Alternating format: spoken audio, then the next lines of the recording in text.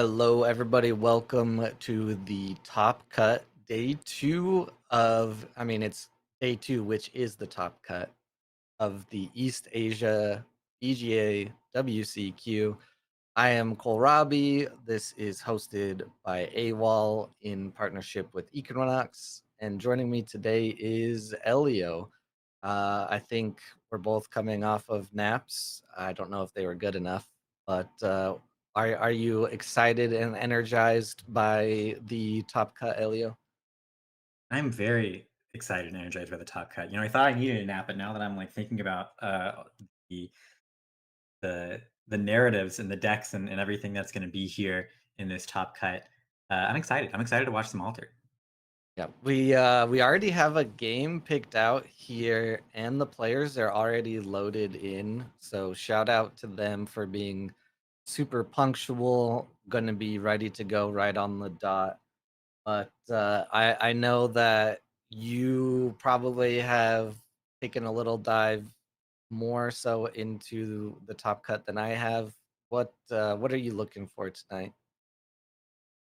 Well, I think that there's some differences in what we've been seeing in the past one or two top cuts. Every tournament has shaped itself a little bit differently, but we've seen far fewer bravos in this top cut. Where I think maybe the last big tournament we saw things from everything that was. Sorry, can you hear my dog in the background there? Should I? Let me close Just my door real quick. yeah, just a little bit. No worries. Yeah, we can actually go over here. We can go ahead and put up the hero breakdown so you can see it on stream. Let's Yeah, see. so we went from this kind of story where not only were Kojo and Basira heavily present, and Basira sometimes taking over the mantle of Kojo, the most common Bravos hero, but Atsadi was also starting to shine and seen in multiple consecutive top eights. And here in this top 32 cut, the only Bravos we see are two Kojo. Instead, I think that we're seeing people take some of the lessons and react to the meta changes of the recent Fen win with more Fed decks and decks that may play a little bit better against Fen. Yeah, so that is definitely something that I have noticed more and more over the past couple weeks is how reactionary some of the play is, which is really interesting. Um, there's been, countless conversations in various different discords about whether or not, the meta is stale, whether or not, there's enough viable heroes. And I mean, just seeing this happen time and time again, I don't know if this is very normal in like every TCG. It just seems like Altered is just super reactive. Like after Fen won last weekend, we had so many Fens in the Swiss, which resulted in a good amount in the top cut, which is 6.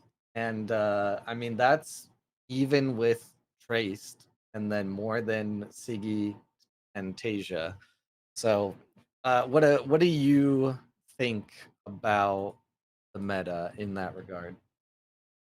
Yeah, I don't think it's abnormal in card games, and I think it's kind of healthy and fun to see it change week to week in response to what people are seeing, and being able to have somebody maybe come out and read the meta for that week and be able to be successful as a result is cool. Rather than one thing that can happen as you get later and later in the set cycle for TCGs, things can become a little bit stale, but we're not really seeing that. Like we're seeing pretty sharp changes still week to week. In this top cut, I think one of the cool things that we're seeing is that there's actually two Akeshas. We saw a single Akesha last week, I believe it was last week, or at least the last BGA WCQ, where Rune Folk had a quote unquote hostage Akesha in the top cut. They are back in this top cut, and there's another Akesha as well, not doing hostage Akesha, but doing something a little bit different. And I think that both of those are potentially players that can actually capitalize on this shift in the meta. Yeah, we are actually in the game now. I had to refresh. It looks like they might have remade the game. So let me try to get that put up on here. Sometimes capturing BGA likes to be, there we go, a little stubborn, but we have the game now on the screen. And yeah, this is Exalt's Aaron against Fitz on the Akesha. I don't think I caught any of this Akesha yesterday. Did you see anything on it or look at their deck list already ahead of time? I've seen their deck list. I also had the misfortune of playing them in the second round.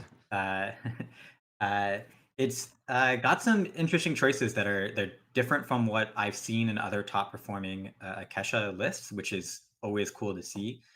Uh, they're they're running a heavy suite of beauty sleeps to synergize with hunger, where you can kind of have these cool plays where you can win a lane or win both lanes with beauty sleep, and then not really pay the price for that the next turn when you hunger everything away. And they have a lot of uniques that kind of try to capitalize on returning spells like beauty sleep or other things to their hand. And I think with that in mind, as the Tisha player, one of the most important cards in the matchup is probably going to be this Bindle Luna Bastion, which Exalteron did start with and play, and we'll see if that's the secret ingredient to this matchup, or if the Akesha will be able to use some of their usual, maybe a little bit unusual choices like Mage Dancer to push lanes anyway. Yeah, I think it's very cool to see how many. I don't know. It's hard because a lot of people will just call it an outlier, which, I mean, if you take a look at it on face value and you look at statistics and you kind of hard lock yourself in that, yes, they're outliers. But like knowing what I know about, Magic or something, the outlier in Magic from what I've watched like videos on and everything is like there's one person who made this one deck work and that's it. In Altered, it more seems like more than one person makes it work. And maybe in my brain, it just feels like there's not as many people who want to even try because it's not the easier path. Like Arok is kind of the story of this weekend. Won in London, I believe, and is in top 8 in Baltimore. So Yeah, and we actually on screen right now we're seeing the Akesha player being a little bit ahead, but interestingly, I think the resources are going to start going towards the advantage of the Tasia player as they get this resupply, and the Kesha player has used cards like Pacify to get on board. But yeah, the you're always going to have popular decks, and you're always going to have something that is the most popular A tier. And that's just honestly, that's also just how statistics will kind of work out, even if you're kind of randomly picking things out. But uh, when we have outliers every single tournament, even though some of them are different outliers, like it kind of shows that you can be successful with a lot of different things. It's not like we're only seeing three heroes every single time, and every once in a while another one breaks in the top cut.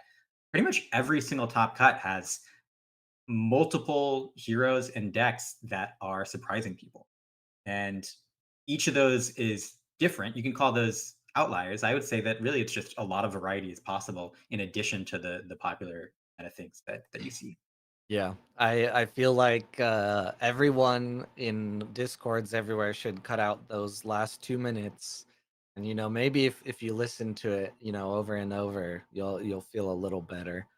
But here in this game, it is so far very interesting what we see from Akesha. I mean, right now it's commons only Akesha.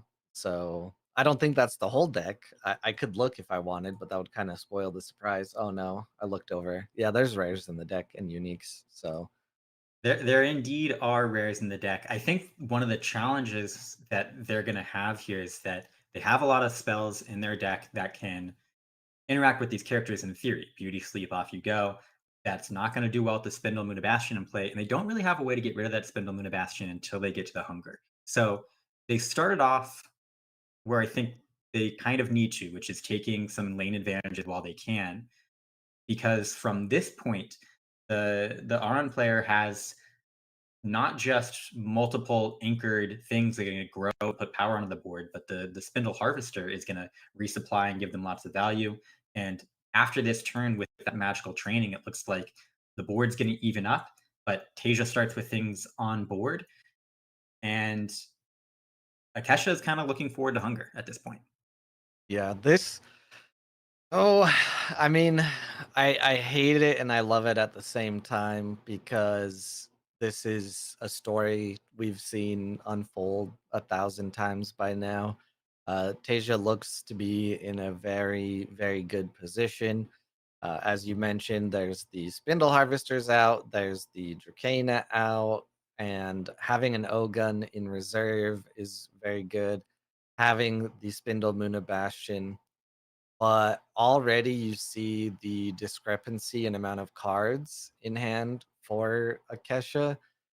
And I mean, I've had tons of my own games go like this where, it's just kind of easy to get a good setup early on, but then once that setup is no longer there, there's nothing you can do. I kind of equate Muna right now to a Jenga tower, and it's just like one of those blocks gets moved, and you're just done. It's collapsed.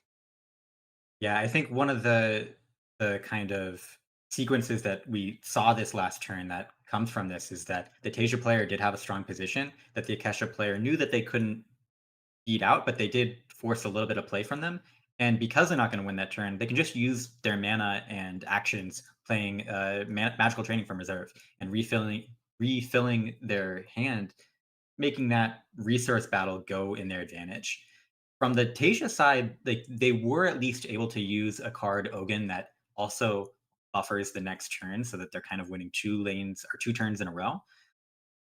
What I think that the Tasia player wants to do here is try to really force a hunger out before they get some of their big guns into play. So they presumably have some powerful uniques that themselves can put a horrendous amount of pressure on the opponent, but you want to have those come out after the hunger.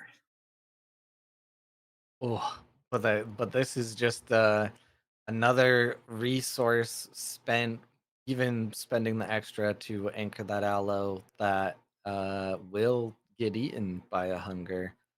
The Rhyme Frost before playing the Mage Dancer is really interesting. Just goes to show Fitz does not want to deal with the O-Gun ramping these up some more. Where these boosts are likely going to go on to the aloe, one way or another, unless it's just Yeah, I think a they're just trying swap. to. Yeah, I think they're just trying to draw more than anything and get back some of those Yeah. resources. I wouldn't be surprised here to actually see an off you go through the Spindle Bastion on that aloe vera, Ooh. acknowledging that they're going to lose this turn no matter what, but resetting the Tasia player so that they have to start from scratch.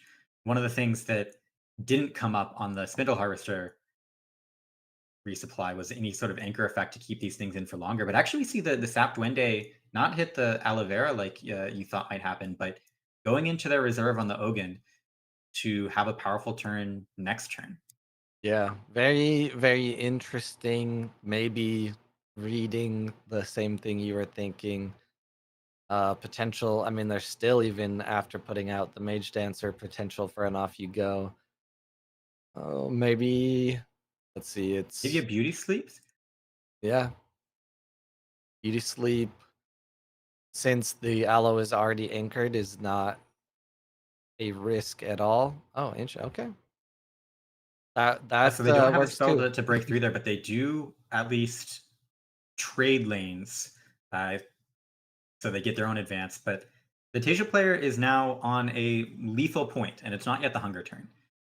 The one thing that the Kesha player does have in their list, though, that is not in many non-hostage lists, is a full trio of Isatox, which this is the kind of position where it may be nice to have, as it can turn a lethal turn where they've started with a lot of power on board. They've got a huge Ogun in the reserve into at best one advance.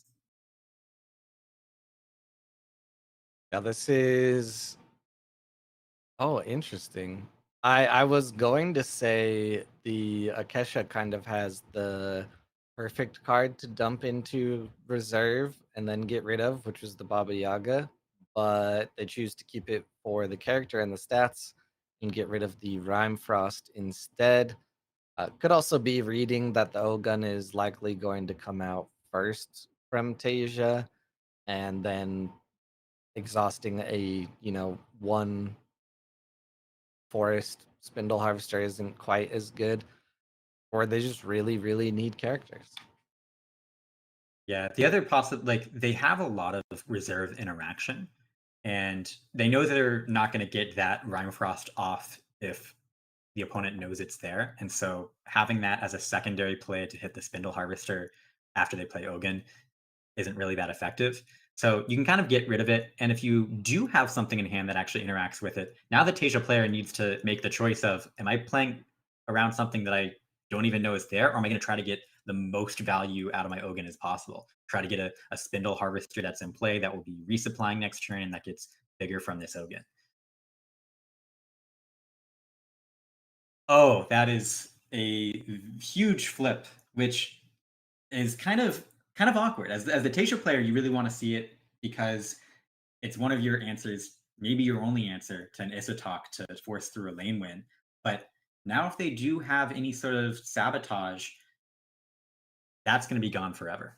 Yeah. Oh man, I have not looked at the deck list yet or any of the uniques. Rhyme Frost works though. What would go so hard is an Isatok with the exhaust on it. Put out an Isatok and allow you to exhaust something in reserve. I'm sure. Wait, could it exist? No, it can't exist, right? Because Isitok's too old. All right, It's too old. You'd have to, ruin but my it own could come with dream. sabotage. Yeah, sabotage would It's work. cool seeing this. It's cool seeing this mana eruption though from the Tasia player. I feel like Tasia has a lot of different removal choices available to it, especially at the rare slot. I know that Cole, sometimes you will lament the lack of good options for removal, but Mana Eruption is a heavily played Bravos card. And you get the same version in Tasia, and it's cool to see that played here. Yeah, I think my issue is the best removal is one that kind of either sacrifices mana or gives mana to your opponent, and having such a hard time building up that tower already, it just feels really bad to me. I've recently switched over to Requiem, but Requiem and Lost in the Woods are both just kind of like two opposite ends of, where they lack versus where they're good. So it's rough. I'll Yeah. take a Now dual grit though. we're seeing a pretty rough spot for the Akasha player right now, where they're definitely going to be losing one lane here. They do get this Baba Yaga out to try to contest, but the Sap Duende puts a huge amount of boost for the mana. It's the second copy of Sap Duende we've seen. Another card is skyrocket in popularity, and here we're seeing one of the reasons why. But now Fitz is looking at 2 mana. They can't use any other interaction, but they do have a Hather, which puts a lot of power on the board and should be enough to make them survive this day. Yeah, it's really unfortunate looking with the setup here for Aaron because this is the first anchor unique that we've seen come out, and it's very good and it's very beneficial, but it seems a little late. I think this next turn is going to come down to, is it a hunger turn or is there no hunger yet? Um Opposite end of that, though, kind of a risky play for Akesha because if you do hunger, you win one side, most likely. But then Aaron's only one move away, so just has to win the other side after you've just spent all that mana. Yeah, I don't think you can really afford to hunger here because the chances that they have something in hand to take the other lane and immediately beat you is very high. The other thing that the Tasia player has available to them is that they're going to get some boosted or anchored characters with this unique Sneezer Shroom and the Haven combination, plus their Munidrid. And with the Floral Tents in reserve, Floral Tent will stop that hunger from Mm, completely wiping their board. true. I'm very glad that that bug was fixed a while back. It is very satisfying when that works out for you. We see the Akesha player return the magical training before after Ewing, trying to hedge against any sort of Jack Frost or exhaustion effects. But the Tasia player indeed protects their anchored cards with a floral tent, and the Akesha player doesn't really have any options. They have to say, I hope what you have in hand is three completely inconsequential cards, because all I can do from this position is hunger. Yeah. But we do see GGs in the chat come out, which makes it seem like we are probably going to be heading to a quick game two with Tasia up 1-0. All right. What's gonna bring it home? Ah, the corgi. Beautiful, I think beautiful. that game was a good demonstration where you start with the Spindlehaven and the Spindle Moon Bastion. You lose a little bit of the initial tumult battle, but you can quickly make that up. And there's not really anything that the Ysmir player can do until they get to the hunger. And by the time you get to the hunger turn, if you put enough power onto the board, it's too late for them. Yeah, yeah. If you are not where Aaron was when you hit that 8 mana, it is extremely scary. But was able to continue to win on the tumult, get face to face, and then you just really need to hope that Akesha doesn't have anything else. It'll be very interesting to see the opening next game and where it goes from there. Getting over to this next game. Yeah, these players are fast. They're pumping it up. I, they might remake the table if the first player isn't correct. So I'll wait a second before we switch over there. Yeah, well, we've got two French players facing off against each other, and it's is it 2 a.m.? Yeah, it's a little after 2 a.m. there. So I don't know if they've stayed up late and they're trying to get their games over before they crash out, or if they tried to wake up early. Either way, it's a difficult timing for not just these players, but a lot of players in the top cut. Very impressive for these players to get to this point where one of the things that isn't always talked about in card game tournaments, but it's very mentally straining, and that Yeah. you fall to exhaustion just like you would in any athletic sport. Yeah, I think that's what we saw literally last night when there was like 70 no-shows. People maybe, had a long day at work or tried to take a nap before and didn't wake up. And I'm going with that's most likely the case. Is a lot of people just did not wake up for it, which is funny. Um, Still, I'm gonna mention it so many streams until they personally accost me. But I always make a little fun of Iron Arma, who no shows Ace a lot. I'm assuming for that same reason. It's just late in France or other parts of the world, but did show up for this event. So, they made it this time. All right, we're in All the right, game. we've got the game up. The Tasia player does start again with the Spuna Bastion. And I see the Akesha player speaking some French in the chat. I do not speak French, but I can tell you that it is not a message of happiness. With this game starting out looking pretty similar to the last one, you kind of wonder, what is the Akesha player going to try to do differently? What are they looking for that might be different that will turn the tides in their favor? Yeah, I guess we do have the deck lists, so we can talk for a second while they're kind of in the earlier parts of the game and choosing their couple turns. I'll bring up Fitz. So if we look at Fitz's deck list, the spells have nothing to take care of landmarks. So I assume that is why they would not be very happy. I don't know if any of the uniques have ability to deal with the landmark, but Beauty So Sleep, the uniques all are all very similar to each other, which is that they're yeah. 1 mana Ortis Troopers that can return a card to your hand at the cost of putting a card from your hand into reserve.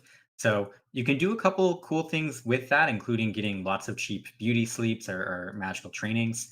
You can also put things in reserve like your Isotox to draw cards.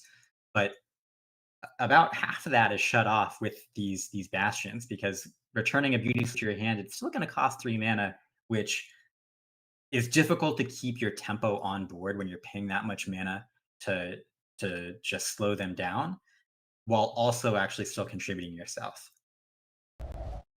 Yep.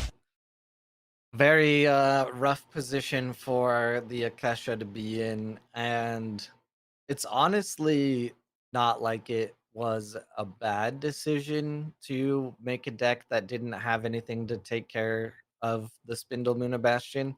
It hasn't, been winning games for people that consistently in these WCQs.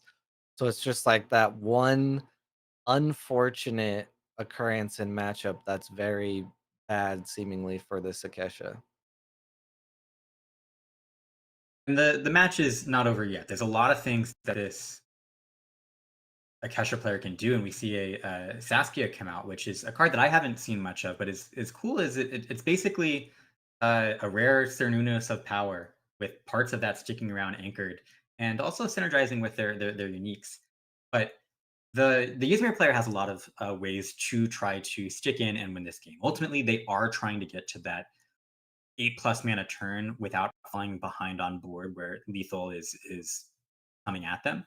But their Isotox are going to be important for slowing things down, and even their Kadgiran Alchemist, the kind of plays that we just saw, where they're putting a lot of power on board and they're stopping things just by advancing. That's really the best thing that they can be trying to do in these early turns, I think. Yeah, that is a very good question to answer. Other than that, on the early turns, what do you think Akesha needs to change about their how they operate in game two?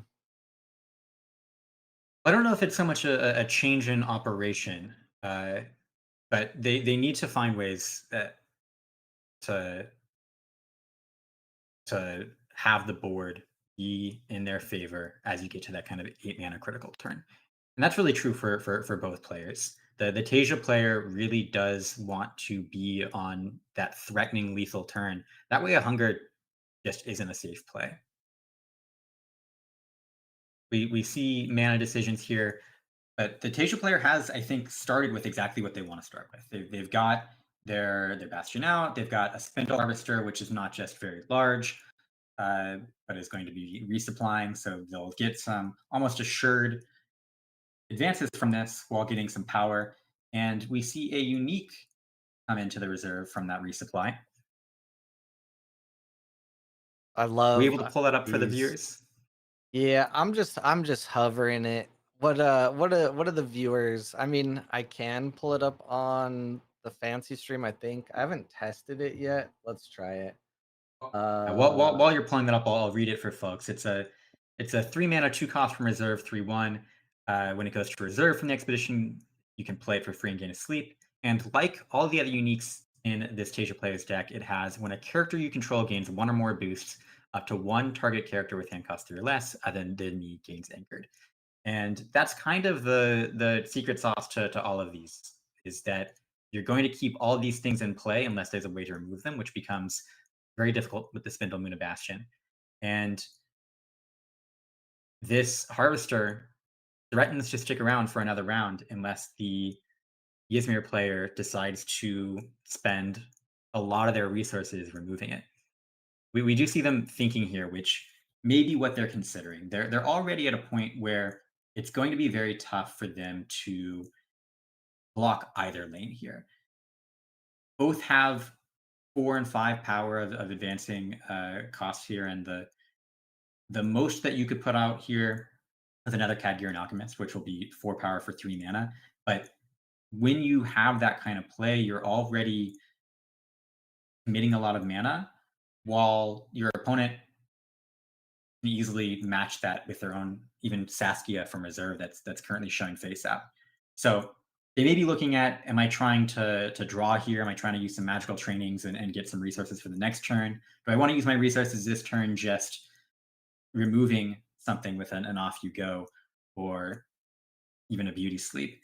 And they actually are weighing the use of the one blizzard in their deck, which I think is a smart play here because you get rid of that power next turn, you get rid of that resupply next turn, and I think the way that you try to win this game is don't let that recurring value engine continue to go off. So they'll lose 2-0 on the lanes this turn, but next turn starts off a little bit more even. All they've got in play is an anchor 2/2/2, which as far as what Tasia can do is not that scary. Yeah, definitely a lot less of a setup, especially now that Capelia is going to discard. And I love common Saskia. I think the rare is kind of a trap. At face value, it sounds amazing. Like, oh, I can give as many characters in Forest a boost as possible. Crap. I promise. It takes a rare Yeah. slot. It The thing has 1/1/1. Yeah. Yeah, the thing that hurts about it is that it can't target itself. There's some good uniques that do let it target itself as Mm. well, so you immediately kind of get some of that value back when you place it itself in the forest regions. But I like that it's powerful as common. It's good to have some good common choices available to us. But we're starting this turn with the Ysmir player who does a another either return something to hand, and after you, let's see you start with the initiative, where we'll probably see a Spindle Harvester come out here, and indeed we do, which is a good play from them. It's basically back to the Akesha player with 5 to 6 mana, and it's a tricky position from the Ysmir player to find a way to slow things down from here. Corgan Informant, do you see that very often, Cole? No, but I think this is a very good, very underrated card. And did it remove any counters? Did I look away at the wrong moment? The Spindle Munabastion stops it in this scenario, Oh pulling double shoot! weight. Yes. Remove up to 2 Uh, counters from target card in player reserve. Dang. Okay, yeah, well, so in this situation, it's a bad card. Yeah. So uh, they did have the option to pay, but they chose not to. yeah. And it's a tough choice. If you remove the counters, you're almost assuredly going to get double advance down again this turn. But maybe you could stop the resupply next turn if you do so. But they could also have another Saskia in hand, and you would have wasted that. It's clear that they're going to try to use their cards to threaten a block and advance, which the Baba and the Informant do a great job of putting a huge amount of mountain power on board, which is not the easiest region for Asia to counter. While also drawing a card with the Baba Yaga. Yeah, this game is seemingly going a little different so far.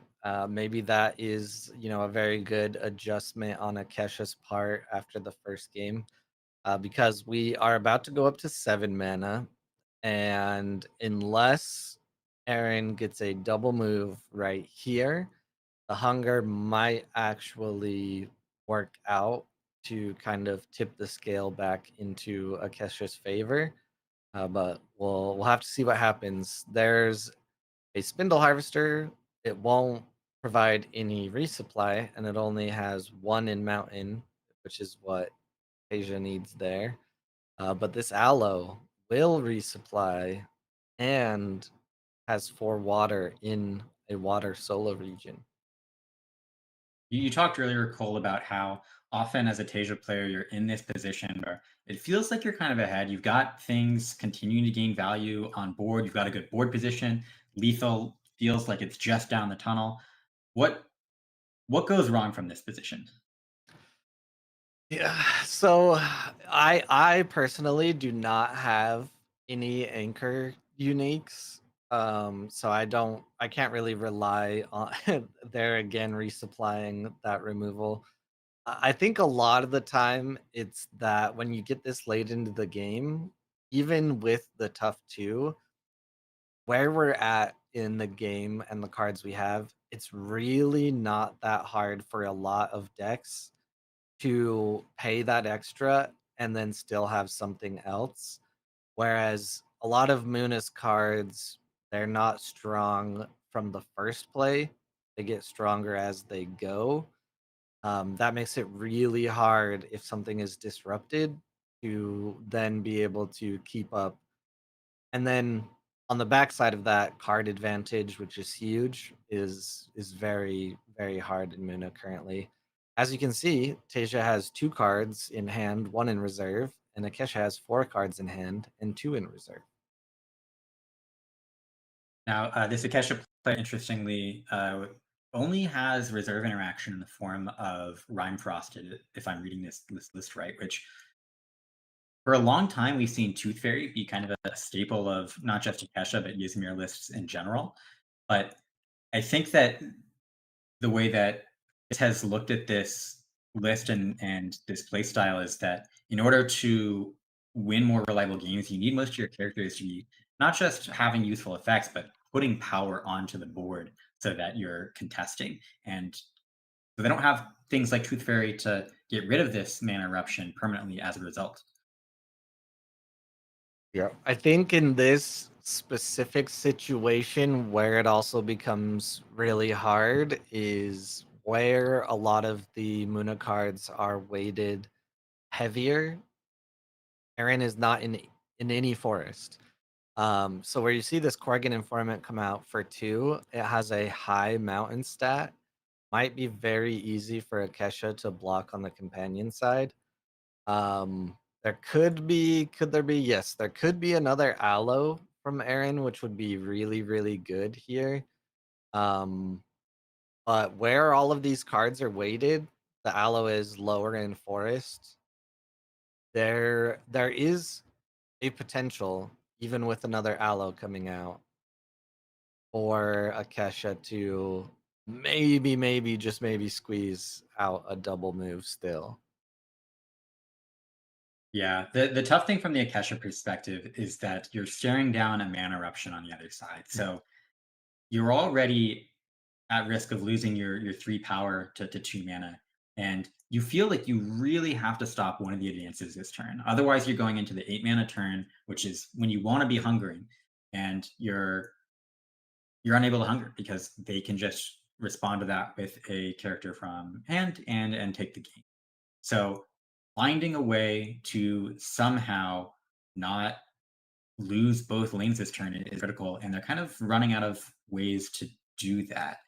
But we do know they have a Cadgear and Alchemist in hand, or at least they may have one unless they put it into mana, but they returned it earlier in the game. So I think that they're hoping that this mana eruption maybe gets a lazy usage onto the informant, because if the Tasia player is able to stall and hold it out to the last turn, then they'll likely be able to find some way to get over the top on Mountain here.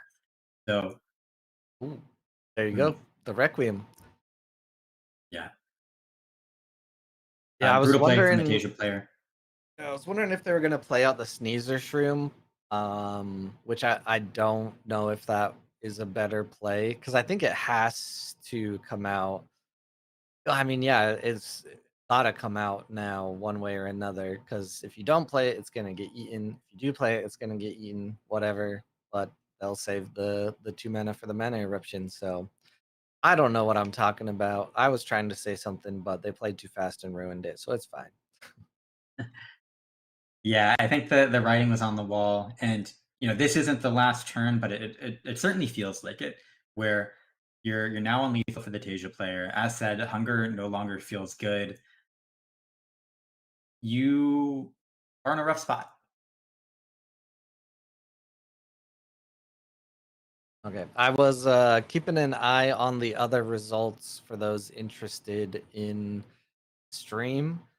Looks like this Nico, which I believe is the number 1 seed, does win out against Keone 2-0. And I believe that's the. I think all of the marbles might have lost to Jolly Rouge George, as well. So those two games on the other tables have finished. Kesha is often complained about for how long the games go, but for this matchup, I feel like these games have been very quick, and we're approaching the end where I expect there's probably some other matches going on for us to be able to watch after this one in this round of 32. Yeah, I think one of them's going to a game three. Some of them just started game two a couple minutes ago. Um, so I mean, for a long time, it was pretty well known that I hate Akesha, but I actually don't really hate Akesha. I hate people who play Akesha a certain way.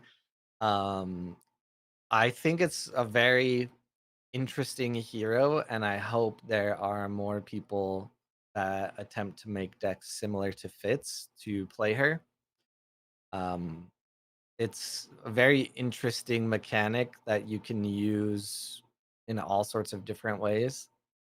Uh, it was very funny. I was playing a turn-based game against Astro Nebula, and I just randomly did the Akesha ability before anything else, and he was like, "What? You're supposed to play this card before you Akesha?" And I was like, "No." I was like, "Now you're surprised. So what?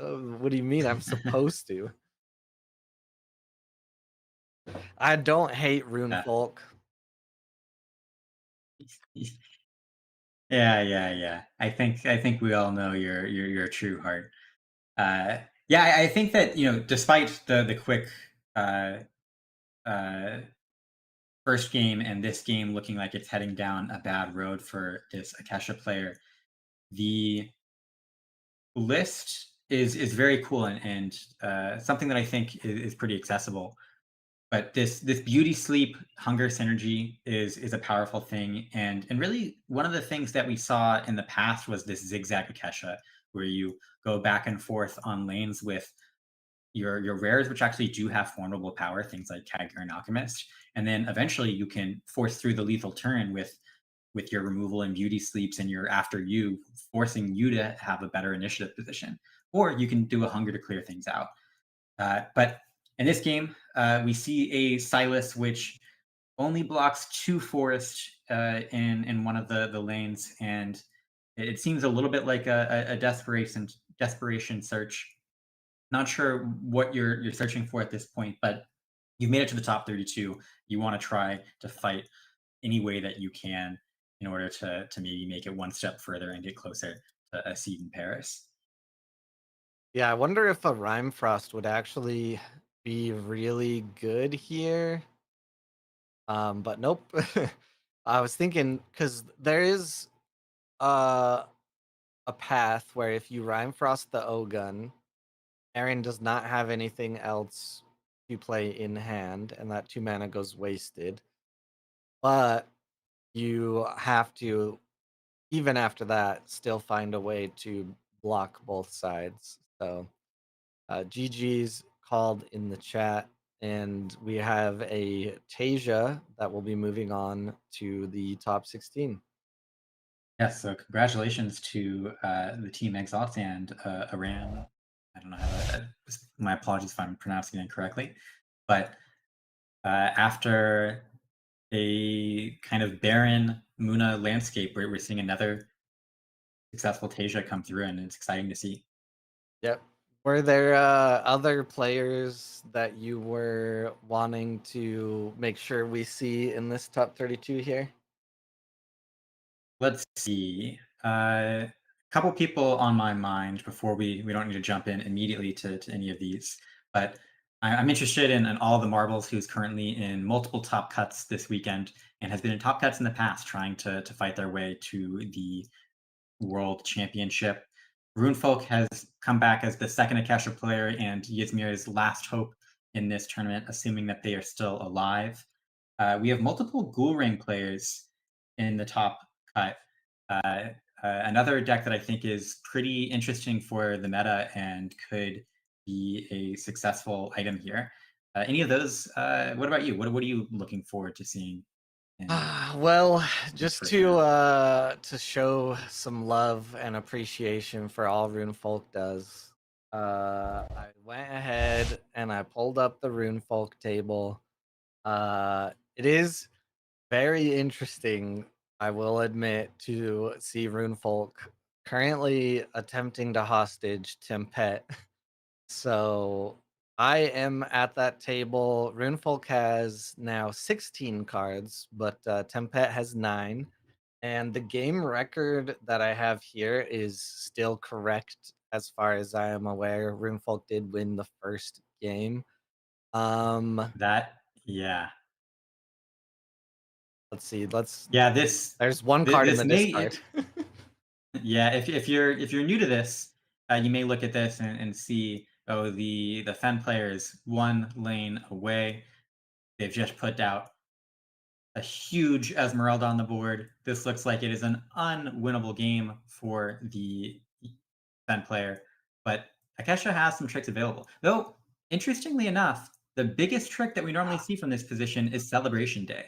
And the Hmm. fact that that wasn't cast there means that it likely is not in hand, and it's one of the 6 cards, or maybe 3 of the 6 cards remaining in their deck or in their mana. So Yeah. this actually is the position where, as the Fen player, you can maybe break it out. And as the Akesha player, you need to maybe use the Isatox to stop advances. We see a Beauty Sleep come out on the Aloe Vera. But the Fen player has a lot of resources available to them. They don't just have the 2 mana that you see there, they've got 3 discount effects in the reserve, which really gets them 5 mana with which they can play, and a large hand that they can be using to put out threats on the board, which may have more Faunus effects, may have more sleep effects. Ultimately, all you're trying to do here is stall out the Isatok, which you're almost there. That freeloader giving us an update here. That does make a lot more sense, actually, seeing just the one magical training in this card. I did not think that far. All of the celebration days were just reshuffled into the deck. And according to Freeloader, did not find one in the first 3 draws here. That being said, the amount of mana, the fact that an Isatok is still playable, or another Beauty Sleep, um, Rinfolk might still be alive for this round. We'll have to see. It's Um, not looking great with the options available to the Fen player, but they're thinking a lot. But this is one of the failure modes of the deck that, especially when you're not using uh, the tower, or a tower that's in play, which itself is can be vulnerable to Cloth Cocoon. But you go through your celebration days and you need to draw them again. And while it seems like your opponent may always have it, uh, they do have to have it, yeah, and so far they don't. another Beauty Sleep though, and one of those can be played again. Do we see one played from reserve, or do we see another Beauty Sleep played for one? Well, really, we're definitely going to be seeing an Isatok. Almost assuredly, we're going to be seeing an Isatok from Rune Folk. But I think the Fen player is trying to think, how can I, or can I, stall here in order to follow up with the play that will beat the Isatok?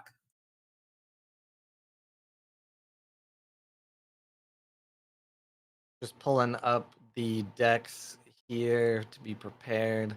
Yeah, Runefolk is playing the long game to make everyone fall asleep. And honestly, there may not be a great option here. Well, they do have 3 mana, but you can't really use that to play a character. Otherwise, the Isatok just goes in the opposite lane. And the Isatok is, well, let's see. So we're fighting over mountain water and we're fighting over forest. So the hero lane is currently beating Isatok by itself. So even if the Fen player passed here. Isatok isn't enough in the left lane, and they'd be forced to play it into the right lane where the Fen player is fighting over grass. So I think as a result of that, as the Fen player, you need to play something into the grass lane, but you're also thinking through, okay, I play something in the grass lane, that beats Isatok. What else do I need to worry about? What if they have Yeah. the third Beauty Sleep? Can I beat Beauty Sleep and off you go and characters? And like, what plays do I have available to me? And how do they match up against the non-Isatok plays, in addition to beating Isatok? Yeah, there's just so many options here. I mean, the easiest one that we see available to us in the reserve is discarding one of the ink casters and the Twinkle Twinkle to play out the other ink caster and boost up this companion side. I mean, you could technically discard all three and cloth cocoon the studious disciple if you really wanted. Um, let's see what happens here though. It does seem like they figured out what they want to do, starting off with discarding two cards to discount some sort of play. Again, what they're looking here is something that not only beats Isatok, they have things that will definitely do that, but will also beat any combination of cards in Rune Folk's deck. Thing is, they basically have their deck in hand. And what they go with is a huge Anansi from hand. So now it's up to Rune Folk to answer three characters with 5 mana. Ooh, and it is another unique Let's Isatok from hand, which see. will be enough. This one is weighted in mountain. All right, let me pull this up for you there. All right, this Isatok is, Isatok, and then it has you may put a card from your hand in reserve. If it's a spell, each player sacrifices a character. I So believe you're they reading the text there, Kohlrabi, but the text does not matter at this point. yeah, All that matters is it blocks a lane. yep. Runefolk lives for another day, and at this point, they're drawing three more cards this turn. It's possible that the celebration days are the bottom three cards, but they've got magical trainings to get to those. And you're getting to the point when you can start, which is 14 mana, when you can start every turn casting Small Step, Giant Leap, Celebration Day. Small Step, Giant Leap, Celebration Day. So that was really the window for the Fen player to try to pull through. And Runefolk makes it clear they don't even need to dig with magical training. I'm starting with the Celebration Day. And really, all you can hope for as the Fen player is that maybe Runefolk maned all of their small step giant leaps. Over.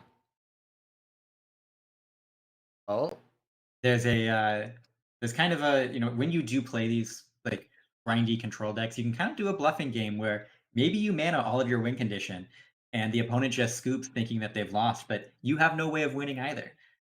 So you can save yourself some resources if you get real brave by keeping your removal in place of the small steps, because they're going to scoop anyway, right? mm, yep. Uh, Tempet says over question mark, and then Roomfolk says I have everything. GG. See you in Paris. uh, well, there we go. We got Runefolk on stream. That means that we don't have to do it any other time, right? Uh, that may be fair. Uh, let's see here. I think so. Maybe we want to go to AA Vlanson and Phantom Beta. So I believe Phantom just won. So what do we have left? I oh, think we did. Okay, so that player won. Okay, yes. the game that I see that started most recently is Sylvan versus the Zirkel. Yeah, Okay. looks like there's some life in this game here. If it's if it's in the finals, we can just end stream early. I believe all of the marbles was knocked out. So this game we're joining here looks like it's currently tied 1-1. We've got Traced versus Kojo. About midway through the game, and we are seeing a unique from this Kojo player, which is a four cost, three little pigs that has, if you control one or more landmarks, which they do not, reduce my cost by one, and when I leave the expedition zone, draw a card. Yeah, I love this line of text. My Anansi, as you saw the other night, has it. Um, 4 is a little harder to swallow if you don't have the discount, but very very cool little piece of top text here. And then drawing a card's always nice. Yeah, you can infer from this pigs that it is a Kojo that is looking to play more of the landmarks. We see a lot of variation in the ways that you put together Kojo.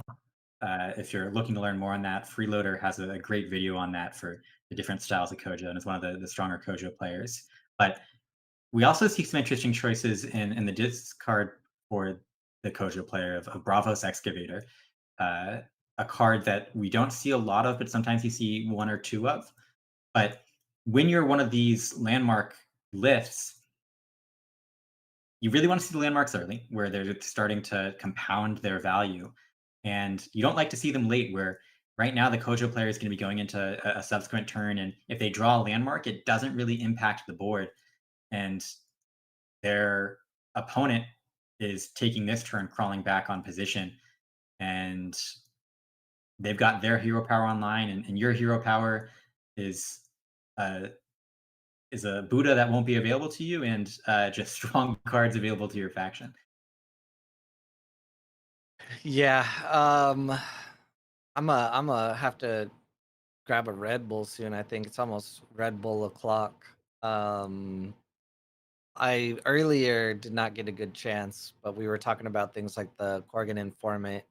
And quickly, while they're setting up this turn here, what do you think is the most overrated card and the most underrated card currently? Hmm. Good question.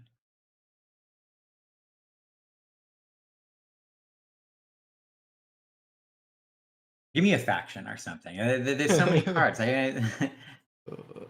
Okay, so for mine, I think overrated is Sakurabru. Um, I think it's very situational where it is actually winning you games. It has to be played very specifically, or your opponent has to not be able to overcome it. Um,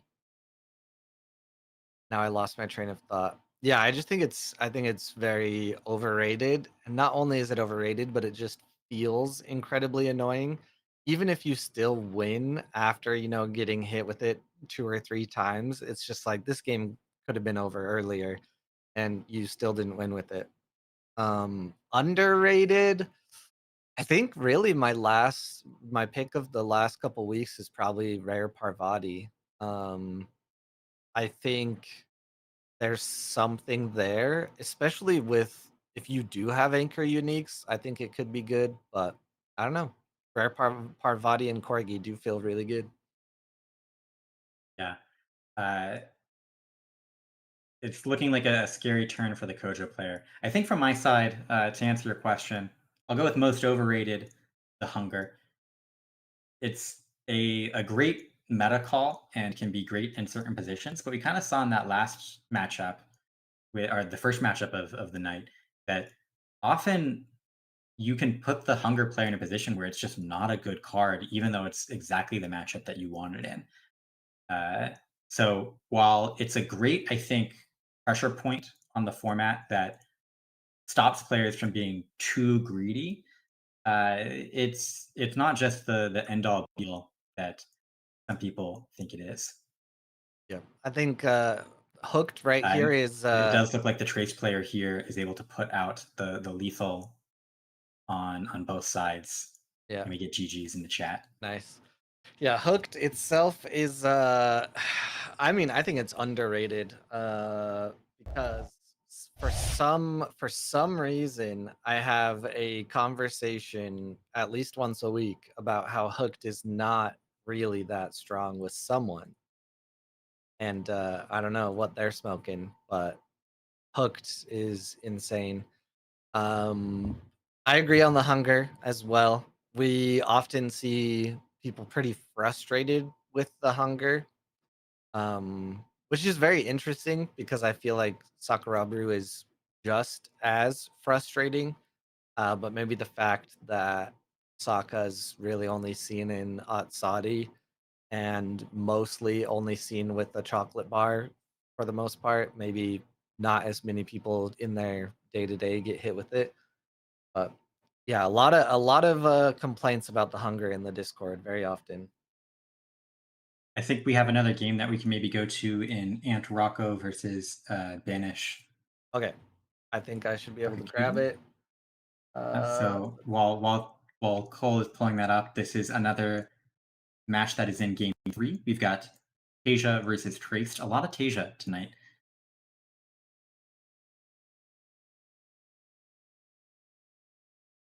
Oh, why can I not find it? I'll go to their profile. Let's see. So, Rocco, there we go. Yeah, people were starting to say that I hate Rune Folk. So I was like, you know what? Let's give him some love. Let's show off on stream. Tempet, wait, are you sure Rocco's playing? All right, you sent me the link. Why can I not find it? What's going on here? Oh, the hype thing. Don't Rune Folk, don't let Kohlrabi fool you. We know that he was just going to watch the game, just hoping and praying that he would be able to see you lose, but you did not give him the pleasure. Oh, I don't want him to lose. I just don't want him to make that build popular. I want Runefolk to get all the things and all the prizes. I just don't want to end up playing against that 4 times in a day in arena next week. Yeah, I'm pretty afraid of Sakurabru's Fury next set. Oh Uh, god. I will not Yeah. lie. Yeah. Congrats. All Yeah, right, so congrats everyone in Baltimore.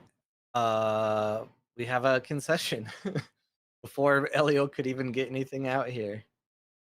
I was What almost able to describe the match. They would not let me. We are closing up on the end of the round time or approaching it. So many of these games are going to be in their final points.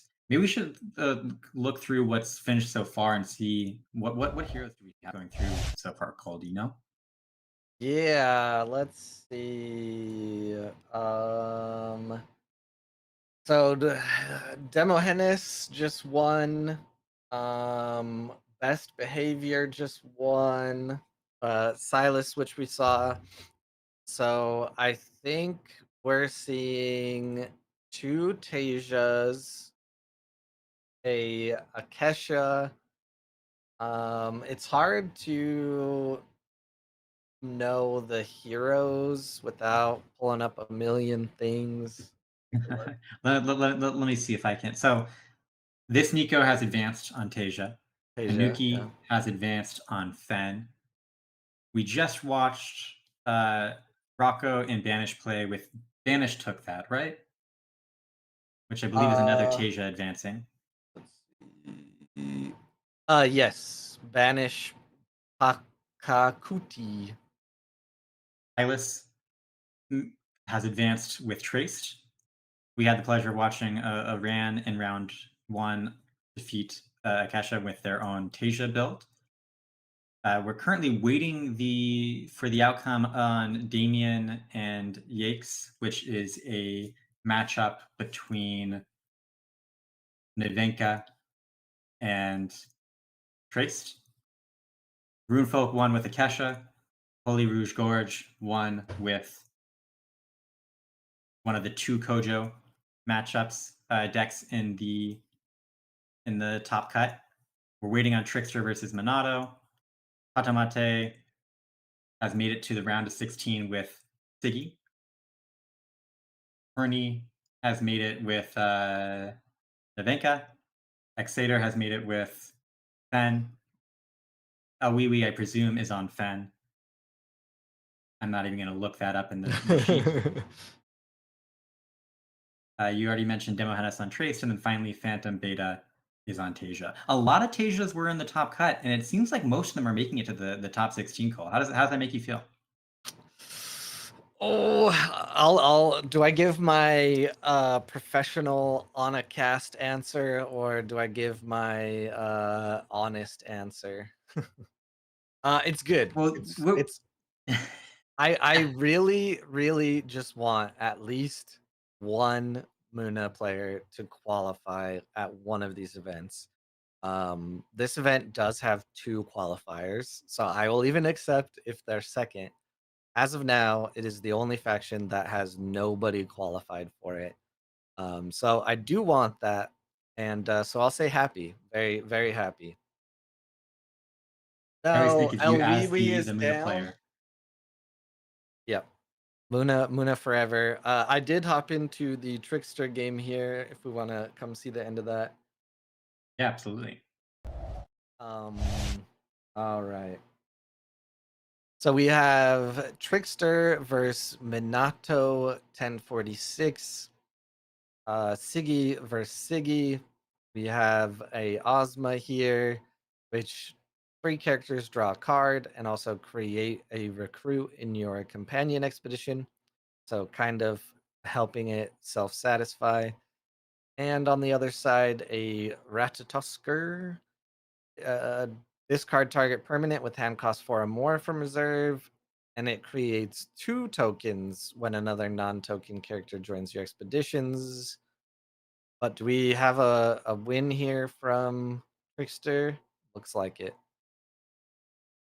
Yeah, strong position from them. Trickster, I believe, also made the top cut of the last event as well. So they're on a one of these many players that are you're consistently seeing the top cut, which you see that with a lot of players, which goes to show how much skill does matter in this game. Yeah, I'm surprised. I don't believe Trickster is in Baltimore. Is Trickster in Baltimore? I don't remember seeing his name. I am surprised he's not doing both.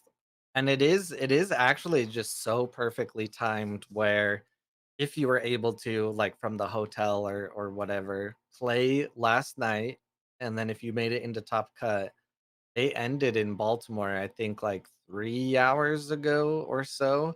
Gives you a nice little break, come in, play Top Cut in here. So, there are a couple players that are doing it. Don't do both at the exact same time, but this one, the time frames just worked out so perfectly. We are going to head into top 16. How long are you wanting to stay with us here, Elio? Uh, let's see. I mean, I'm not tired yet, but I'm so I can. If you want to have me for another round, I can do it. If there's other people that are looking to jump on, I'm happy to observe. There is You let me know how I can be best to nobody be of service. there is nobody else. So, once you are tired or need to step away, Blue will hop in.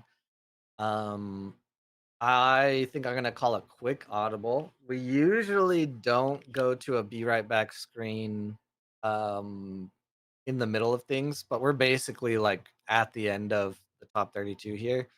Gonna take them a second to set up top 16. So I say we go to a quick be right back. I'm gonna go grab a Red Bull, stretch a little bit, and then we'll be back for top 16. Great. All right, BRB.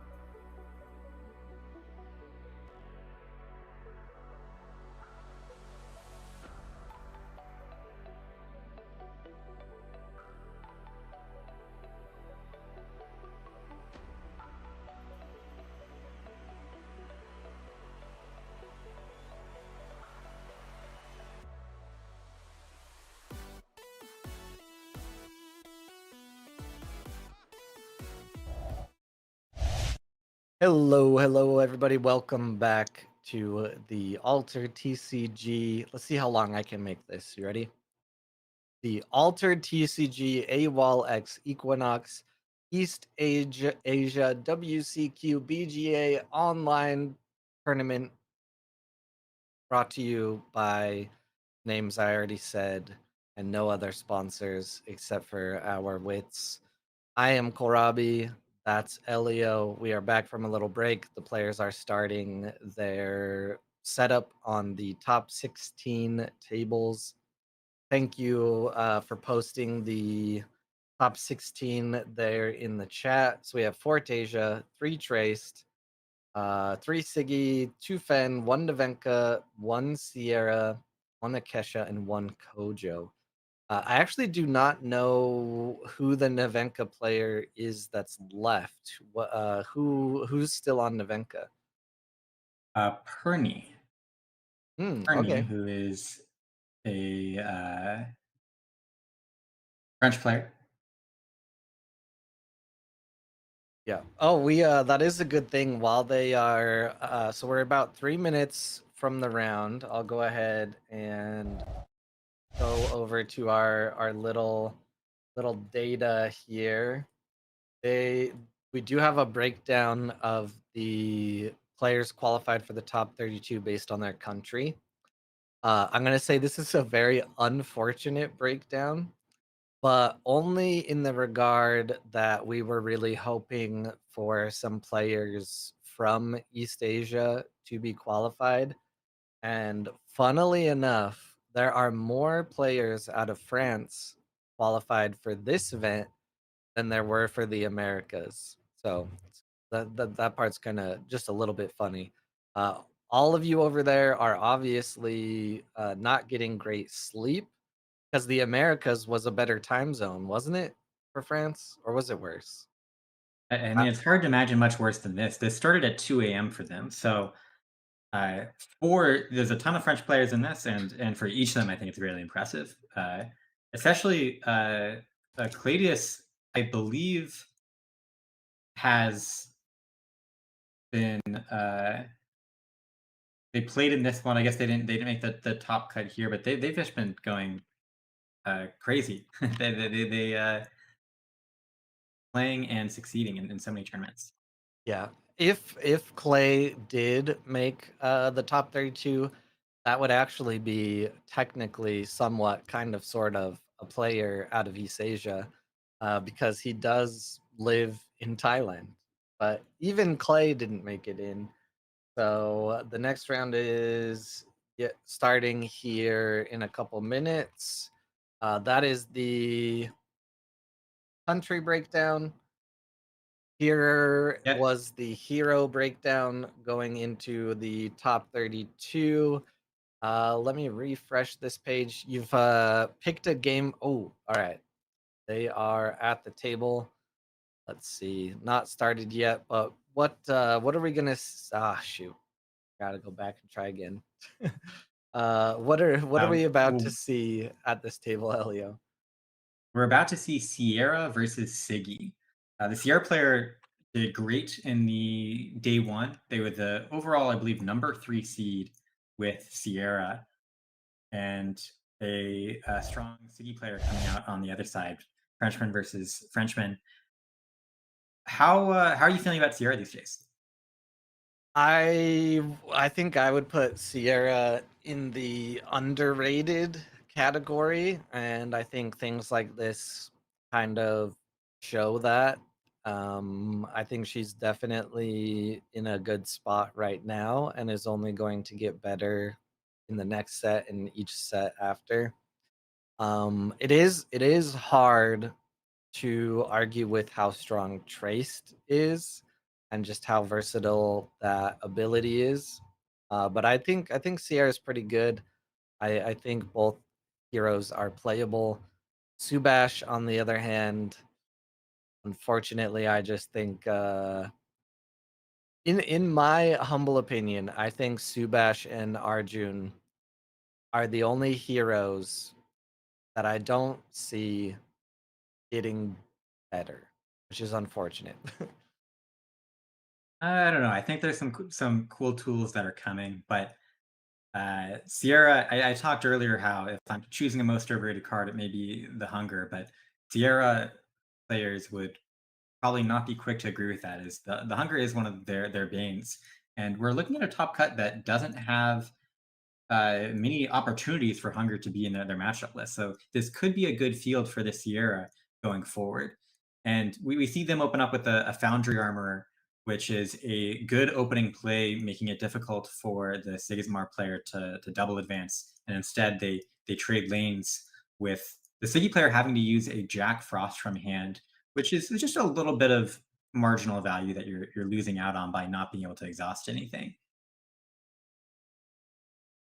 Yeah, I think just the way that I look at it is technically both heroes can get better, and as more cards come out, it's likely that they will get better.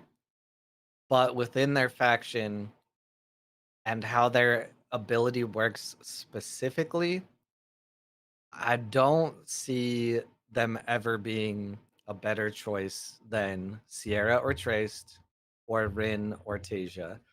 But I used to think Atsari was super unplayable and unfun, and the game designers, to their credit, somehow made that no longer a problem. For sure. Saudi has done a complete turnaround. Uh, you see out of the Sierra, we the turn one Foundry Armor from the Sierra player, which is something that I feel like we are seeing more and more in Sierra lists, where you're trying to make sure that you've got ways to pressure and survive the early games, and then you rely just on a few of your big haymaker landmarks to be the top end. And one of those landmarks is the withered tree here, which is a really kind of nice play because it does a couple of things. One, it puts a lot of power onto the board. It taps down their cheap play. So now the city player, if they want to take one lane, they can they can't do it without either wasting incremental value of the Jack Frost, so not exhausting something and playing that in the hero lane, or they're playing cards from their hand and going to overflow the reserve. The best thing that you can have as a Siggy player here is Ortis Attorney to stall the companion lane and draw a card. So Sierra doesn't want to see that, and Siggy does. All right, we are in the top 16. This is a fresh game. I got all the little markers around the screen changed. You can see the round timer there in the bottom left. And we have a game here where Siggy is technically one in the lead. But yeah, I really like the Nilum. Very cool card. And I think it's a very good little combo in Sierra.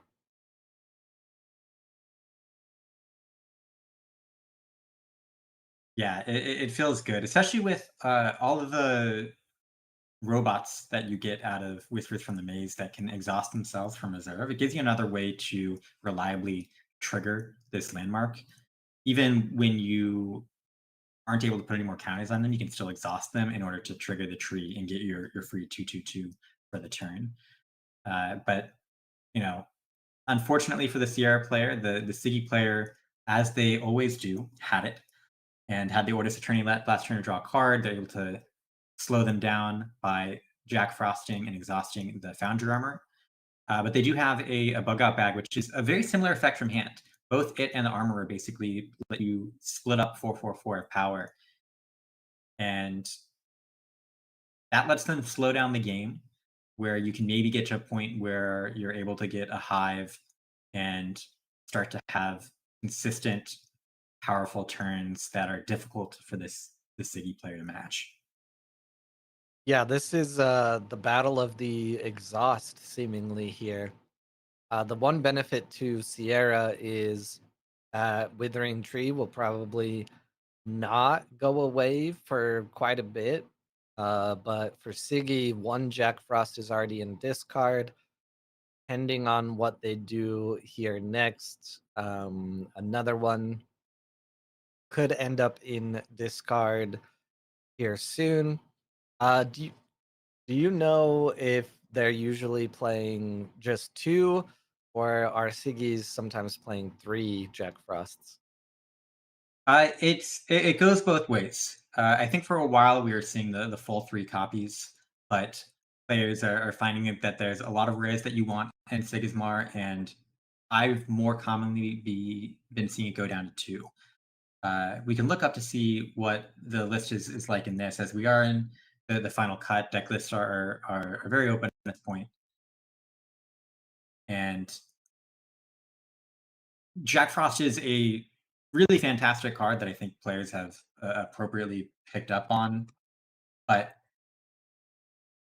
you don't always have exhaust targets, and in those cases, you may want something that has a little bit more power or usable utility. Siggy players always do have it. What is everyone in Baltimore doing? You all just chilling in separate hotels, coming to support the East Asia cast. Appreciate you. Uh, I always feel like I say your name very wrong, but yikes. Uh, well fought. We while we were on break and coming back, we caught a little bit of the end there. But thanks for joining us for some Sierra before bed. I saw Yikes end one of their last rounds with a very huge, unique Efren, but wasn't able to pull it through. I agree with a well fought match, and congratulations on the top 32. So we see here going into day this day four. Well, what happens at 6 mana? How do you have a way, Cole, to take mana to days? No, but I should. I'm not that smart. I think that it's mana minus two. So I think we're on day four here, which is the time when you have mana for Brassbug Hive. Uh, Sigismar is one of the heroes and factions that's most likely to have a card in the deck to answer it, and the license withdrawal. But even if the Sigismar player does have withdrawal here, you get 6 power for it, and you're kind of trading there. So you don't want to lose your hive here, but it's not the end of the world if you do. And interesting to see whether or not the City player has it. What do you think, Gus? They have it? I guess that makes sense that you guys all went home that live close to Baltimore. Um, Gus, you should go back tomorrow just to be a homie. Ooh, okay.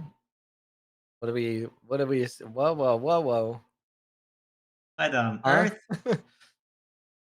Cadger and Alchemist, that for a second I thought may make infinite Ordis Troopers, but it is just 4 Ordis Troopers, 2 in Just each 4. lane. And if you control 4 more characters, I don't know where you could get 4 characters, you draw a card.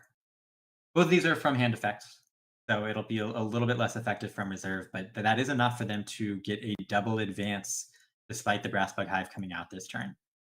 Yeah, that was insane. Did they even need to? I guess you just dump that after. I was like, do they even need to play the Ortis Crier? But both of those abilities are from hand, so don't need it after that. But that was just like the most perfect possibility right there to get the double move. And as I believe Gus said earlier, Siggy players always do have it. Now, one of the dynamics that pops up here is that the CR player does get consistent power from this point, where they're getting this brass bug every turn, starting with uh, triple the power that the Sigismar player is having. But you're starting the turn with that power on board, which does mean that the Siggy player has a little bit of opportunity and initiative to try to play around it. So because they're only 2 lanes away, the Sigismar player really just wants to try to win 1 lane twice. And if they're able to do that, they'll be able to pull out the win. Otherwise, the Sierra player is trying to turn what they have into double advances and double blocks. What are you thinking at this point in the match, Cole? I think I'm ready to go to Get bed. out of Red Bull? Yeah. I need to finish this one. Uh, if I'm the Siggy, I never am Siggy. I would not put my brain in Siggy. Never ever. I've never once played Siggy. Never will. But yeah, exactly what you said. Just really, you just need to win one side twice, and you don't even have to push too far. For the Sierra, it's kind of I feel like a hard situation because you have one Grims already in the discard. You have your bug out bag exhausted. Hooked is a pretty good equalizer here, and you do have that. What is this? The armorer, foundry armorer. I mean, Now, to answer yeah. your previous question or implied question, the C player is only on 2 Jack Frosts. And so Mhm. the Sierra player has access to the Sigma players list, knows that both of these Jack Frosts have been played. And so in terms of exhaustion, that is not a threat to their Foundry armor, which lets them leave that in reserve a little bit longer. And unless the Ortis player wants to spend 3 mana on an Ortis spy, they can put this power out however they best please. But we see the C player get that license withdrawal out, which is likely going to end up being a admission that they're not advancing this turn, but the accumulated advantage of that onboard landmark will no longer be available. But they still could advance this turn if the fortunes go their way. Yeah, Siggy seemingly has okay. Far enough ahead. Just gonna say I'll just go ahead and Yeah, draw gain some some cards. Yeah, resources. it's a pretty nice turn for the Siggy for you to be losing 2 lanes. Like rather than trying to fight over them and losing anyway, you get rid of the Brass Bug Hive. You draw 2 cards. You get them to use their Founder armor, which is one of their more heavy power plays to put power on the board and stop you. So if you're going to lose 2, that's probably the best way that you can hope to do it. I wonder if there's any way that this is a very risky play though, because it's not like Sierra has less resources after you did that. You're exactly equal, depending on what you count a played landmark as. Usually, I just more so talk about the cards in hand and what's in reserve, and right now that is equal, unless one of them decides not to mana. Also, good to see Blue working hard in the chat. This is what he does when I'm managing stream and tracking down all the information and casting. Makes silly little commands. So Huh. thanks for Did the you the look at help, that? Blue.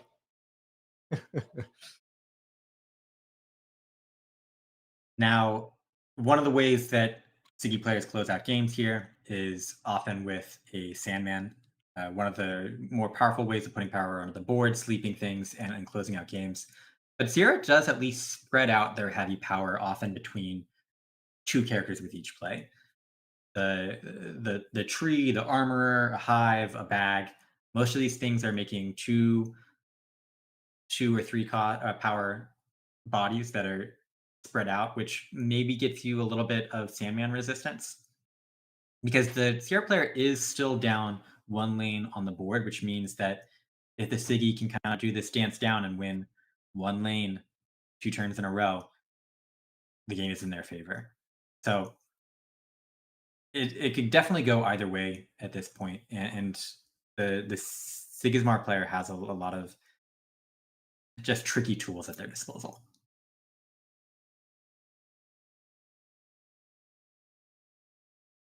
What do you think of Bug Out Bag, or Robbie? I think you should not put bugs in bags. I think that's rude. Well, they're trying to get the bug out of the bag. That's how a lot of games. True, true, true, true. I don't know. Axiom, funnily enough, Axiom is actually my least played faction out of all of them. I think it is very cool, and Axiom players were split.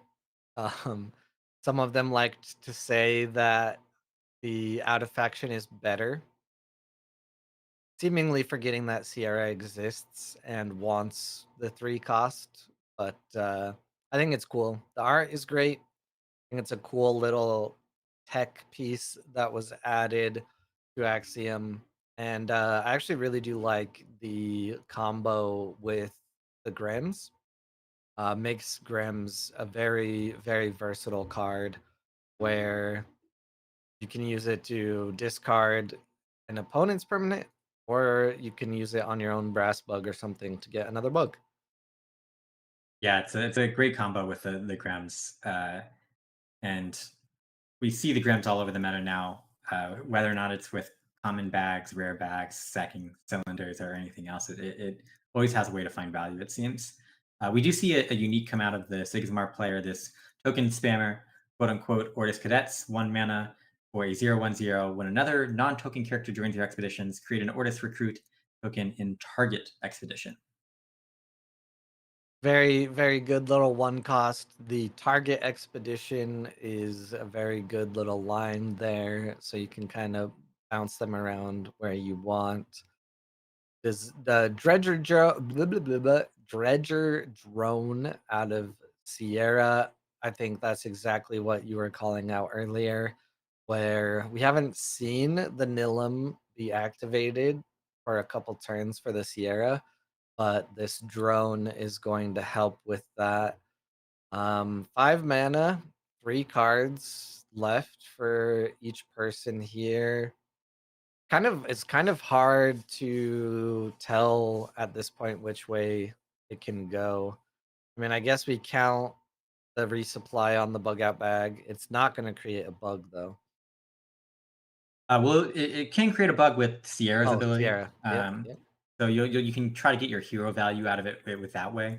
But with this unique coming down, it definitely went from a Siggy can still dance you down 1 lane at a time to Sierra saying, Sierra trying to survive this turn at all. And one of the ways they're going to try to do that is playing a unique of their own with when you create a token, robots you control, including that treasure drone that they have, gain other than me gain 1 boost. And it has from reserve, you may put a card from your hand in reserve. If it's a permanent, create a brass bug in target expedition. That second line won't come into play here, but with the bug out bag from reserve, we see at least one way that they can get some additional power here,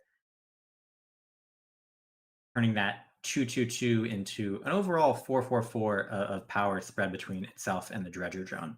But there's still a lot of mana available to the Sigmar player and a lot of cards in hand, and including this Orders Crier coming out first, putting them at a 3 power lead, which is just tough. Yeah, there's a lot of options that Siggy could go with here depending on what is in hand. Getting rid of the withering tree before that drone goes to reserve isn't too terrible of an idea, especially if you just 1 for 1. Kind of looking at the discard here, there's just so many options. They were just waiting to place their recruit, I guess, and now we're back over to Sierra's turn. Yeah. Now they go to the right with their bug out bag, but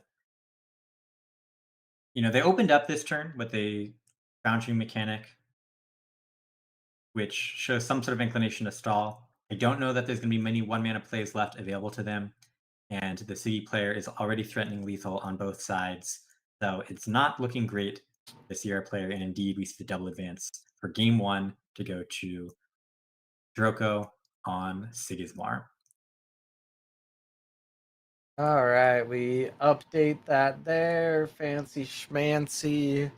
I was gonna give Blue a compliment, but he doesn't deserve compliments anymore. His privileges have been revoked. So, if you like the overlay, you're welcome. Give all the credit to me. Blue does nothing besides make really stupid alerts commands in stream elements. But we're gonna get into game two here soon. I do love every time we have one of these tournaments. I feel like I see a couple names that I have not seen before. It could be just different tables were picked or sea of people, but new names, cool, much good. Yeah. So for those just joining, we just finished game one of a best of three between Sierra and Siggy, with Siggy taking down the first game, highlighted by Draco. We're waiting for them to set up that second table, and we will jump into game two as soon as we can. Yep, they are setting it up.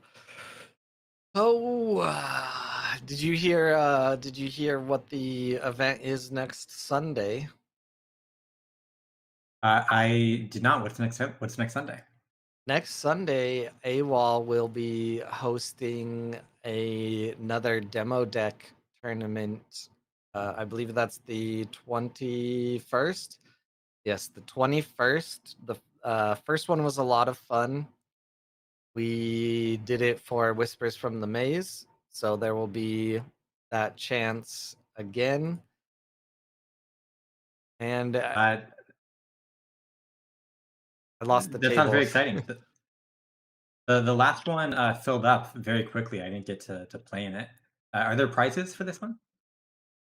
I don't know, Simon. Are there prizes for this one? I think there is. I just don't remember off the top of my head. I'm While we're waiting for hoping. them to, well, Simon will hopefully fill us in the chat on if there's prizes. While waiting to join this other game, we do have the first result of the round, which is Exalt's Aaron already took down a 2-0 with their Tasia list. So we have a Tasia in the top 8 already. Yep. There we go. Aaron to the end. Let's see. Other games are just 1-0 so far, so we won't give any false hopes there. Is there prizing? Yes. Uh I need to talk with the admin team around stuff like that as well. I do not believe the article states how many players, but I think it'll be the same setup as last time. There should be a very specific date and time where the signups will go live. So hopefully you're able to join. But no matter what happens, there's really no way to win. So if you want to play, just be ready. That's probably the best advice I can give. But now we are set up correctly in this table here. Siggy We versus see Sierra. things start out with a little bit of deja vu, a turn one Ortis Trooper from the Sigismar player. Last time we saw a Foundry armor come out. Will we see the same? Bets on that, Cole Robbie? Is that a green tea Red Bull? It is bug out bag, and it is the Karuba and elderflower flavor. Karuba and elderflower. I don't even know what Karuba is. I looked it up when this flavor first came out, and now I forgot. But it's pretty good. It's pretty good. We don't see a Foundry armor, but we do see a bug out bag doing its best Foundry armor impression. Yeah. What sucks about this is that was 3 mana for Sierra. Siggy still has 2, and going to just play out the. I mean, still a 1-for-1. So Yeah, when I think that I feel like you were about to talk some trash about the the value that you get as the Sierra player. But what I'm seeing here is that you're using one card to fight off two cards, and you get the same advantage. No, more so about to say that whenever you can not get double moved on against Siggy, it's good. And Siggy is way too good at double moving. But that turn worked out great. Now we can hope that there's a Grems somewhere coming soon. Maybe some other setup pieces. Yeah. Now, one choice that the Siggy player had there was whether or not they were going to fight over the bug out bag lane or the other lane. And indeed, they choose to say, or to not put the bug out bag into the reserve and to keep that there until they advance. But the Sierra player sequencing is looking a lot like the last game, which they did not win, but maybe the end game can turn out different. But they're opening up with this tree on day two, exhausting the legate in reserve. Last time they chose to exhaust the one cost Ordis Trooper, I believe. What do you make of this? That they've changed their target from the one to the two. I don't know. Maybe they really want the move here on the companion side, which means that the bug out bag would go into reserve. So they don't want the legate to get rid of that. I think last game what we did see is they were more likely to split expeditions, which didn't really work out. So this time they did stack. I think that is the smarter play when you are equal with Sigismar. You don't want to get double moved on, as mentioned earlier. But with 3 mana, all that Sigi needs is 3 water, or play another one of these bureaucrats that gives you an advantage when you don't move. Maybe it has a block. Maybe it's a rare Sandman, and yep, sleep your own recruit there and get a move. Now, that was kind of a weird play, though, actually. So they get their move, but they're not double advancing, and they don't block the Sierra player. So the Sierra player does get their bug out bag in reserve. Maybe there's an Ortis Spire or Jack Frost or something to interact with this, but it'll now be available to them. They do start the turn with a lot of power on board with this 3/3/3 hanging out to join the new 1/1/1 that'll be coming in at noon. But at least as a Sierra player, you're still fighting lanes 1-to-1 here, and you haven't taken that tumult disadvantage at this point in the game. Yeah, Siggy is first player, so there very well could be a Jack Frost coming out to stop that bug out bag. We should see here in a second. Watching the other updates pop on the left monitor here, looks like Rune Folk was able to tie it up. Is now 1-1 against Jolly Rouge. I do not know off the top of my head what Jolly is playing, but maybe we'll go give some Jolie more was love. on the single Kojo in winning the Kojo. top cut. Hmm. Yes. So interesting to hear that Rune Folk lost that game one. The Keelan guy insists that it is a undefeated matchup for the Akesha players and the hostage players. So sounds like uh, this Kojo player has found maybe a secret ingredient. Yeah, I off the top of my head, it kind of made sense because maybe Kojo just go so fast. The setup for the Sure. hostage isn't there, but if Keelan guy said it, then it's probably true. So I won't argue. He's a better analyst than I and a more experienced hostage player. In the game that we're currently looking at, though, we do get a pretty high value hooked here where you're putting all of their power into this left lane. So maybe you can fight over the right lane and take things 1-1 again while you draw a card with the hooked. This is a good opportunity, Uh, though. Oh, Gift of Self coming out again. I think we have two copies in this list. Do you know how many Gift of Selves are normally being ran right now? Three copies of Gift of Self mhm. in Droka's list. I what does that's a good question. What does what does my Ghoul Ring deck have? I don't even know off the top of my head. But let's see what I put in there. Well, I have one where I tried to convince Nick of Hero's Guide to Isgartha to make his Ghoul Ring better. So that one does not have any gift of self. My own personal one, I put, let's see, gift of self, none. What am I smoking? All right, never mind. That was a Uh, bad example. I I don't think want I any switched other. my decks around too much, but I do love gift of self. I think it's very cool. Yeah. I So like to. the Sierra, the Sierra player here put their bug out bag into the companion expedition and made a token with the Sierra. Interestingly, they could have actually put that in the hero lane and kept the bug there while making the Sierra token still in the companion lane, which would have let them have that bag still around for the Grems.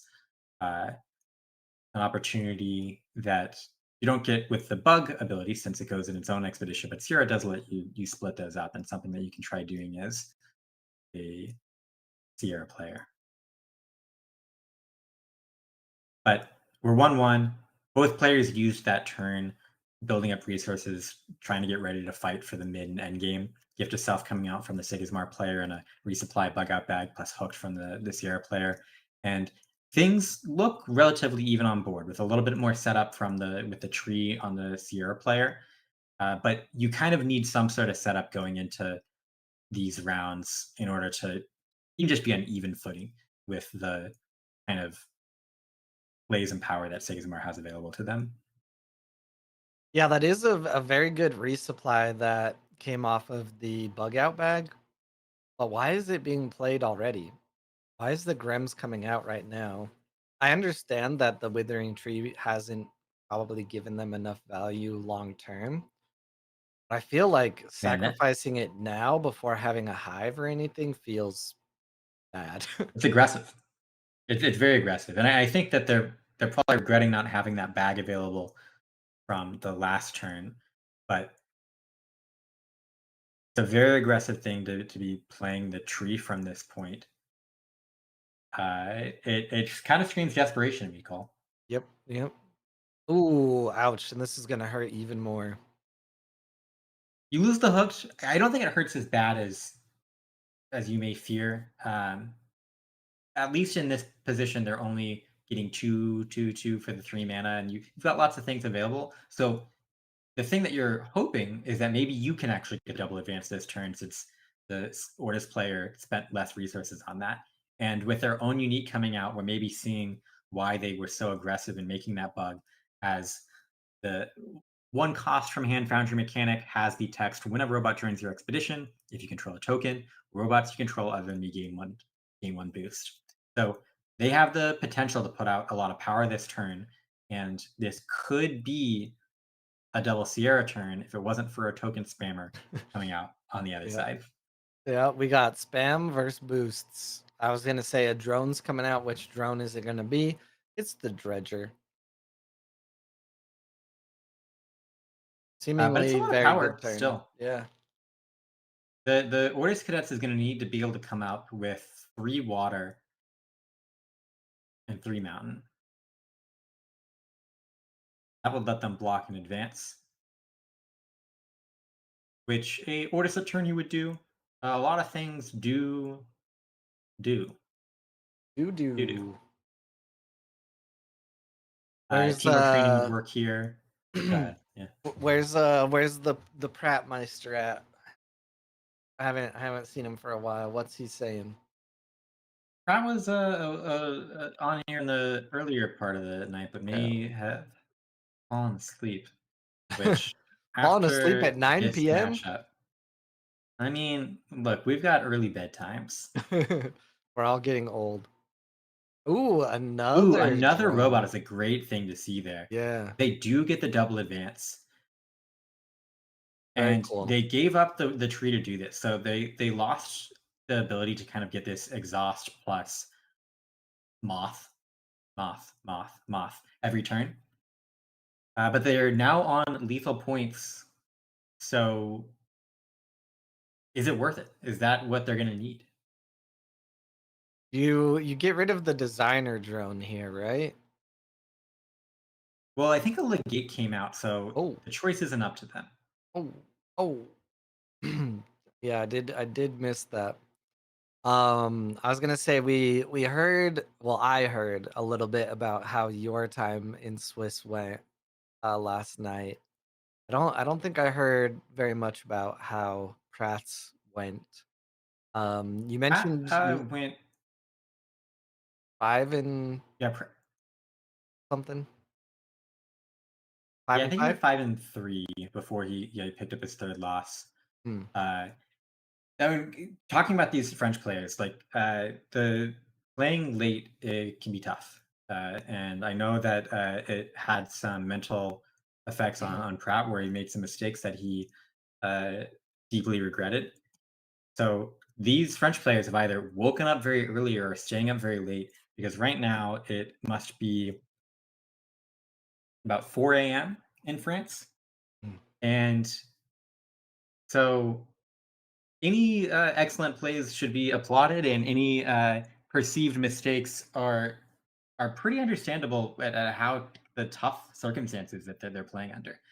Um, the C player replays their Ortis cadets, and I don't think there's going to be much removal from Sierra. Do you see much Sierra removal? Cole? I really don't know what Sierra would be running. I know Traced here and there has teched in a Kellen burst or something like that and a couple one-offs. I would think maybe Sierra does the same, but does not look like they are trying to remove at all. They're just getting that No, brass bug hive out. no. To answer Rare Cuisine's question, I do think it was worth it in the end that last afternoon to sacrifice the Withering Tree. I think a part of why it's worth it is from tracking the game one. They did not really get to activate it as often as you would like, and they're really aiming towards this hive coming out. And as you saw, it allowed them to go up to over Siggy. And anytime you can be 2 ahead of Siggy is a very good breathing room. Yeah, I think that one of the secrets of this matchup is that you're actually playing the tumult a lot, and uh, your ability to put out power on the board is important. And we see a unique legate come out here. So it doesn't feel amazing, but they're able to turn that into 2 days later where they're even on tumult, and now they have the brass bug hive because they put so much pressure last turn by sacking that tree. And they've got these big things in reserve that can threaten lethal. Uh, and I think that they're in as good a position as you could hope. Uh, I'd also note that they didn't actually have to overflow last turn because of the legate was uh, poisoning the mini. Right? Yeah, and this unique was not able to sabotage because it was used to gain the advance. So pretty good on the side of Sierra here. And at this point, with Sierra being first and the hive already being in place, even if Siggy takes out that hive, I think, yeah, this is just a very, very good turn going into maybe the last afternoon for Sierra. So we might be going to a game three. I didn't even realize that these were different drones. These drones are so similar. They're the same artist too. They're the same artist. They play out their Dredger drone, and they have the choice here of spending the boost to resupply, which they do. I think that they're probably well aware of the two remaining Jack Frosts in the Sigismar list, and they don't want to lose both of their bots to or one of their only reserve play to an exhaust. So they use one of the power in order to get more resources. and they are starting this turn with a huge amount of power in the companion lane. They do get Jack Frosted for the hero lane, and I think it's gonna be tough for the companion lane to be taken by the Sigismar player, which means that it's now just about, is this a 1-1 turn, or is this a turn that the Sierra player can actually push over and Yeah. advance? We'll see if Densha agrees with that and how they play it. Yep. It's too late to do hypothetical math, and they play before I'm even able to try. I was gonna say, I wonder how well a bug out bag from a hand and then Grems from reserve goes this turn, but they choose to hooked instead, which maybe that's what they're gonna go for here is just 1 for 1, but double hooked so they can keep up those resources in hand. We will see. Pretty, it's a pretty aggressive play.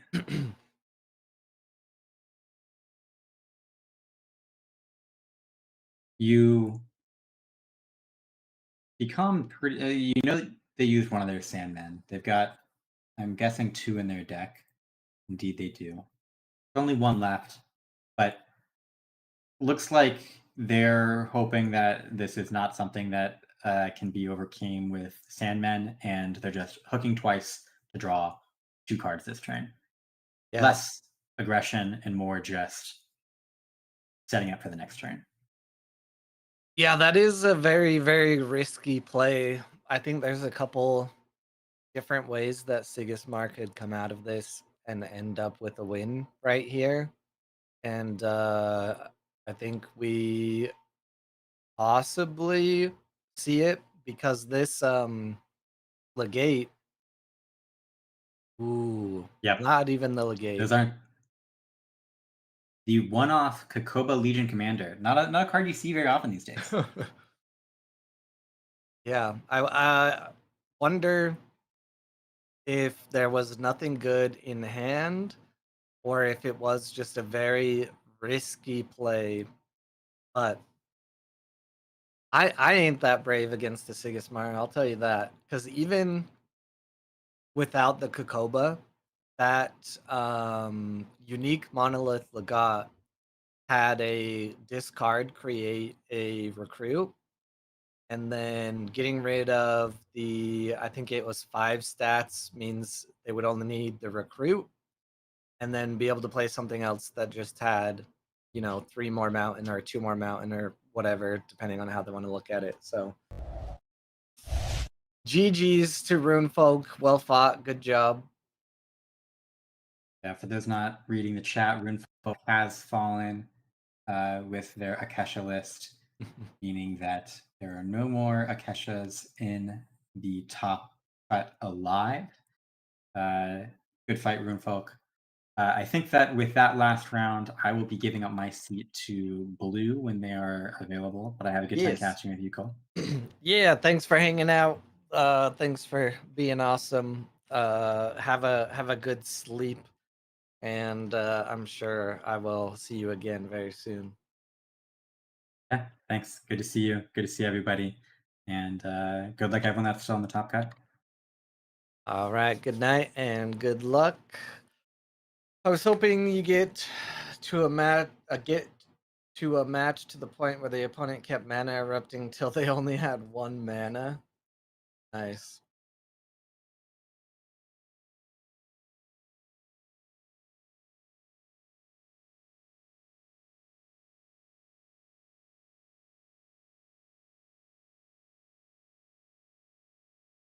All right. 2-1 into Kojo, I think is fine. Was a bit lucky on my opponent's side. And I got faction champion again. Hey, good job. Since I am on the stream side and not at all in the player side, how have you guys been coordinating those prizes? Is it like there hasn't really been a word yet, or did you get an email or something? I legit don't know. All right, let's see what we got coming up here. I think these next games are going pretty fast. All right, I think I have a game here that's 1-1. Let me get you over here. This is Tanuki versus this Neko. They are 1-1. And let's see. 27 minutes left in the round. Tasia on this is Neko's side, seemingly doing very well. Oh, nice. That's cool. I'm glad that they're working so quickly on those already. Love to see it, especially because the man just had a baby. So congratulations for real this time on being a new father, Cedric. Thank you for all your help and work in the competitive scene. We see a Muna Druid here that has target character gains 1 boost from hand, and when a character you control gains 1 or more boosts, you control 3 or more characters, up to 1 character gains anchored. And we see anchor unique corgis. They're like best friends. What's up, Blue? What's up? What are we watching? We are watching the This Neko game.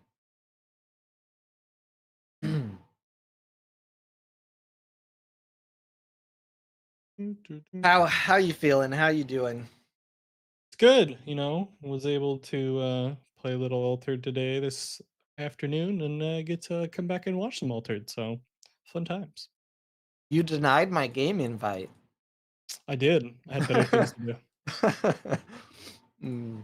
Me sending Blue a game invite while I'm in the middle of hosting stream. Had better things. Had to do some back end production things on the Stream Elements bot. Really important Yeah, stuff. super important. And it's not like it was a turn-based game.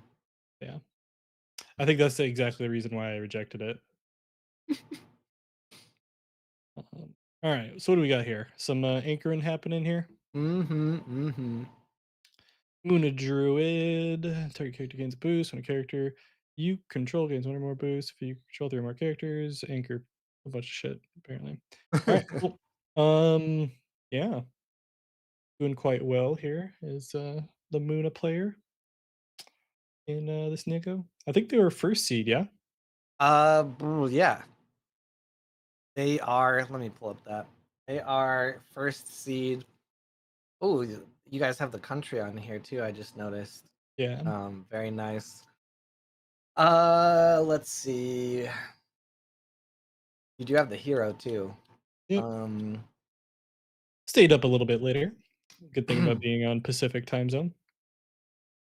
There. yeah, I'm trying to track how many of the Asia players are still in because I think Aaron won and is in top 8, right? Yeah, he finished his game pretty quick 2-0. So if Nico wins, we'll have another Tasia on top 8, and then depending on some others, there might end up being 3.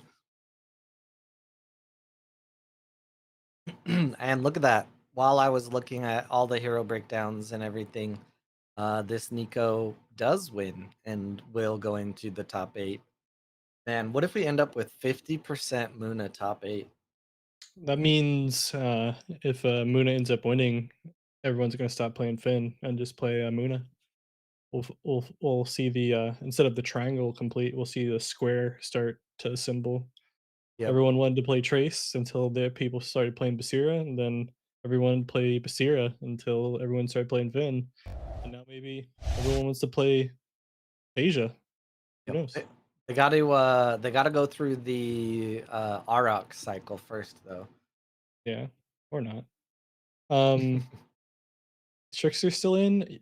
Yeah, Trickster's game is currently ongoing. Usually, you have to wait until the end of a round for Trickster results. What where do you want to go from here? I'm kind of scrolling through. I don't know. Probably like a nice back rub or something this weekend. I'm not sure. Yeah. Altered wise, let's see what we got going on here. Nico taking it. Who do we have actively still playing? Uh, that one's done. Trickster, Totemate, Perny, Satyr. Wait, was that game 2 or 3 there? That was game 3. Okay, that was 2. Then in that case, let's go ahead and watch Perny and Satyr. Why not? Who are they against? That both of them. It's Perny versus. Oh, okay. Oh yeah, yeah, X Satyr. Okay.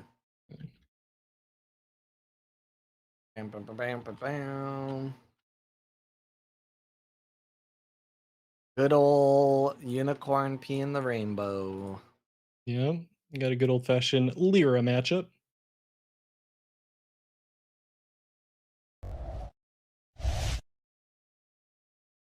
Is this one 1-1 right now as well? It was 1-0 when I was looking at the thing, with Perny up on Satyr 1-0, I believe. Okay. We can do that.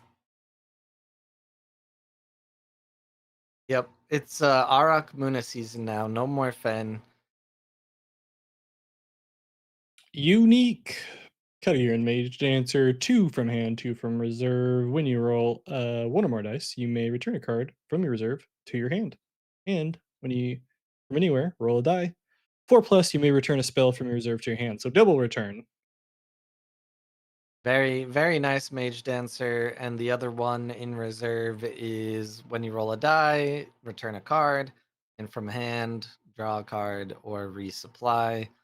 On the side here from Fen, currently sleeping, is put a card from your hand in reserve. If you do, resupply, and you may pay 1. If you do, I gain 1 boost for each card in each player's reserve. Oh, and we get to see a fun little Hooked in the out of faction variety for the Navenka player. Hooked has been a popular card lately, most people preferring the rare version in Axiom because it draws a card, but sometimes it's nice to throw a little fancy Hooked into a Lyra deck here or there, make someone a little bit surprised that you surprised them a bit. But we do see double cost reduction. What are we gonna see played? Twinkle Twinkle. Twinkle, twinkle. Still 4 mana left here though for the Navenka player. Could at any point just hook again, go 1 for 1, or play something else that could just go over the top of that contortionist. Who knows? Oh, they We're do in a have a mirror twinkle. match. Yeah, they do have a twinkle twinkle of their own here, and that may be all she wrote for the Finn player.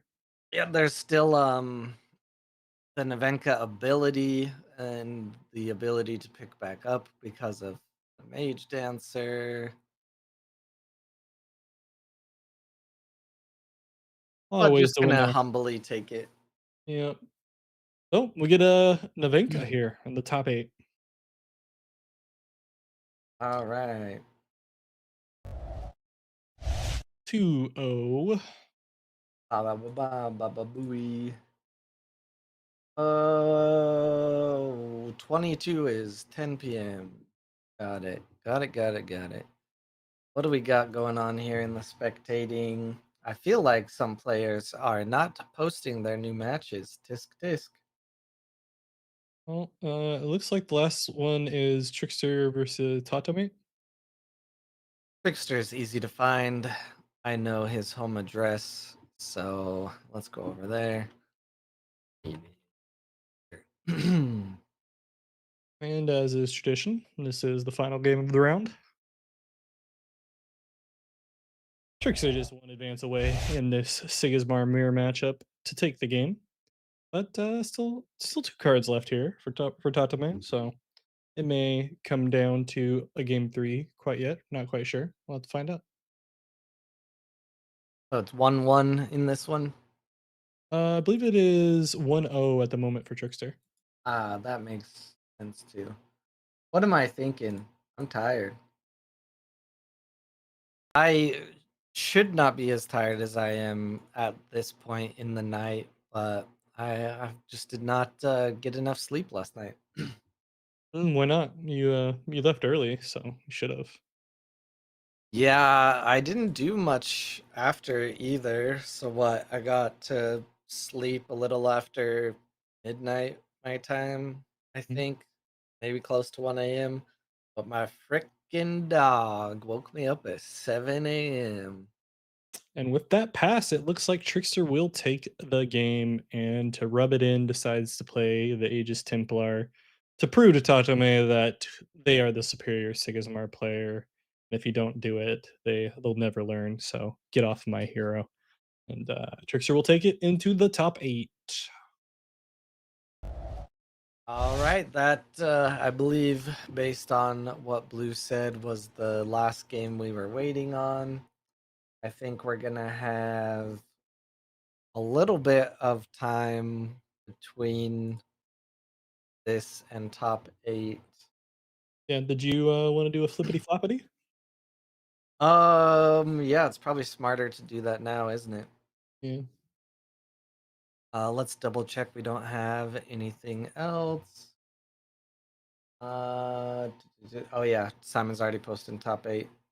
All right. Okay, we will go to a quick break and switch around hosts, and we will be right back with top 8. Same All of people. the Marbles is not in it any longer, but I believe is in Baltimore, so you can watch that tomorrow as well.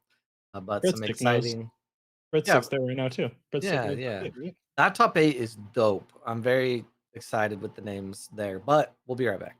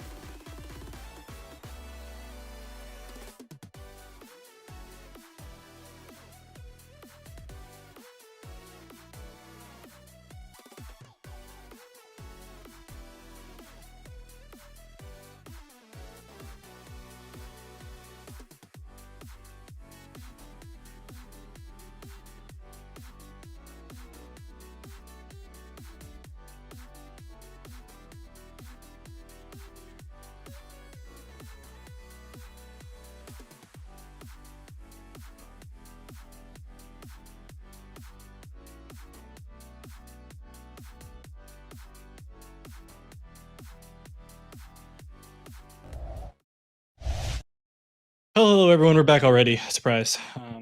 Just a little quick change there. We're going to take a look here at the top 8. I believe you said that we were all set to go already. Dun, dun. Yep, they should be starting some matches. Let's see. We got Droko, got Trickster, we got Aaron. I don't know. Let's take a look at Droko in Dimensions. Droko. Yeah, Demo Hennis, aka Demo Jeans. I like saying it both ways Yeah, because they both sound like cool names. However you say it. indubitably. Let me. Do I have the right names up? I don't think I do. Yeah, I have US Chile still. Kohlrabi. I was gonna say I don't know if you could count on all of the marbles not playing if he qualified today. Traveled a very far distance to be in Baltimore, and just an animal when it comes to playing a ton of altered games in a weekend. Indeed. We're also in the quarterfinals top 8 at the moment, everyone. Just change the banner. We got Traced versus a Sigismar to take a look at, and I'll put the game count up here for everyone to watch. Always watching. There we go. Now I'm in. Traced versus Siggy. First versus Siggy.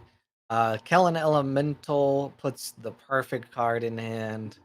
And I honestly don't know if there is like a better seeming, like well-oiled machine than a Traced deck.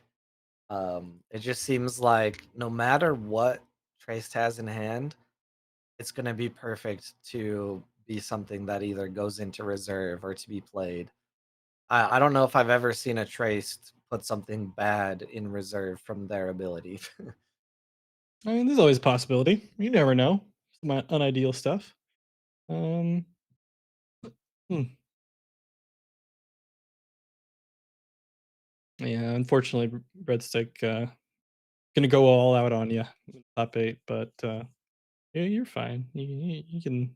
I don't remember what seed y'all are at, so I don't know if you're gonna meet in the finals or not. But either way, this top 8 does matter though, because that means they're just one round away from being able to be in the qualifying match with 2 spots available here for the Asia qualifier for everybody involved. So only 2 more wins, or 2 more, I guess, set wins needed between all of these players. In the meantime, though, we do have a Sigismar getting a double advance, with the Trace getting a singular advance, but setting themselves up pretty nicely with the Frozen Delivery and the Keylon Elemental. So might be getting the Trace going here pretty soon and having forever cards. But Sigismar not doing too bad themselves. They have a Fortis Attorney down there at the bottom. Maybe draw some stuff there, draw some stuff themselves. But have to wait and see. Cole, you have any preferences on this matchup? I know you play a lot of Sigismar and Trace. Yeah.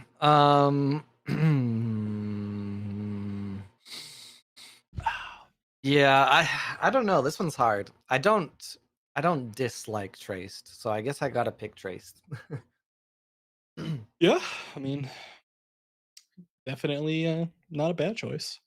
Trace has been doing quite well in the meta until one day Basira showed up and started exhausting things, including the cards that don't exhaust things or prevent you from exhausting or playing exhausting cards.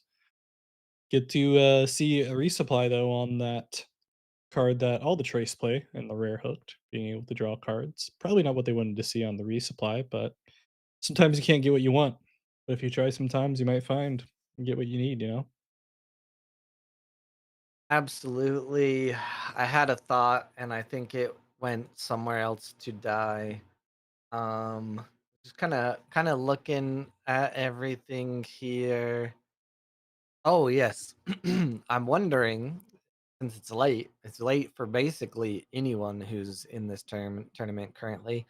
If we see the final 2 players just be like, how about we just agree to, you know, gentlemen's agreement here and not play out the final match. Yeah, but then Uh, what if they're even as far as faction champion? ooh, yeah, that makes it worth playing more, doesn't it? Yeah, gotta get that faction champion card. Or maybe not. Who knows? Maybe they'll just want to do a best of one instead of a best of 3. I'm not sure. Yeah. There are I think prizes that are different as well for first place, but of course people are gunning for the qualification and the trip. You get that fancy trophy. Oh, yeah, that trophy is nice. Don't they give it to play all the players that qualify though? I don't think they bring 2 trophies. Like, I don't did they bring 4 trophies to Lille? I'm pretty sure they just gave it to the one. I think they Like did, but it like might be different. there's the trophy and then there's the little, like, medallion thing, I thought, that you can get. One's for the qualifying, one's for winning, maybe? I don't know.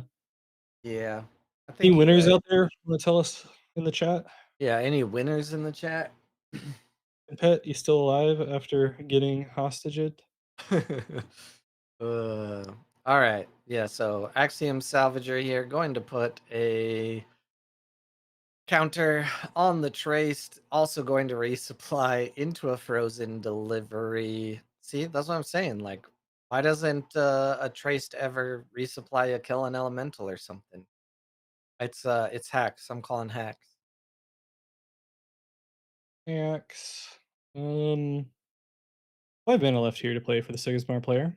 Like got usually a pretty good card against Traced. But with the Traced already nearing 5 counters, they may not have to do that. Um, it's true, Simon. It's true.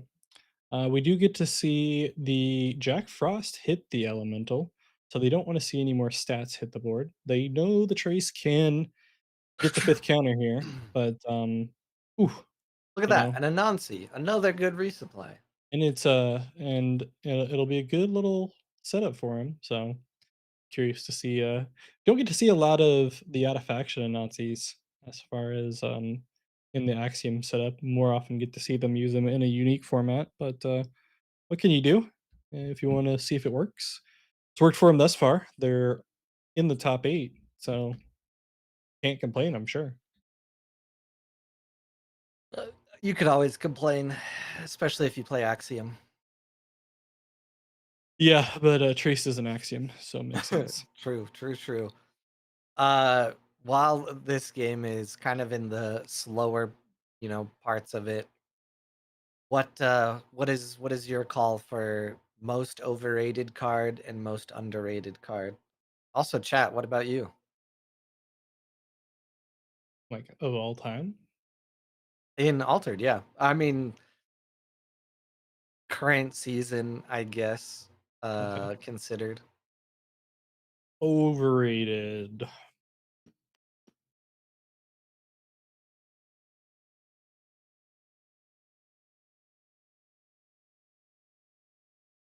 I don't know.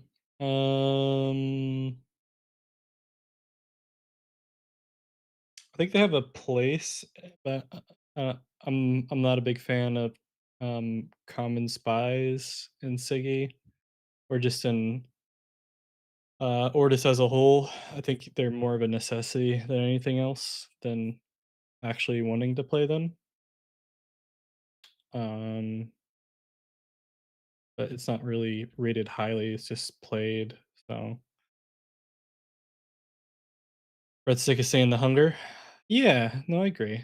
The If you were talking about car that gets hyped up a lot, I guess that makes more sense as far as overrated. Yeah, that's a Yep. good one. I think that was Elio's pick as well as the hunger. Underrated though. Oh, you know what is overrated to me? Um, uh, and this obviously is one that can vary from player to player.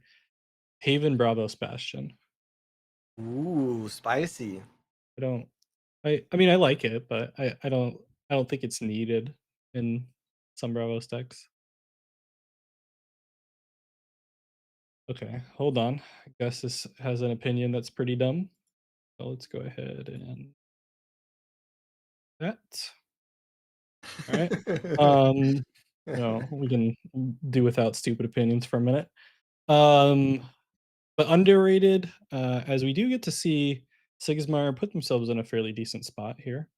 But they do have to deal with all the stats that are soon to be coming here from the Trace player, as well as having that Helon cylinder out, which is a good card in of itself. Obviously, better in Axiom because if you use it in Bravos, you're probably playing Basira, but even Basiras now aren't using it anymore. They kind of found out that without that initial stat boost, it's not as good. But underrated card. Underrated card. Oh, my favorite underrated card that you don't get to see in a lot of Bravos decks is Bravos Excavator. Like a Hmm. good Bravos Excavator. Yeah, Bravos Excavator's a good call. It started to sprinkle index here a little bit in the last month. Also, the reveal for the card was done okay, I guess. so you can go watch that as well. In this game, Traced is online, so even though that Jack Frost took out that Anansi for a moment, gonna be able to just put something else in reserve and draw a card. And this turn does not look too incredibly strong from Siggy quite yet. I just realized by banning Gus for a minute, it deleted all his messages. That's what Gus gets for going home and annoying us in chat, but not helping out with the cast. Yeah, exactly. We do get to see a card that is definitely not overrated in the form of the rare Ordis Trooper. Although we did get to see a little bit of period of time in a season, the last season, where people are swapping out the rares for commons, just to be able to have more rare slots. But everyone's rightfully back to all rares, I think, these days, unless you have a unique for them. But in the meantime, we do get a pretty little Grims that's going to hit out that bug out bag to be able to produce another brass bug over Mm. on the companion side, and will give them the ability to double advance this day. Yep, very good turn for Traced. As I was kind of mentioning before that happened, this wasn't a very strong turn from Siggy. Um, Honestly, I think really what would be the great equalizer on Siggy's side is seeing some of those really crazy Ortis uniques. Other than that, Trace just has far too many resources available. Trace ability, Helen Cylinder, ready to put boosts, 4 cards in hand, and now 1 mana up since Siggy had to take a break from manaing. Indeed, but we do have a good amount of resources there. This is only game one of three for everyone out there. You are watching the quarterfinals slash top eight of this Eastern Asia BGA World Championship qualifier for the Altered TCG. Um, technically, any player that makes it to the finals will get a World Championship qualifying spot, and I assume they'll still play.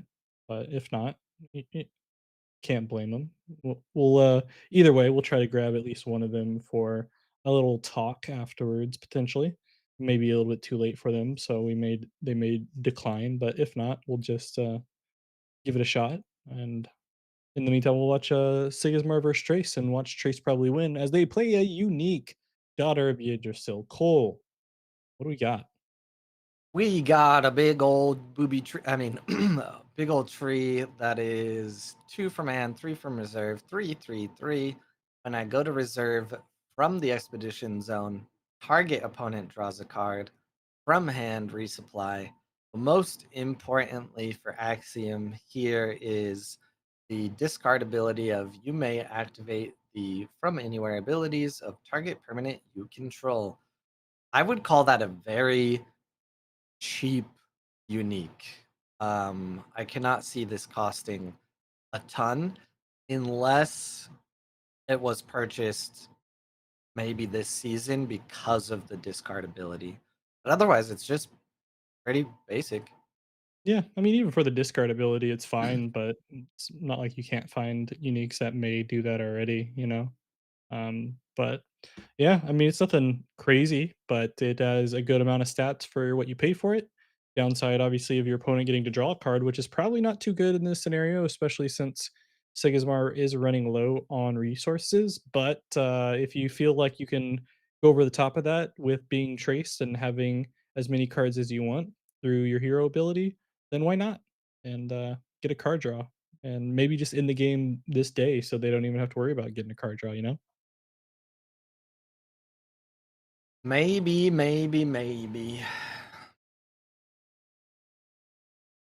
Boosted Amelia Earhart coming out here for the Trace player. Gonna put themselves in a spot to do that double advance. One card left here for the Sigismar player. Could be anything. I'm guessing it'll probably be some type of removal.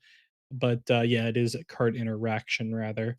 Here with the Sandman, good spot to put it in over on the Hero Expedition. As far as the terrain, we'll have to see who they're going to hit with the sleep. Could be their own character on the companion side. They are gonna go with going for the 110 stats on the salvager, feeling like they Risky. yeah, they're feeling like they can win here and assuming that Trace doesn't have anything else to play and would rather have the salvager out there on the following day than that Amelia Earhart, which would be a nice little stat stick for the Trace Yeah. player. We'll see though. Pretty critical mistake here though, because the Kellen cylinder is not used. And I actually make that mistake quite often, so I cannot blame the Siggy. But from the looks of it, unless Traced forgets as well, this should be a block on the hero side and a move on the companion side for Traced. Yep.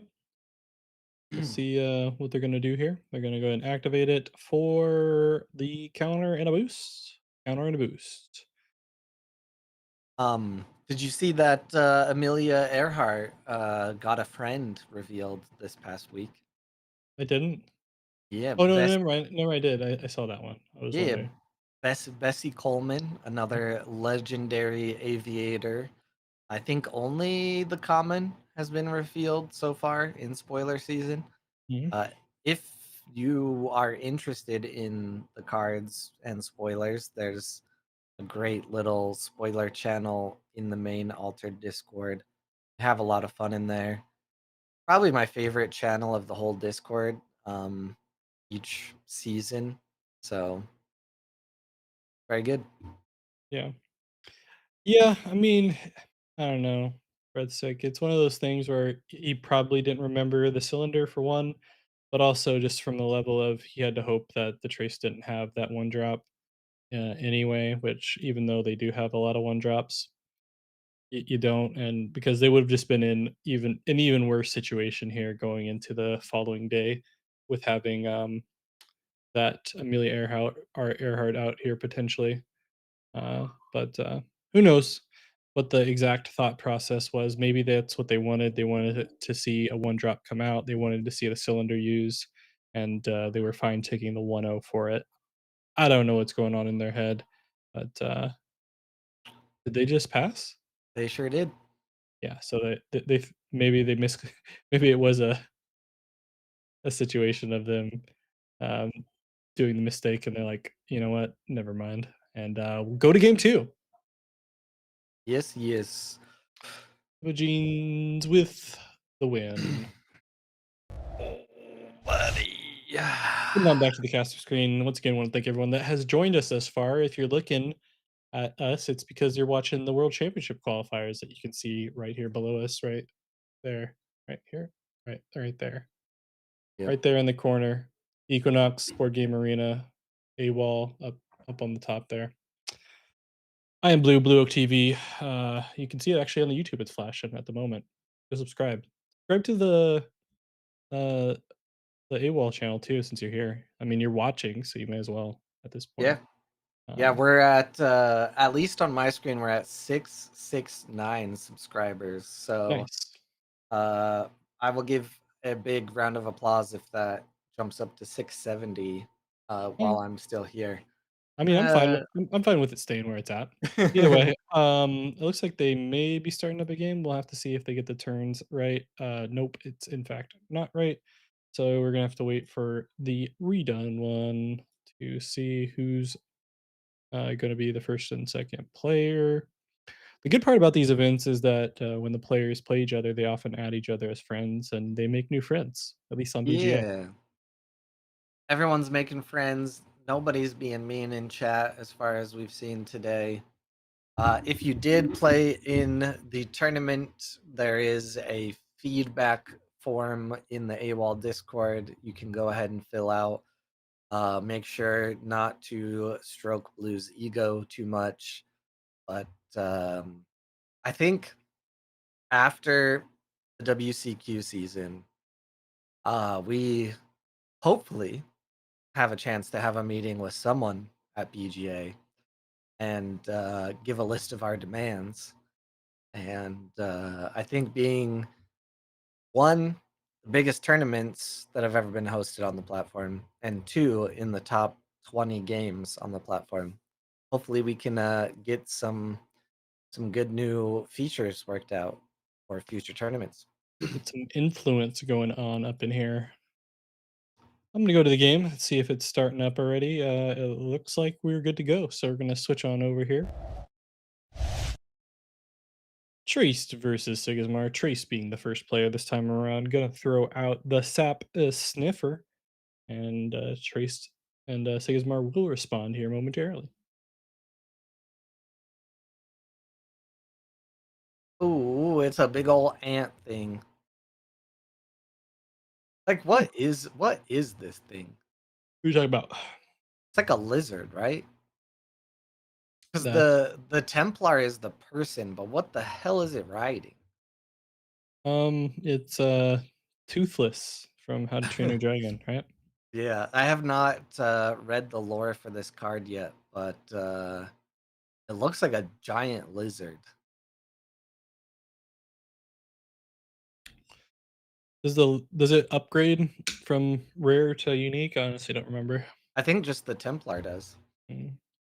I know the Templar did. I just didn't know if the creature did or not. Yeah, I guess we'll have to go. We'll have to go look. While they're deciding manas and things here, let me refresh the bracket. We are in the round 3, right? So, this Neko against Banish is 0-1. Aaron against Jolly Rouge is 1-0. Trickster and Perny have not reported anything yet, and then we are watching Draco versus Demohenis, and the Demo Genes themselves is ahead on the traced. A hit indeed, and unfortunately, we just keep getting a chatter spouting foul language in the chat. You just need to take a quick break there, Gus. You do what you have to do. In the meantime, we will get some hot gameplay for everyone else to be able to respond to. That is being a good citizen of the A.W.O.L YouTube or chat here, and we'll get to see what's going to happen if the Sigismar is able to get a win over the Trace player in order to send us to a game 3 and have the opportunity to play in a match that will potentially send either player to the World Championship in Paris. We do have both of these players being in the EU. Dimogens is, in fact, in Spain, though. So um, at least it won't be French, another French player potentially getting the qualification spot. Who knows? But Yeah. it hasn't been as many as I thought there might be at the beginning of this whole thing. There's been a few Italian players at this point that have made it, at least one North American player, and no, there's like I guess the Canadian player is technically French but lives in Canada. I don't know. I still think that counts. But yeah. Yeah, I don't know where the person that won in London is from. We have one from the United States. Shout out to Rinku. Maybe 2 after tomorrow, depends. I know that a couple of the Canadians canceled their trip for Baltimore, so they're not there. Speaking of qualifying, going to Paris, are you admitting to people that you're going or not yet, or is it still on the fence? Did I admit to it at any point? I don't know. Are you? I didn't say I was admitting to anything. You'll never catch me admitting to nothing.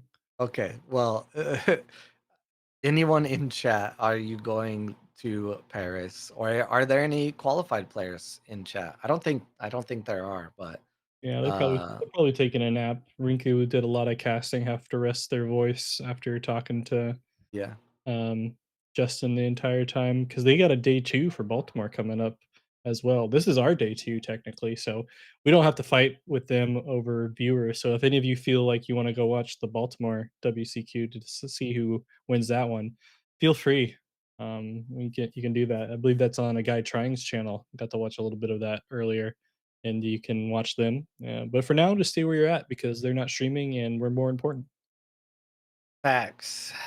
This game is a little different for the moment, but the the double bastion is actually pretty good. I was gonna say the Siggy is stopping what basically won the game last game, that Kellen cylinder from being played by exhausting it with the Jack Frost, but now there's just a bastion coming out. Indubitably, I'll be curious to see if the Trace decides to play that hooked just to get some card draw going, and get another counter out for themselves, or if they have something in hand they were able to get. But we'll see if that is the case. I think the Sigismar at this point is trying to figure out of do they throw down the Templar over on the companion side or even the spy and force the Trace to maybe use something like a hooked immediately, but we'll have to see. Yeah, Simon, I keep on seeing the number go up on Group G, and I keep on trying not to cry. Um, Either way, though, we do get to see that hooked play happen, and we'll just go ahead and move that Jack Frost over. Not going to use anything else on this one, and just happy with a 1-for-1 as far as the Trace player is concerned. But they know that there was waiting with the top from the top shelf with a small little guy, Ordis Trooper. But that will overload the reserve a little bit for the Sigismar player. Yep, the Ordis Trooper from downtown. Speaking of Group G, tomorrow is Sunday. I should probably check my fantasy football lineup. That would be a good choice, especially if you were the type of person that played injured players. Yep, yep. I would never play an injured player. I definitely know what days of the week are and where I'm at in the world. I have a full time job, so Monday through Friday, I'm just right on It, it. yeah, it would be understandable if you forgot something like that, if you had like a full time job that you were busy with. So if you ever did, that would make sense. Yep. How do I have one player to add to my roster? What is going on? That would be because we traded a 2-for-1, and so you have an open roster Hmm. spot. hmm. We do get to see a unique monolith Legat. It's a fun little unique art, in my opinion. It's just a straight up draw from anywhere on an arrow, and then the usual monolith Legat ability of sabotaging after rest if you fail to move forward. So just a fun little card there. Um, Unfortunately, it does take a unique spot just for a common card. Typically, you want it to be coming from a rare version of a card, but still a good card. You get the draw card for 3 and makes everyone happy.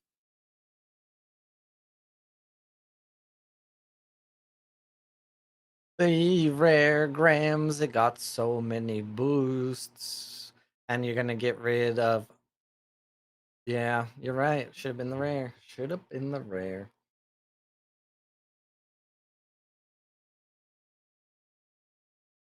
Gonna get rid of that jammer. Throwing out a bug will be enough for that companion side, assuming the Sigismar has nothing left as another 1 cost.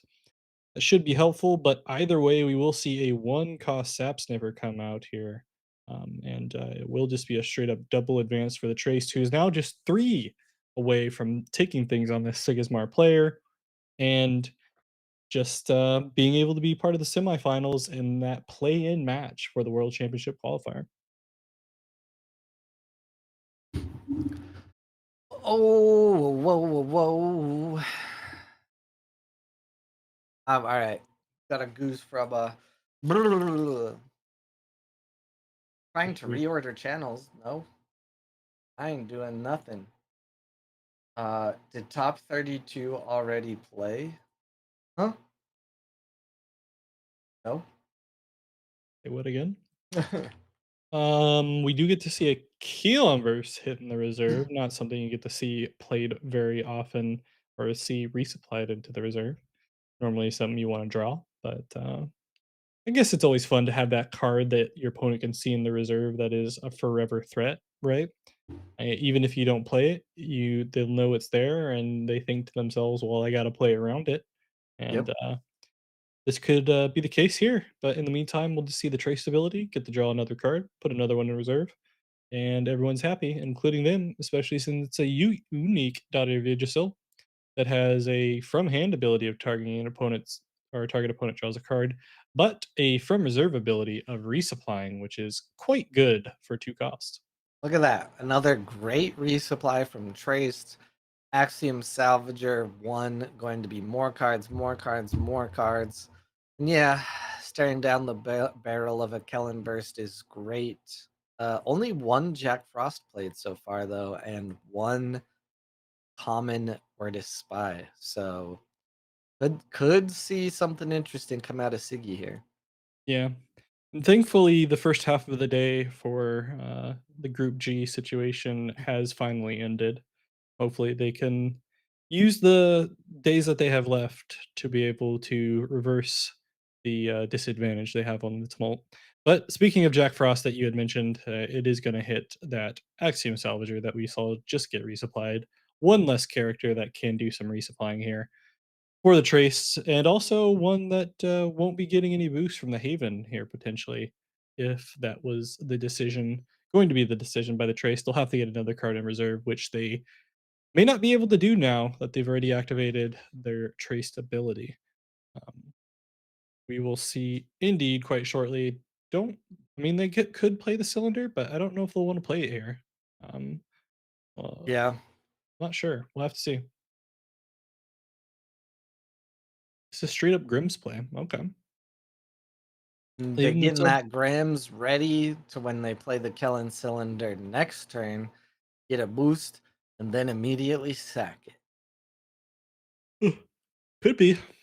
Still do have 2 mana, so they can play that cylinder immediately to try to set themselves up with some counters, or they have something else in their hand that they want to play for 2. Either way, Sigismar trying to feel this one out and see how they want to approach it. They could use some type of removal, like a teamwork training or something, but that's probably exactly what the Trace wants because if that Grims gets hit, they can just immediately play it and get the benefit of the boost from reserve on the Havens that we see on the board that are in fact not exhausted. So itching and waiting to provide not one but 2 boosts to any character played from reserve by the Trace, but instead we'll see a 2 cost Ortis Accountant. That this nah, never mind. I won't say it. What, you don't like the Instead, accountant too? what? I said, "What, you don't like the accountant either?" I'm saying nothing. But the Kellen does come out, get the boost on they just trying to go zoom zoom. Ooh, are they gonna get rid of one of their huh? Yeah, they're just they know they're getting rid of it, so they just exhausted it. Interesting though that we didn't see the accountant go on the opposite end. It would have given them enough to be able to advance. Um, and maybe if the Trace wanted to provide the boost to advance on the other side, at least they would have been able to sabotage with the Legat. Not sure what the decision or the thought process there was for the Sigismar. They could also just be on tilt at this point after that game one misplay potentially, and now being behind to this Trace in game two, and probably not in the most ideal situation despite being able to play that unique. So this could in fact be the very last day for the Sigismar player of Droko, who has had a hell of a tournament, though to be honest, played some really good players and able to beat them and be able to um, do quite well in Sigismar. I don't know how many Ortis players are still left at the moment. They may be the faction champion. I'm not sure. I'd have to take a look after this. But at the moment, it is looking better and better for the Trace player, even though they just got hit with an exhaust by the Jack Frost onto the Salvager. Trickster should still be in, which is also on Siggy, but we don't quite know any results out of that game yet. However, I did just see an update pop in a little bit of an upset. It looks like this Nico fell to banish. So this Nico is out. That's one of Artesia's down. Exalt's Aaron is one ahead, and no other updates yet. Yeah, Trickster could be one, but if they do drop this round, it still would go to Droko, I believe, because Trickster was the final player to win Hmm. on Breaker or to get in on Breakers. So it would go based off of record for anyone that ties in an individual round, I believe, is the correct way. So I'd have to wait. Let me check here. He said Nico still playing Tasia. Aaron is Tasia. Um, Yeah, Nico just lost. So, Okay. Nico was Tasia. I don't remember what banish is off the top of my head. What's the name? Uh, Banish, Pakakuti. Oh, is on Tasia. So Yeah, see? So, yeah, if Trickster loses, then it would be a guaranteed advancement here for for Joko, even if they lose this game. But we'll have to see how that one turns out. In the meantime, Trace still in a decent spot. Sigismar could be able to utilize that accountant for its ability of providing something to give it a sleep as far as some type of interactable, and it looks like they're at least trying to threaten with that by playing a slow play here with the mechanic. Not a card we get to see a lot of anymore. It seems like it's used more often for Sigismars as just having more low to the ground, highly static characters, and they will get hit with a hooked. And this time around, usually an indicator for a trace that they're trying to get at least one side, but this one could just be they want to draw some more cards and take the one side on whatever they want. yeah, this accountant is pretty strong coming out of reserve from Siggy. So I don't think it's over in this moment. Especially because the trace ability is spent, the Axiom Salvager is exhausted. Kellen Cylinder is definitely still something to watch out for. We're on Droko's turn on the Siggy. Yeah, it seems like a one for one happening here. We do get to see the accountant come out here. They are deciding to resolve the effect to give a character a sleep. The question here is, do they feel confident enough on them for themselves? They want to verify by hitting that Grims and want to see if they can try to get a double advance. Instead, they will get hit with another hooked this time around, is going to go ahead and move that accountant and put Trace in a good spot over on the Hero Expedition. Only a one cost card will work for the Sigismar. They don't have it. And Trace probably happy with a one for one. Um, Probably can't overcome 667 in stats with one cost, but they're just going to set themselves up with a cylinder. Not too bad. Nice, nice. And tap both of those, maybe, possibly. Yep, get some counters on them.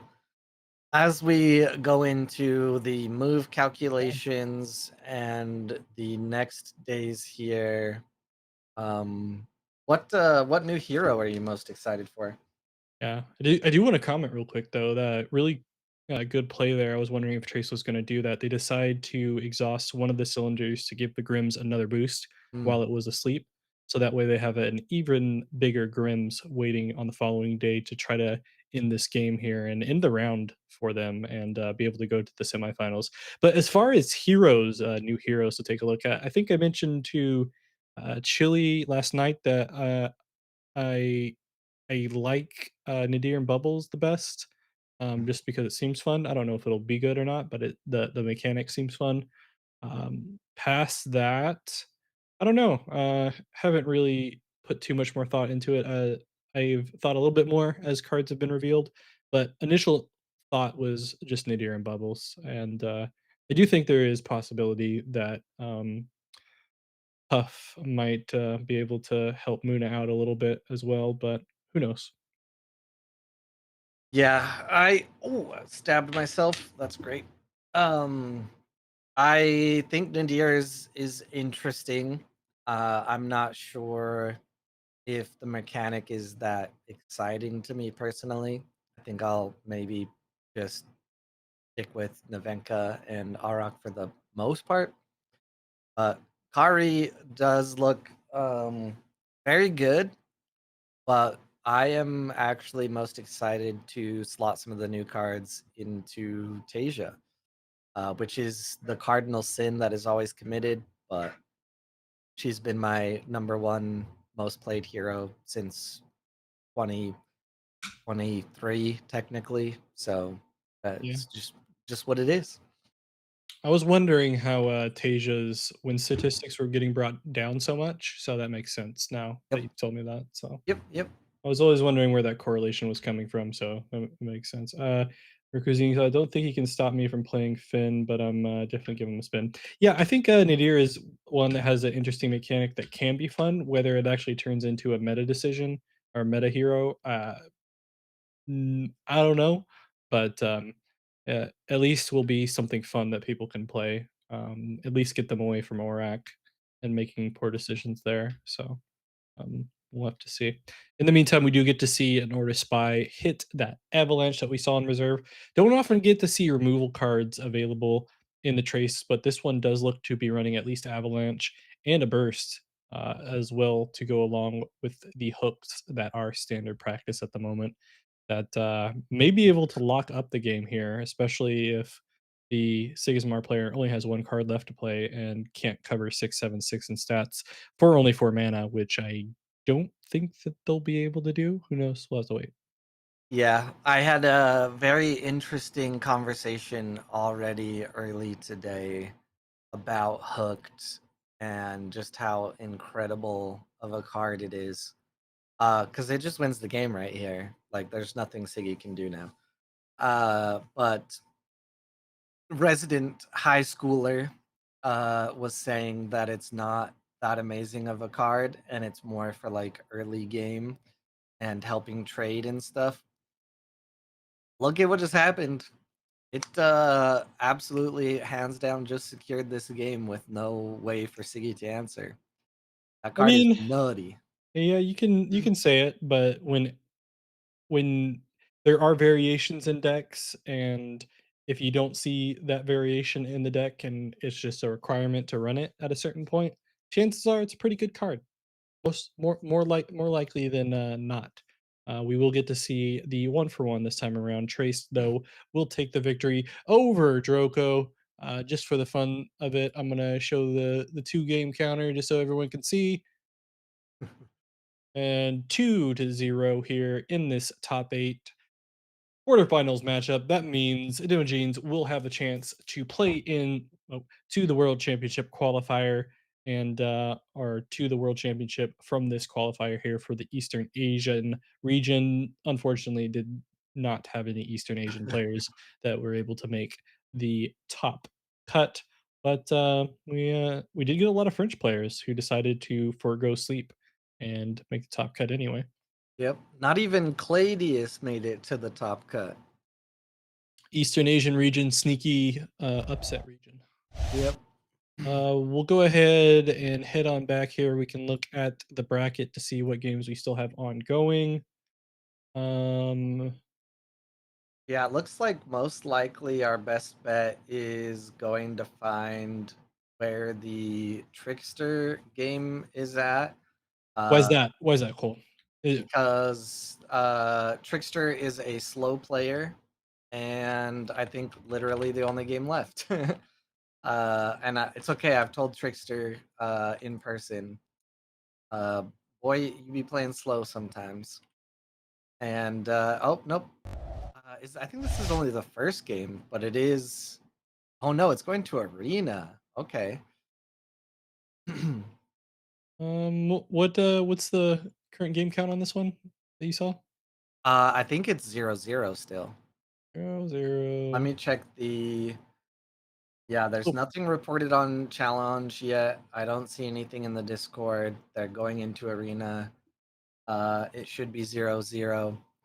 But the reason as well that this game is a little behind is Trickster was the last table playing in the last round and asked for a quick break. So they got a little bit of an extension here. I think they are the last table running, so they are who we're waiting on.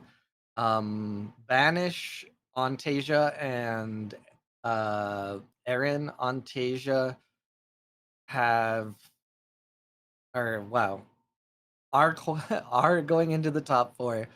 So there will technically be a Tasia qualified, right? Yeah, That's how that works. yeah, God, my yeah. brain just died. Yeah, Lucio, just one American left as far as Trickster that we see on the board right here. Marbles was the other one, and they went out in the first round of the top cut. So they'll more than likely try to get that spot over in Baltimore tomorrow.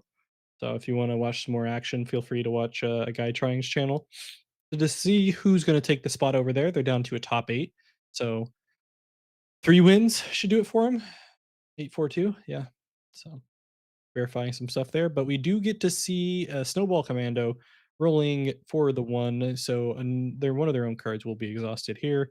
Gonna opt to hit the character that they see to hopefully put them in a good spot to only have one other card or one potential character here for the Navenka, but we'll have to see if that is the situation. In the meantime, we do get to see an Aegis Templar, one cost, and they do have a unique Ozma that is just drawing and creating Horus recruits. So fun times. Let's see. Let's see. Let's see. What do we want? As much as I love Lyra, gotta root for Trickster. USA, USA, USA. Uh, yeah. I mean, French versus US in the East Asia. I guess we gotta go with hometown pride. Let's see. 362. Navenka still has her ability.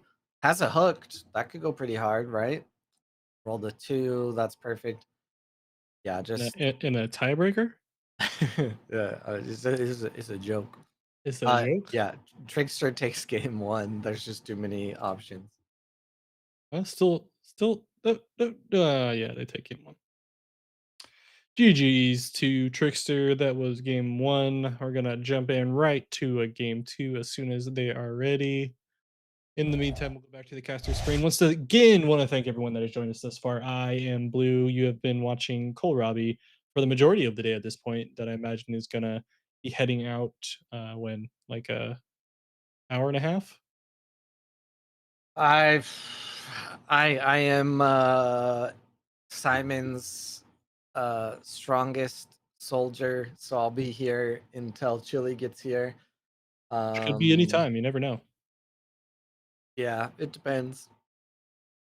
So I'm here until I fall asleep or until Chile gets here. Okay, so yeah, plus 5 minutes then on the current timer. So once we get back in the game, you guys will be able to see the timer and be able to see how many games that they have left. More than likely, um, with the current pace of play, we may just be looking at one more full game. And if Perny is able to get the victory over Trickster, we would have to go into the rare situation of a game three that is only 2 full days between both players. So that should be a fun one because, I mean, at that point, it has to advantage Trickster on the Sigismar, right? Yeah, I'm my head's in another space here.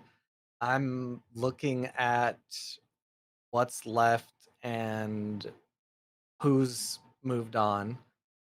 With all of the Fen that we had and all of the Fen in top cut, none of them have made it this far. They're all knocked out, right? Yeah, that's what happens when no one plays Basira. Ben's just not quite as good, I guess. Either way, we are into the game here. I can guess I give Trickster the count for game one. 1-0 Trickster here in the last quarterfinal, top eight. And the winner of this will be headed to the semifinal matchup where they will be in a play-in game to decide who will be one of two qualifiers here for the Eastern Asia BGA World Championship qualifier held by Equinox and A.W.O.L. Lot of stuff here that could happen. The Venka can be an aggressive deck. Sigismar, obviously, an aggressive deck. But we'll have to figure out if Perny is able to pull this one back, get a victory, and at least send us to a maybe really short game three.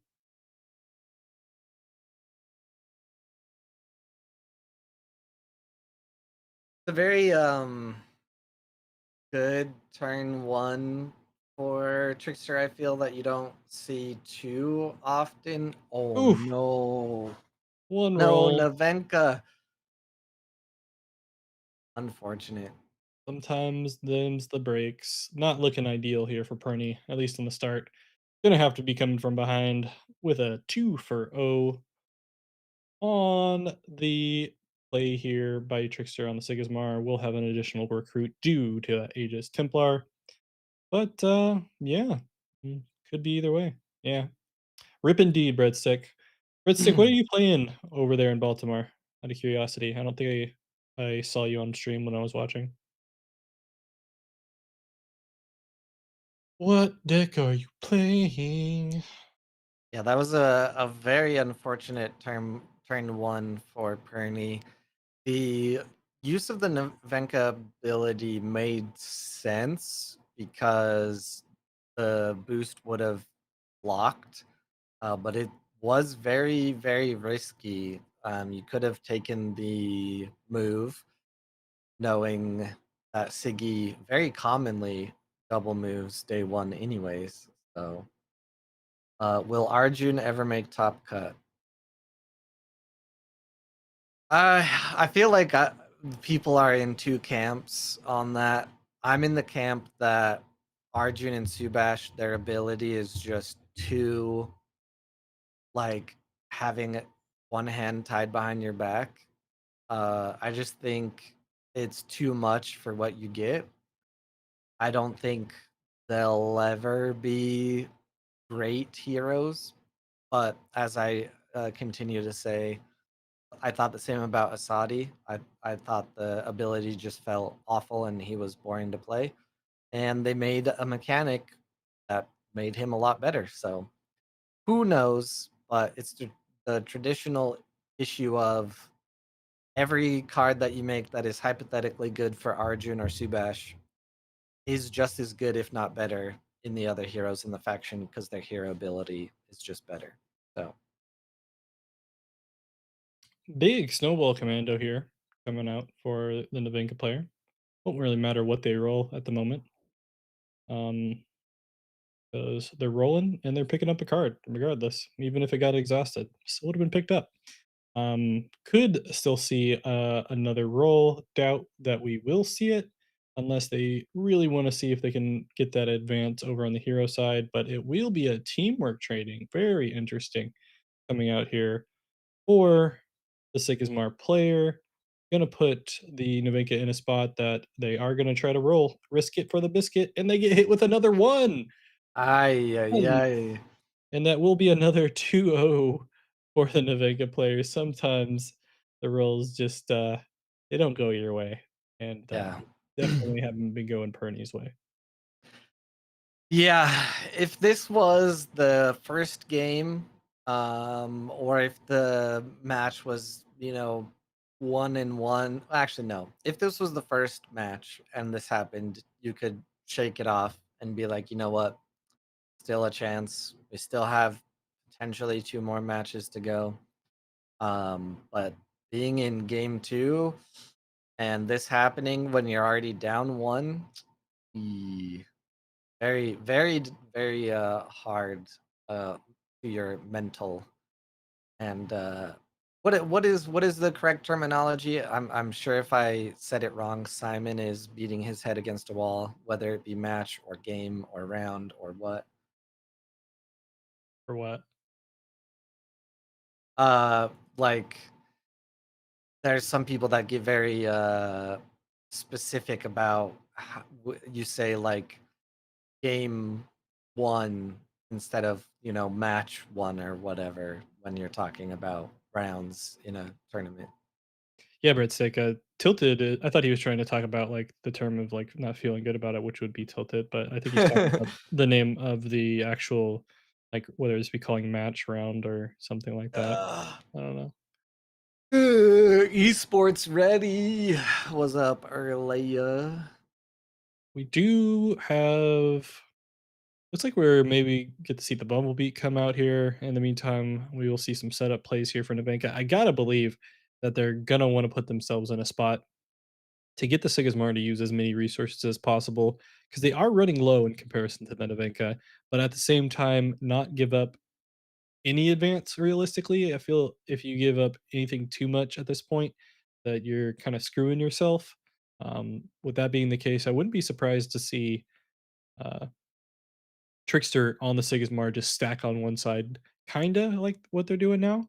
But it does get hit with the Requiem, which is not a bad setup here, especially since, well, they only have 1 mana left. They're gonna have to pass, and they might be in a good spot here to get that double advance that they've been needing. Instead, let's take the single advance. Yep, single advance. The ink caster will pick something back up, so not a bad turn for the Nevenka here. Do not risk the ability again. It's not worth it. Don't do it. All right, good. Whoo. There's no way they could have rolled a 1 again, though, so they should have just done it for funsies. Um, Now the decision on card return, I could see either, yeah, the Mage Dancer seems like the likely one, so they can start returning those other cards potentially, Mm. especially since they have a roll off of play, and then have a nice little 2-cost Requiem opposed to a 3-cost one. They do get rid of the hook though. Uh, Obviously not as good in reserve, but still pretty good from hand, which they know they could potentially have picked up. Um, this time around, they feel fine getting rid of it, and we'll go down to the next day with Sigismar having a significant advantage on the Tumult, but it seems like Navinka will have the card advantage here moving forward as long as they're able to keep on cycling that unique Mage Dancer or the multiples that they have. So we'll see what we got going here. Decisions on mana are going to be quite important here for the Sigismar player of Trickster.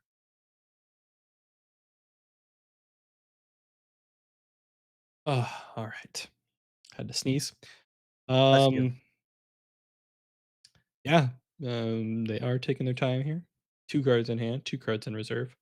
Getting a little boosty boost on the Crier in this situation.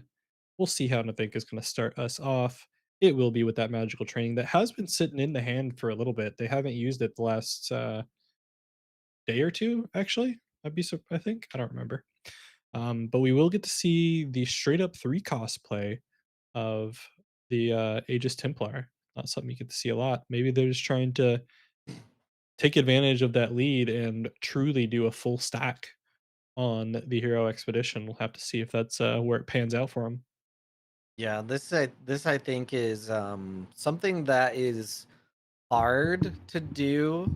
I think a lot of people, myself included, want to contest both expeditions as often as possible. But when you are this far ahead in the game, you really to win the game, all you need to do is just spend your time moving one expedition and not allowing your opponent to double move, and you will win the game. We do finally get a good roll here for the Navenka player, who will get the 4 plus that they needed in order to return a spell, as well as being able to return any card based off of just the standard category and Mage Dancer ability. So, card advantage is swinging towards the Navenka's favor. They are down quite a bit on the Tumult, which could become a factor depending on the breakdown of the timer that we see there on the bottom left.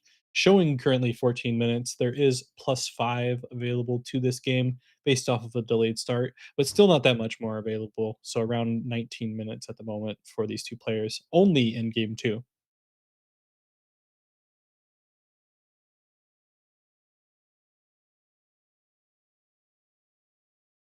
Ooh. Is there?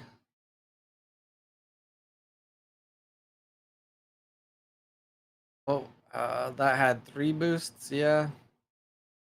Gonna pick back up the oh my gosh. Doesn't really matter. They weren't be able to do anything with that anyway. But Yeah. Still though, another one. yeah.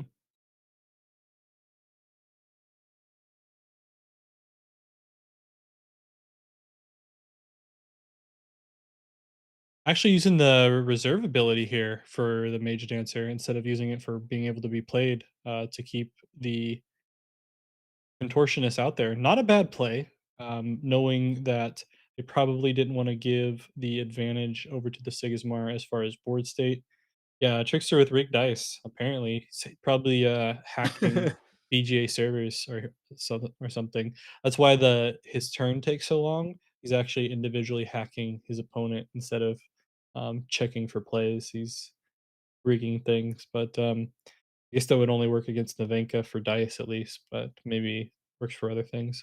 Either way, Navenka having the slight lead here as far as cards in hand.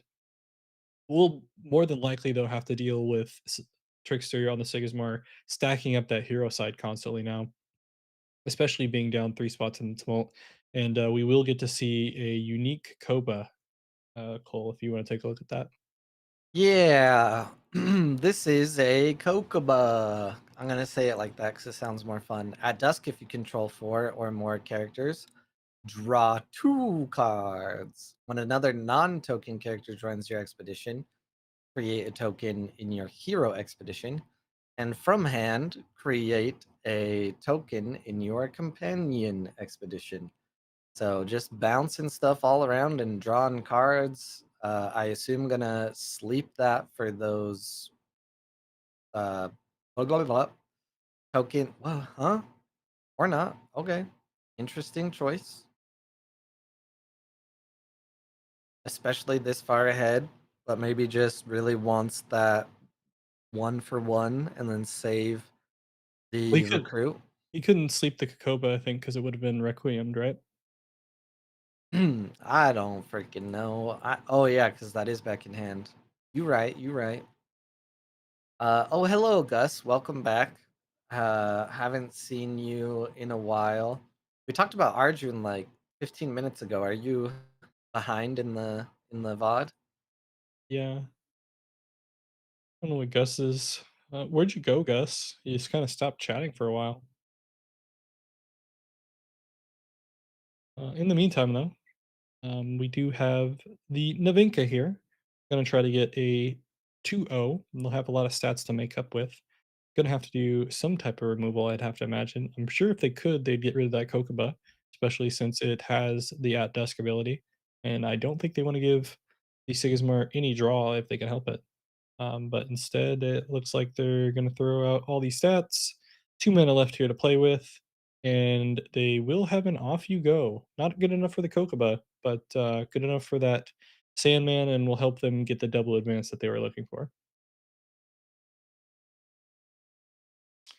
That is blue cap. It does put the Navenka in a spot where they'll finally not be too far behind, only 1 spot on the tumult at the moment, but with, the at dusk ability, the Sigmar will finally have some type of card advantage, as far as in hand, although the Navenka does have a good amount of cards in reserve with those 2 contortionists, and likely will be able to card return that magical training here immediately, but also has to deal with that slightly bigger uh, token setup as far as the one that got slept earlier. We do know there is at least probably one Requiem still in hand. Not guaranteed, but potential there. And we'll have to see how that one enters play. Either way, still not a bad spot for Trickster to be in on the hero side, being able to play that 2 cost Sandman to help them in mountain stats. We will see the card return for the magical training. And Contortionist played instead of the magical training. Maybe afraid of sabotage or Jack Frost? What do we got here?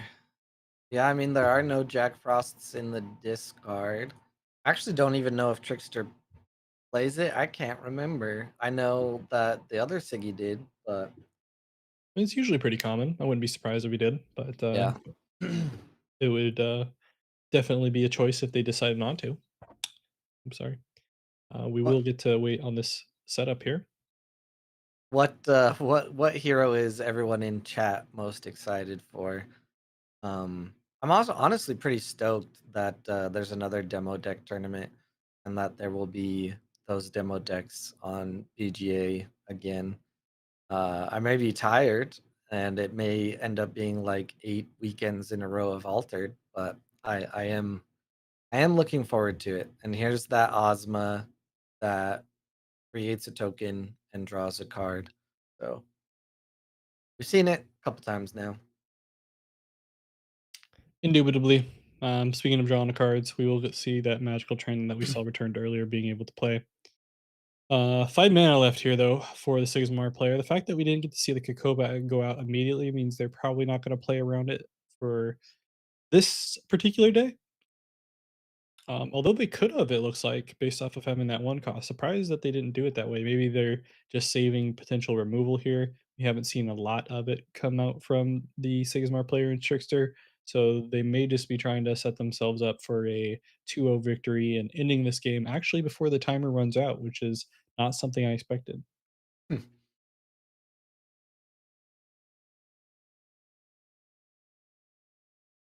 Yeah, Isari getting a lot of stuff. But yeah, should be fun. Yeah, I know, Daniel Chen. But you could also just do it to bait it. We've already seen 2 uniques from Navenka. Um, Plus they got a lot of 2-card draws, as far as what they have set up, so 4 mana is a lot to work with Sigismar. It may have also just been the ideal line to, save some things like, teamwork training or something. But yeah, Requiem is a thing. We've been talking about it. Although, a lot of stats here, though, and good time for those contortionists to have 2-3-0 on stats. We'll see what happens. They do even have another Orders Trooper. Talk about value. 3 cost also puts them in a good spot for something, like a license withdrawal if there's anything that gets boosted, uh, which normally would be not a bad thing with playing up against an Avenka, but Avenka able to hold off using the hero ability at the moment. We'll have to see if it ends up mattering. We will see a 1 cost, though, in the form of the Bliss Basis, another card that I think has been added a lot lately. Maybe the Lyra folks seeing value in it, like Bravos had saw value in Isenboshi.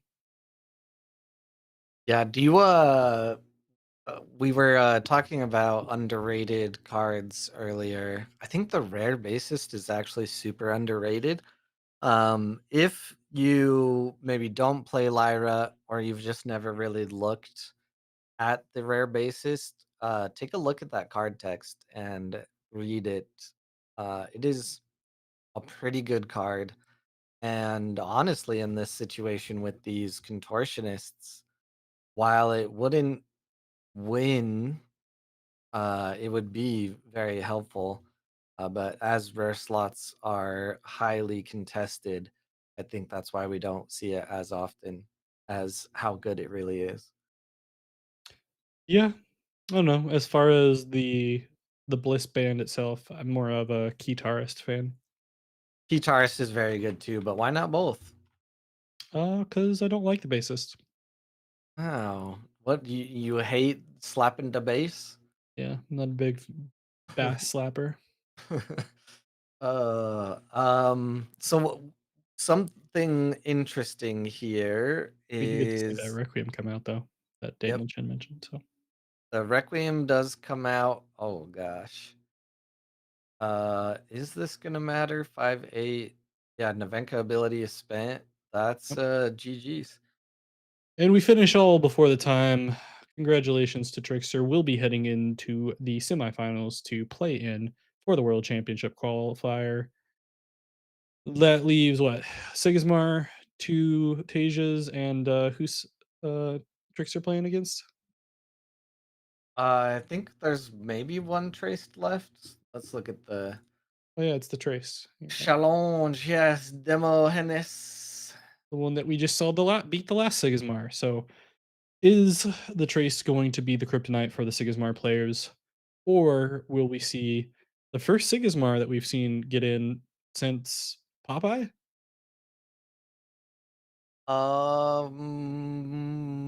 Yeah, so this weekend Arok has qualified. Last weekend was Fen. I feel like there is one more Siggy after Popeye. I think maybe somewhere in Asia. Um, I just don't remember specifically what. All right. Well, you want to watch the Tejamir? Oh, sure, why not? That sounds fun. Um, and while that's getting set up, we're going into top 4 now. Something very interesting is there are a lot of the pro players or players on a team, whatever you want to call it, spectating some of these matches. I see Pavania in there, Tempet, Erlea. Very interested in what the conversations around the games are looking like, or you know, as mentioned, it's very late in France. So is it woke up early to scout some games, or I don't know, interesting. It's just interesting. Very interesting. Maybe they're just supporting everybody. Who knows? Um, don't think we have the go ahead on the timer yet that we're waiting for as far as the top cut bracket. Once again, want to thank everyone that has joined us here for the stream. You have been watching the Eastern Asian World Championship qualifier for BGA Equinox X A.W.O.L. It's been a fun one. This is actually the last online qualifier available. We've gone through 3 at this point. Cole, have you had a favorite thus far? Hmm. No, no. Yeah. They all have their benefits and or downsides. This one, uh, as you can probably tell, has been very tiring, but still some very good games. Also, you could maybe argue this one had the least hiccups when it comes to BGA as a platform. But the others were really great because they were a lot bigger. There were a lot more, matches to watch, really exciting things. So, yeah, just depends on how you look at it. Indubitably. Now we're waiting. Have at least one of the tables here with the players in and ready to go. Haven't started quite yet. Gonna wait for the timers to be set up, and then once they do, we'll go ahead and be jumping right in here. We will have a Tasia qualifier, it looks like. Was Yes. Yeah, and then will be for the other side of the bracket between the Sigismar player of Trickster and the Trace player of Demo Jeans. And yeah, we'll see after that a showdown, the finals. And top 4 has begun. I'll go ahead and grab the timer and we can switch on over once they start the game. Yep. Hello, Rosario. How you doing? Um, I think you said something I was going to react to, but then it left my brain. So I hope you guys enjoy Sleepy Kohlrabi because it's definitely heading there. Oh yes, Tasia. Yeah, one Tasia has already basically guaranteed qualified. Not a specific Tasia, just Tasia. And I've already ran around screaming in the Altered Corner Discord that Muna finally has a qualifier. Ooh, How many are even left after this weekend? That's a good thing to look at. to do some counting. Yeah, I will do that while you're Looks like we can Waiting finally for hit the cable. game.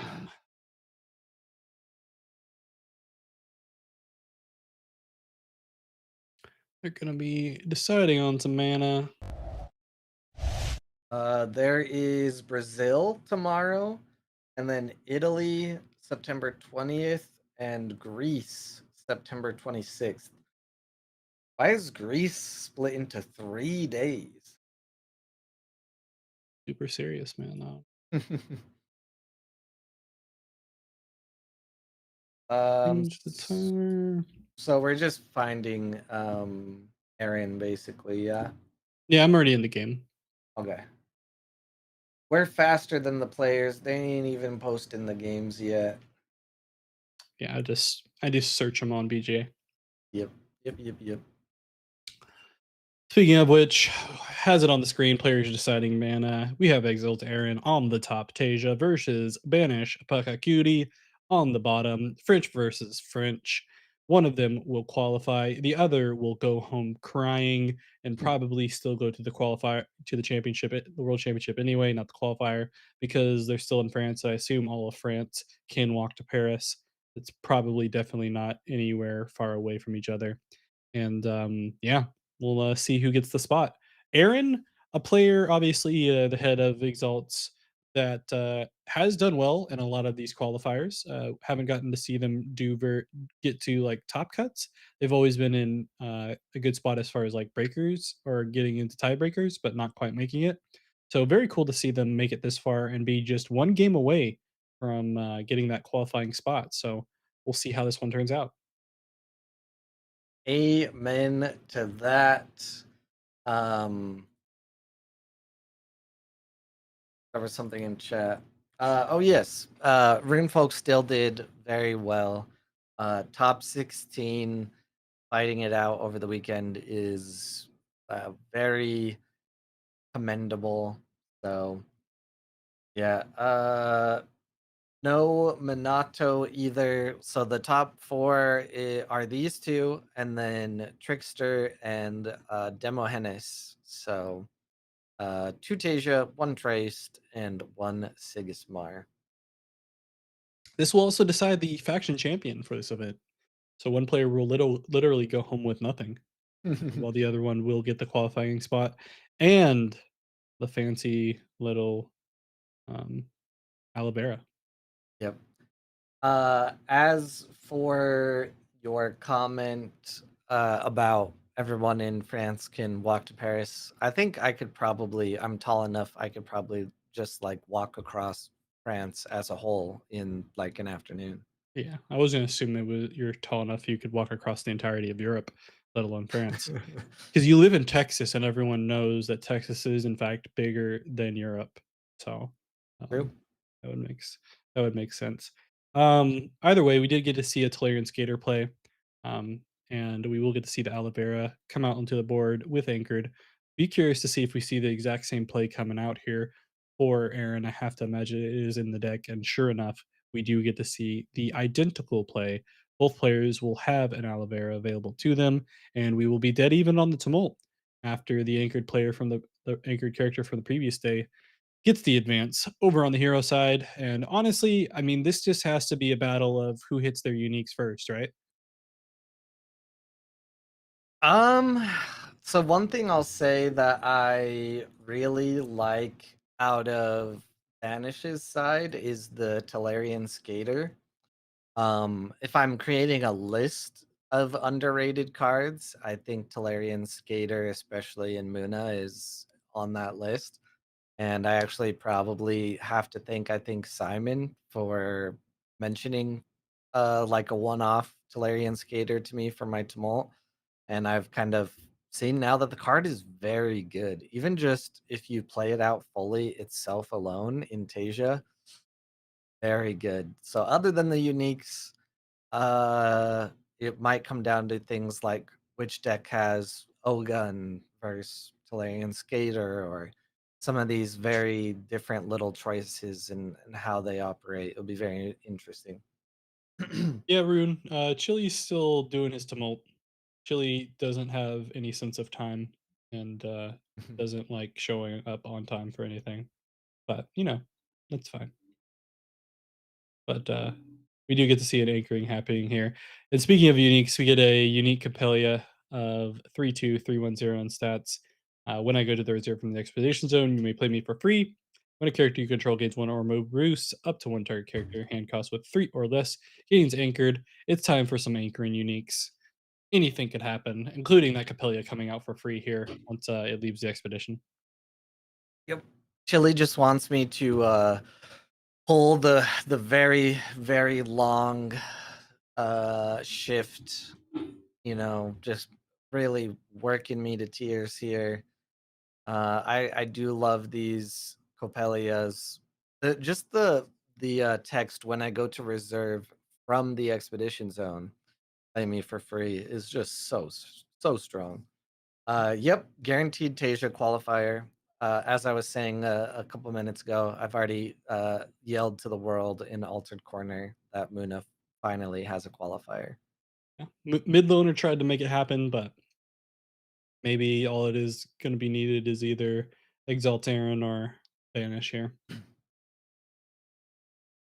Appreciate it, Daniel Chin.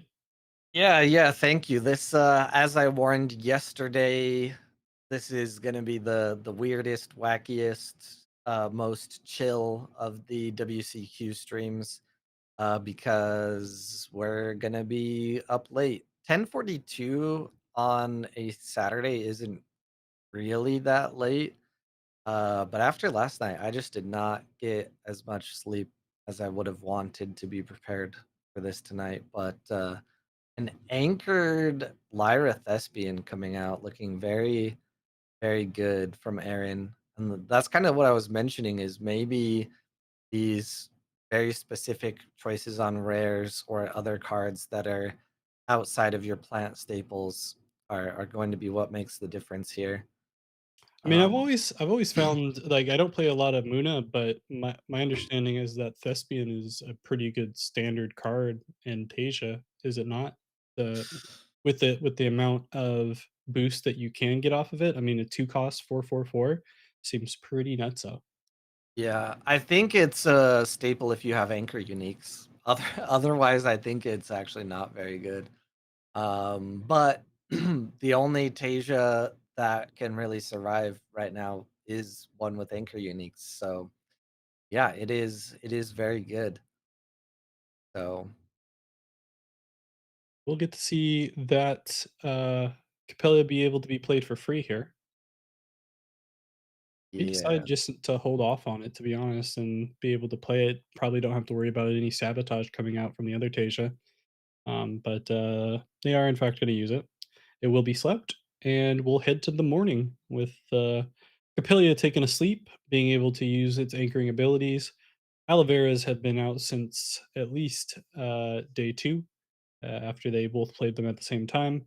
And we do have 2 boosts on the Spindle Harvester, so at least the bottom Tasia that doesn't have one of the uniques yet is gonna be able to dig a little bit faster than, the top Tasia at the moment. Yep. The double resupply is also super great when you have an aloe and a spindle harvester on the board. You already have the caregiver to re-anchor one of those.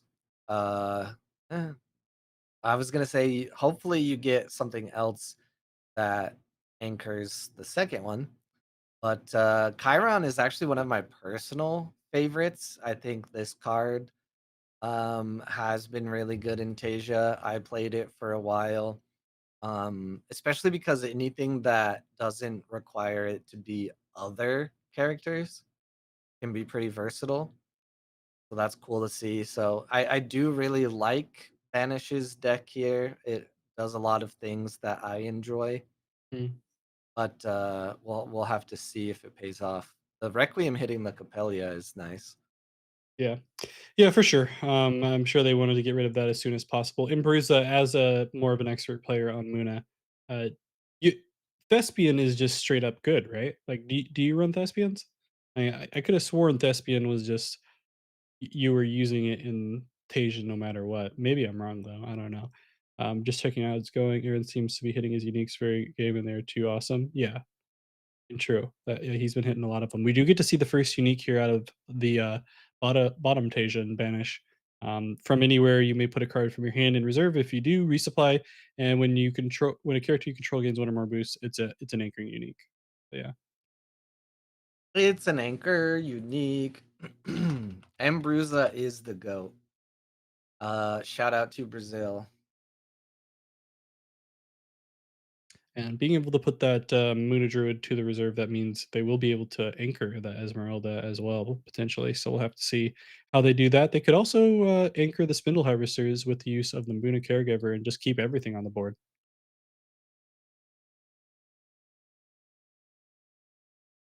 But there is still 5 mana left here for Aaron, so they could do something themselves. We'll have to see. Yeah, we were just talking about the remaining qualifiers. I was looking at the list and listing them off and saw one in Brazil. So yeah, good luck out there. Hope you do well and or have a great time, and definitely get some good sleep.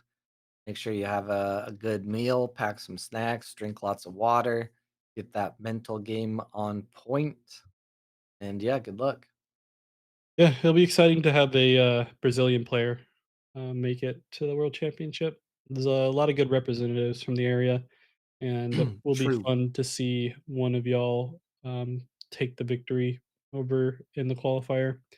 Either way, Aaron taking some time here, figure out how they want to play. They will go with the Dracana that they had on day one, and it will look like we'll be seeing the double anchoring happening for both the unique as well as the spindle harvester.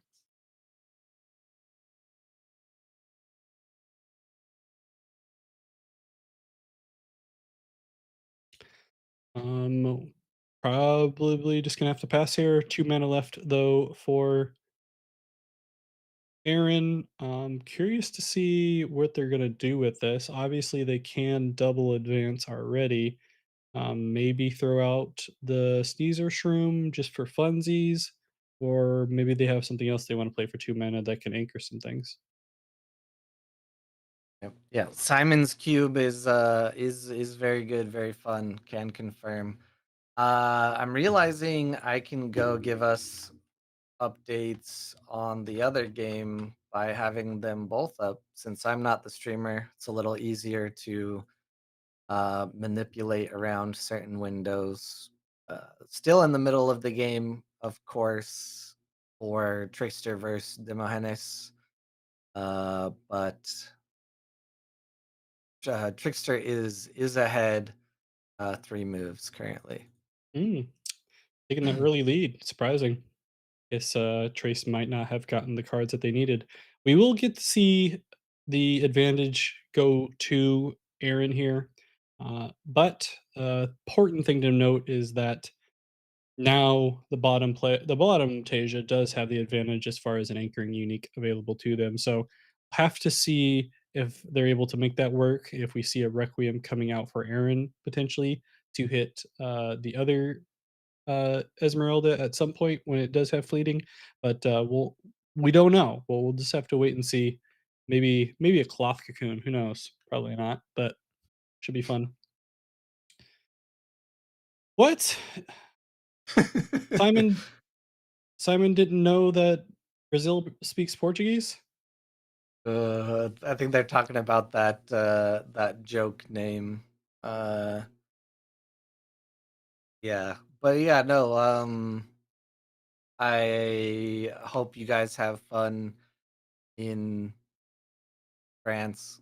I was asking the question at my locals, and no one is making the trip that's not qualifying. So who here is going no matter what? Woohoo. Woohoo! Hang on a second. They keep on saying you sound like an owl. Unique Sneezer Shroom. Interesting. They must have drawn that. Otherwise, I assume they would have played it last turn. It is an anchoring Shroom, being able to anchor the Tricana. And I imagine they're going to want to anchor some other stuff here quite shortly.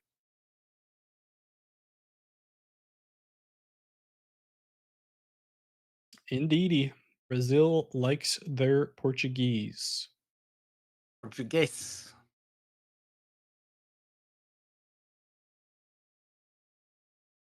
What else likes the Spanish? In the meantime, though, still a lot of cards that could potentially be anchored here.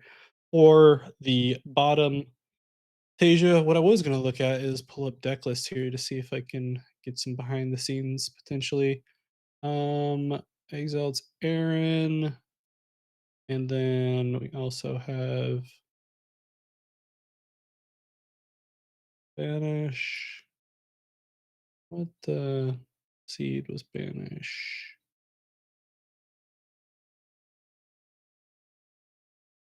Guess I could just look at Tasia's. So if we go off of the general rule of if Tasia gets Spindle Bastion out, then it's game over. Which Both of them stop are calling running. me stop calling me bottom Tasia, please. Uh, uh Well, I don't know how else to do it. You just want me to keep on saying your name? uh, um You should pick first player next time. Then you won't be bottom Tasia. um that made me lose my thought. Oh yeah, if I don't believe that's a true statement, but it's been said many times. If that's the case, then uh Banish is winning right now. Yeah. Banish, also known as the bottom Tasia. And if Banish is able to get the qualifying spot here, and I see them in France if I decide to go, then I will forever be calling them bottom Tasia. Either way, we will see how things are going here between these two players. Both of them have anchoring uniques out on the board, and a lot of cards in the reserve here for Banish. We'll have to see what they decide to do with them. Definitely could still play that Chiron that Cole is a fan of to start that anchoring process, but they also have other ways to anchor things, and they may also want to see what they can get from that floral tent and potentially protect the anchored setups they have. And I mean, they already have some type of protection with the tree. When especially when you're at bottom Tasia, you definitely want to have some form of protection in the form of trees or other cards like a floral tent. Amen to that. I feel like if you're top Tasia though, you want protection, um, which currently has none. Yeah. So We do have. Let's take a look at deck lists as a whole. Fairly similar. There are some interactions that they can do on board as far as the requiems, the Saptowindes, and I do believe we got to see uh, the ability of using mana reaping at some point as well. We'll have to see how they come into play here, even with the tree up, and see how everything is played out. We do get to see that Chiron played first. Still 2 mana left here for Banish, and then 2 mana for Aaron as well. So we'll see how everything goes. And Ogan play. That means everything's going to get anchored. You get an anchored. You get an anchored. You get an anchored. And we'll start seeing the board stack up. Which Tasia can take the victory? Aaron does have the lead on the board. This is only game one, though. So still need one more after this for either player who is able to take it. yeah, am I high or did nothing get anchored off of that Chiron? What is going on here? Why did Esmeralda not proc? Um, I don't know. I wasn't paying attention. uh, I was grabbing my cat, so I could have missed because of that. Either Now way, everything here's getting anchored. Maybe, yeah, maybe. I get it now. Skipped the trigger to boost up the corgi. already knew that they could do it. It's easy. And then starts the corgi loop where they can anchor everything anyway. And yeah, at the moment, with the way things have turned out, we will looks like we will have a 1-for-1. Everyone's board gets to hang out, and now it'll be a decision of who's gonna just win this and stack the most stats realistically. At the moment, Banish does have the slight lead over on the hero expedition, which may mean that since Aaron has the advantage on the tumult, they may decide to start stacking a little bit on the companion zone. They do also have a slight lead in resources, but there is a floral tent waiting in the reserve. But yeah, hand advantage at least goes to Aaron at the moment.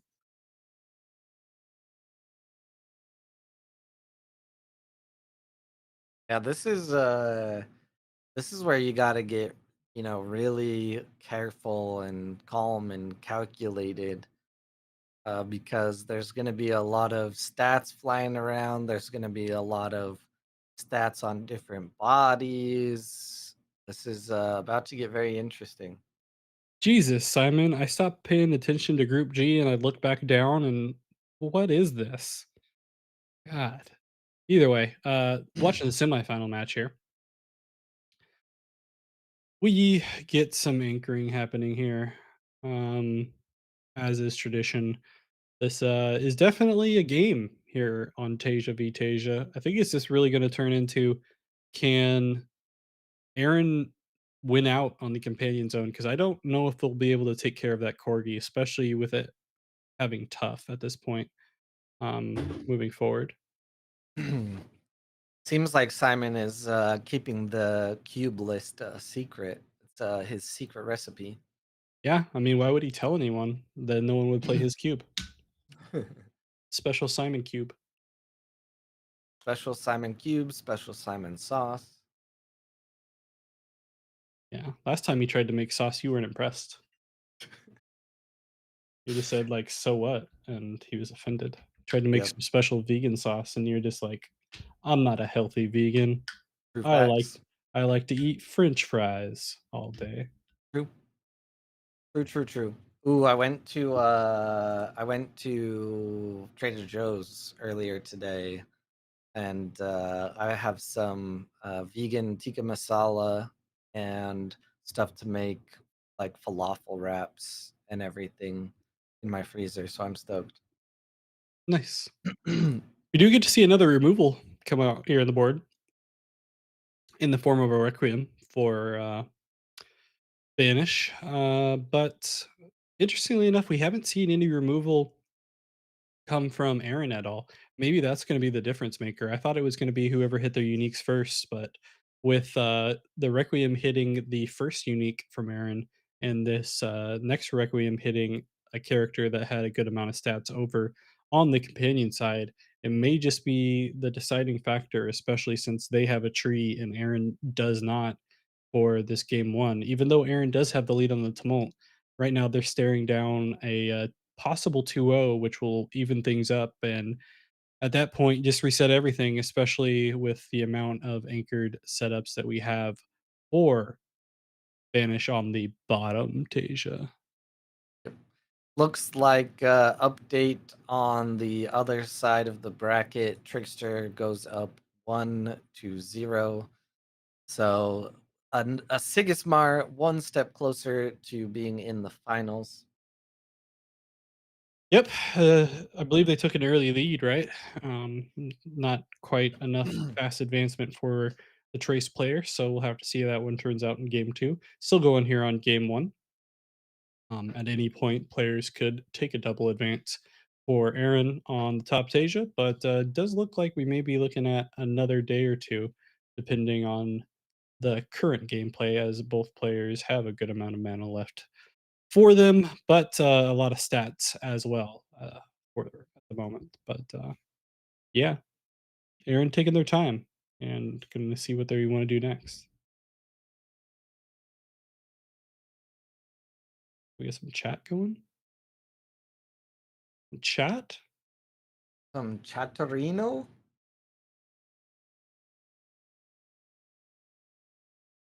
Oh, it was a few minutes ago. I don't know. We'll see. Aaron taking their time, finally getting the Ogan out on the board. It's going to start initiating the anchoring once again for everything on the board. Not quite enough stats yet, though, to catch up to what the other Tasia has on the board for themselves. But Yeah, could go either way still, but it will be difficult to deal with that cuddly corgi regardless of the situation.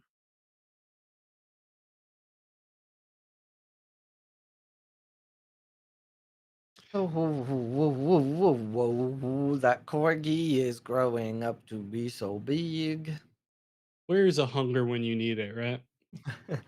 Imagine the hunger in Muna. This is What what if we appease the hunger, since Muna is one of the factions that wants to appease it? What if they just let the hunger go over and be friends with Muna instead?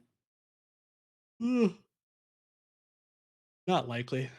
What There's will be fact. interesting though is with Muna winning this, if Sigismar is able to win on the other side of the bracket in the finals, although it won't matter for a qualification spot. It feels like Sigismar probably has a better advantage over Muna as a whole, but never know. We'll have to see how that turns out. Would have been interesting to see the split matchup of each of these Muna players on Tasia playing up against the Traced and the Sigismar to decide who's going to make it. But this moment, I don't mind seeing the first Tasia player able to get a qualification spot. Yep. At least there will be one Muna after tonight. Either way. Then every faction is qualified. That means the game is balanced and fair and complete. And the meta is amazing and great. So down to 1 mana left here for Vanish. 5 left for Aaron, though. So they definitely could start their own little cuddly corgi combo, potentially. Say that 10 times fast. Cuddly corgi combo. Combo. But they also still have 2 cards in their hand that they may want to mess with. Well, I'll be curious to see what they decide to do. They do need to make up what looks like 6 stats in Forest on the hero side, another 6 on the companion side. So I don't know which side that they prefer at this moment. Maybe just to block on the hero side? Not sure. Either way, they do have a good amount of mana, but they may also have to worry about any one cost interaction because we do know they have a beauty sleep based off of the one that's in reserve. Yeah, right now getting their own corgi out would be really ideal. Um and gains one or more boosts. Yeah, it is a hard decision. I mean, you're ahead. You're, 2 moves ahead. If you play out your corgi and then you play out the thespian, you start bouncing around those boosts and anchors. I feel like that is hypothetically the best. And maybe if you have a beauty sleep or something for 1 mana to close it off with, could be good. Yeah, it looks like Karen's taking some time here deciding on how they want to map this one out. I'm sure ideally they can get a at least a singular advance, even if they have to give up a 2 for 0. We will see that Cuddly Corgi finally come out this time in the companion expedition. So opting to compete on that side, it looks like. 3 mana to work with though, so we'll see if it is going to be enough. Be curious if they have another Ogun or if they're just going to rely on the Thespian to trigger the boost setup and start anchoring things, or what the situation is going to be. Either way, um, I'm glad that Cuddly Corgi found its way into the meta. Yeah, very cool card. Very cute. Very cool. I don't think I have a couple uniques, I think. I'm not sure any of them are super great. That is a very interesting thing when it comes to cards that are just very good already. The uniques are pretty hit or miss on if you want to play them. On the other side, if there's a card that is quote unquote bad at face value, the uniques might be a lot of fun. Yeah, I just don't play Muna because one, I don't have the anchoring uniques, and even if I wanted to buy them or get them, I just don't have enough boost tokens, and I don't like using dice. So I'd prefer not to do that. The max that I deal with is playing Gold Ring and having to deal with it in that fashion. We are still waiting for Banish to figure things out. Only has 1 mana left, so it makes me think that they have a play here, they're just deciding if they want to do it based on if they think that Aaron is able to make up the stats or if they wanna save that card for a following day, so, I'd be curious to see what it is, maybe if I can take a quick look at their deck list to see, what they could be possibly playing here for one, and it is the Beauty Sleep that we were talking about before, um, and they will hit the Aloe Vera with it, very interesting.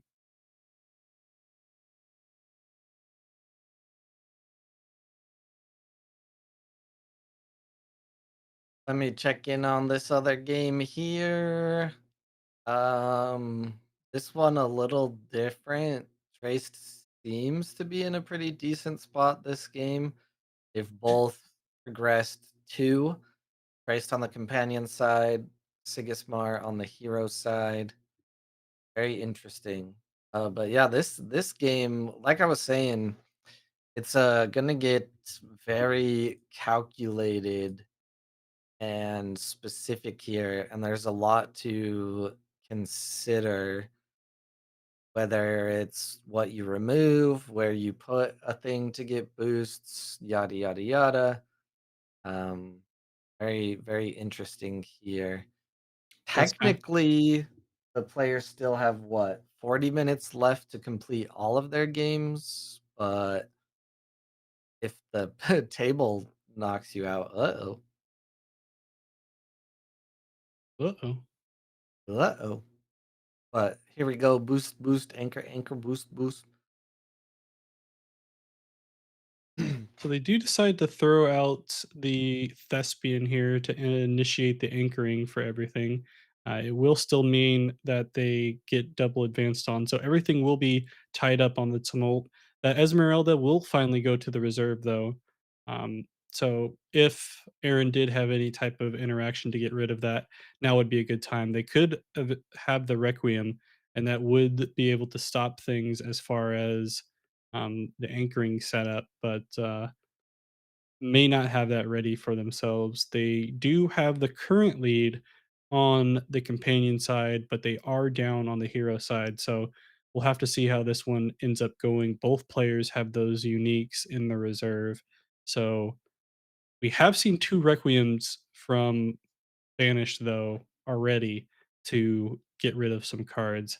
I'll be interested if they have the ability to do anything else at the moment. I know they had Saptawindes to swap some boosts. Maybe that will become a big factor here as we come to the final days of players doing some Saptawindes back and forth. Oh, and speak of removal, we do get to see that mana reaping that Banish does have Ooh, in their deck. watch out for that one. It'll get you. Yeah, maybe all that they need here to maybe end off the game. Who knows? They're thinking hard. They're thinking strong. I kind of have to go pee. May as well. Still got some time. uh, I'll wait to see if we see the end here. I promise I'm not going delirious. You're going delirious. Fair, fair, fair. We will get into the first action here for the day. Aaron does have the slight lead on the companion side, as we mentioned, and has a hand advantage, but not quite reserve advantage at the moment. Be curious to see what they decide to throw out here already. I don't know. They may decide to hold off on playing their unique to see if they can wait it out as far as that mana reaping is concerned. They do have the mana advantage. I'm sure they would prefer to be going second in the scenario, but they are going first. So we'll see if they have anything with low enough costs that won't mess up their line so that the way they can save that Sneezer Shroom unique. And they will go with the Nurture from hand, which is even better from reserve. So that might not be a bad play. We'll have to see how things turn out. Yeah, trying to take a look at the board here and decide who's in the better position. I guess if you're looking at where it is now, the reason that you could give the advantage to Banish here is because of the spindle and Aaron having no spindle, which means that removal is available for Banish, but at the same time, 3 mana is a lot, and that only gets rid of one target. Maybe getting rid of the but resupplying another unique that gives boosts and anchors, and this Esmeralda resupplies could play both. Very, very interesting uh turn here from Banish. Yeah, the more and more I look at it, it seems like they're in a better and better spot, but we may just go down to a situation of who can keep all these static characters out on the board longer and go one for one the entire time till we hit an arena tiebreaker in in this final end to a game one because they are still in game one. If anyone is unaware, this is game one of the semifinals. The winner of this will get a world championship qualifier spot to Paris next month, actually, almost exactly a month away. So all the stakes on the line at the moment. Anyone could take it, but we will see a Tasia there regardless. Hmm. All right. So it looks like Chile has abandoned us. So everyone in the chat can just type Chile, Chile, you leave us so cold. How dare you, Chile, Chile. Something like that. I have no idea where that came from. Do you want the fan, little buddy? It's getting kind of hot. You like that? Okay, he likes that. Big fan. You do get to see that Esmeralda come out here for the Tasia player, leaving 5 mana available for them. If they do decide to use that mana reaping, that will mean that they cannot play the Sun Wukong. That would help them be able to anchor the Tasia. So maybe Aaron feels a little bit safer throwing out the Sneezer Shroom at this moment. We'll have to see if that is in fact the play for them. Not quite sure if that will be the situation. They do still have 2 cards in hand that Banished has not seen yet. So, um, either way could work, but something they do have to be wary of is that there are 18 water stats available to the Tasia player and Banish that could just help them win the game immediately. So, we'll need to stat up a little bit more on that companion side before they worry about anything else. Ooh, there's a. I was gonna say there's a really good way to do it, but there's only one plant on that companion side. So Mhm. yeah, this is looking interesting. So they can still play the Corgi and they can still Mm-hmm. play the Sneezer Shroom at this point. And once the Mm-hmm. Sneezer Shroom anchors itself, the Cuddly Corgi combo just starts cycling, right? Um, so we will see the use of the Sun Wukong, so that way the Tasia player uh, from Banish is able to anchor the Esmeralda and be able to anchor the entire board effectively at this moment with 2 uniques. So still in a good spot, even if uh, Aaron's able to win the companion side because they may just have more stats when it comes down to an arena tiebreaker later on, especially since they aren't too far behind on the companion zone at the moment.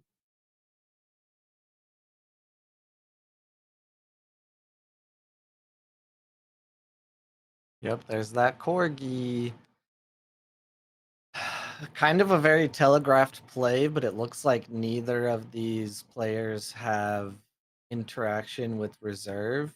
At least as far as we know. No Jack Frosts, no Little Mouse. So going to be very interesting here.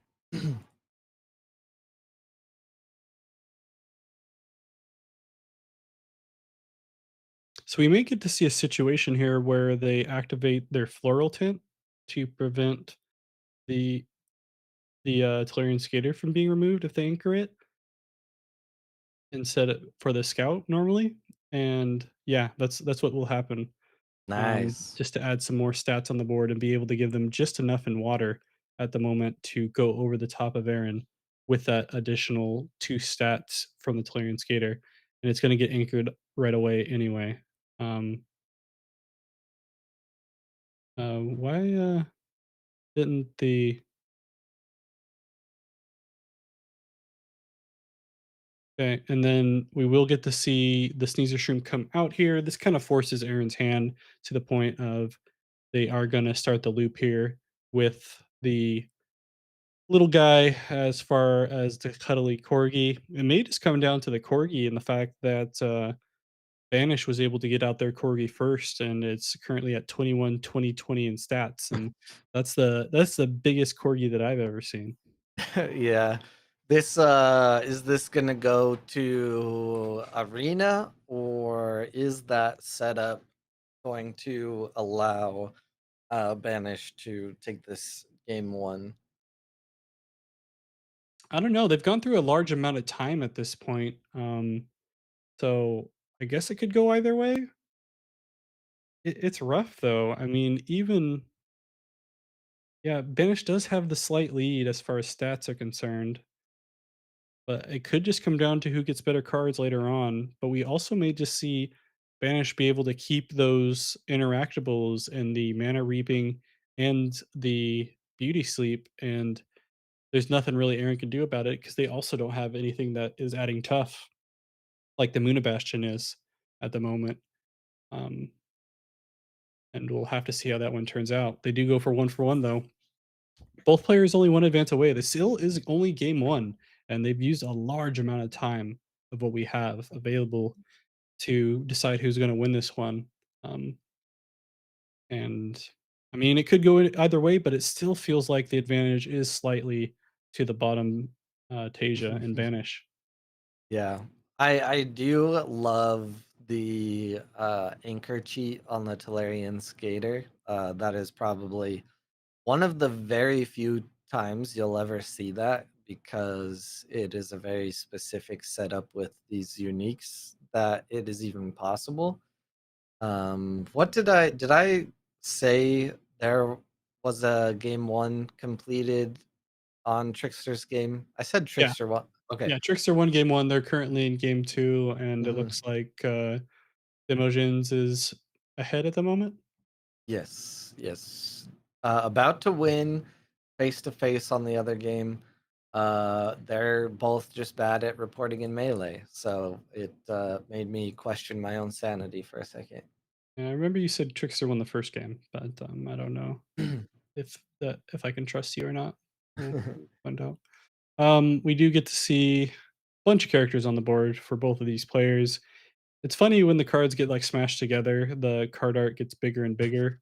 Like I didn't know that the plant was so big for the Dracana, and that it's just a small little guy that it's on. Yep, And yep. there's just so much water underneath the aloe vera, for example, too. So surprising.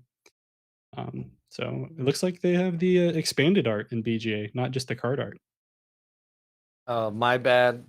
I didn't click confirm. Oh, so it's Simon's bad. Well, I Mm. didn't see them report it in the Discord either, so we can still blame them. Never Simon's fault. Equinox bootlicker.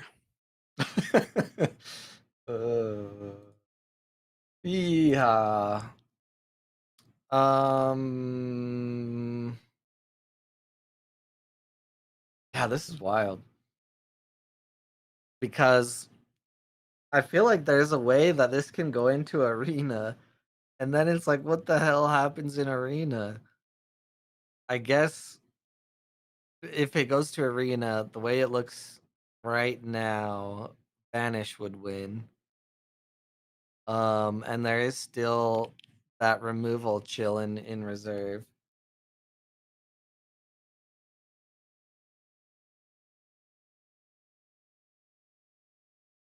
Dang, 3,000 euros now? Yeah, it's crazy. gets paid more and more every single time someone thanks him. Thank you, Simon. Ugh. Ugh. Banish is trying to decide what they want to do here. In case you were wondering, neither of these players have enough stats yet. They just want to keep on stacking them. But we do get to see that manner reaping hit the board finally. Imagine it's going to be going on the corgi. Yeah, it does hit the corgi, and it will no longer get any bigger. At least that one, but there is still another one there. And they do have the ability to still use that beauty sleep on anything that gets a little bit too big at the moment. But they do still have their own little cuddly corgi. I'll be curious to see if Aaron has anything in hand that can deal with that hugely statted character. Because if they do, they may have to pay extra for it, but it just has to be worth it at this point with how many stats it's built up over the last like 4 or 5 days at this point. Yeah. What is really good about the end of these matches here is once they're over, nobody has to do any extra work about any calculating or anything like that. Everyone can just go to bed. It's true. We also may try to get someone in for an interview though, so we'll see. You don't have to They say if you don't want to, but they can have our pleasant interview if they wish.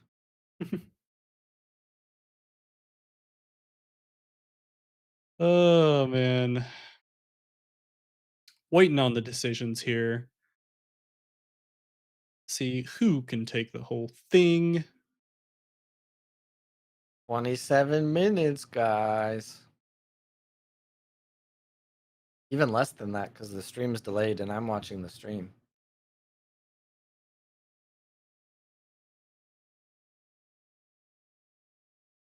Believe we have a situation now where game two on the other semifinal match will be a victory for Imogens based off of what I can tell. In which case they will go to a game three. Mm-hmm. Uh, we may just decide to swap over to that one, depending on how this one's going, to see who would be the first qualifier since they'd be in game three. We can keep track of both though as we go. It Yep. may end up going quicker depending on what's going on. And in fact, the Trace player will get the victory, and we will be heading to a game three on that one. If you are not paying attention to that game and you're just watching us, we will see a game three between the Sigismar and the Traced, while we still haven't seen a game one victory for either of these Tasia players at the moment. Yeah. I mean they should know that they're timed.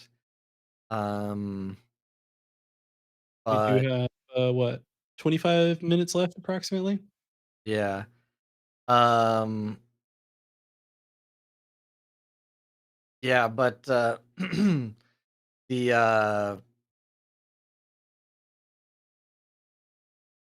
okay, Simon's talking to them in the chat. They do know that they are timed, but like I mentioned twice now, I think when a game gets like this, there's just so much to consider and so many things with different stats. Because, like, you might think, oh, I could just play out things and, things are getting boosts and getting anchored. But, like, what you pick to beauty sleep or what you pick to remove, things like that, very, very specific. And you have to kind of be careful. Yeah, I mean, it's also gonna come down to at this point, we've seen multiple Requiems used by, Banish on the bottom Tasia, and no removal being used from Aaron at any point on the top Tasia.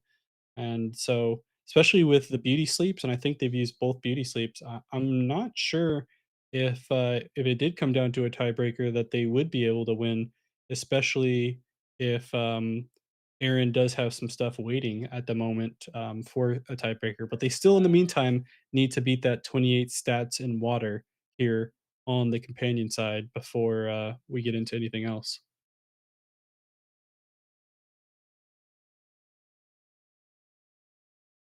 They pass though, and they do not have it.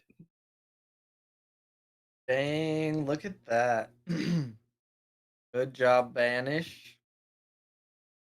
Finally get that game one victory.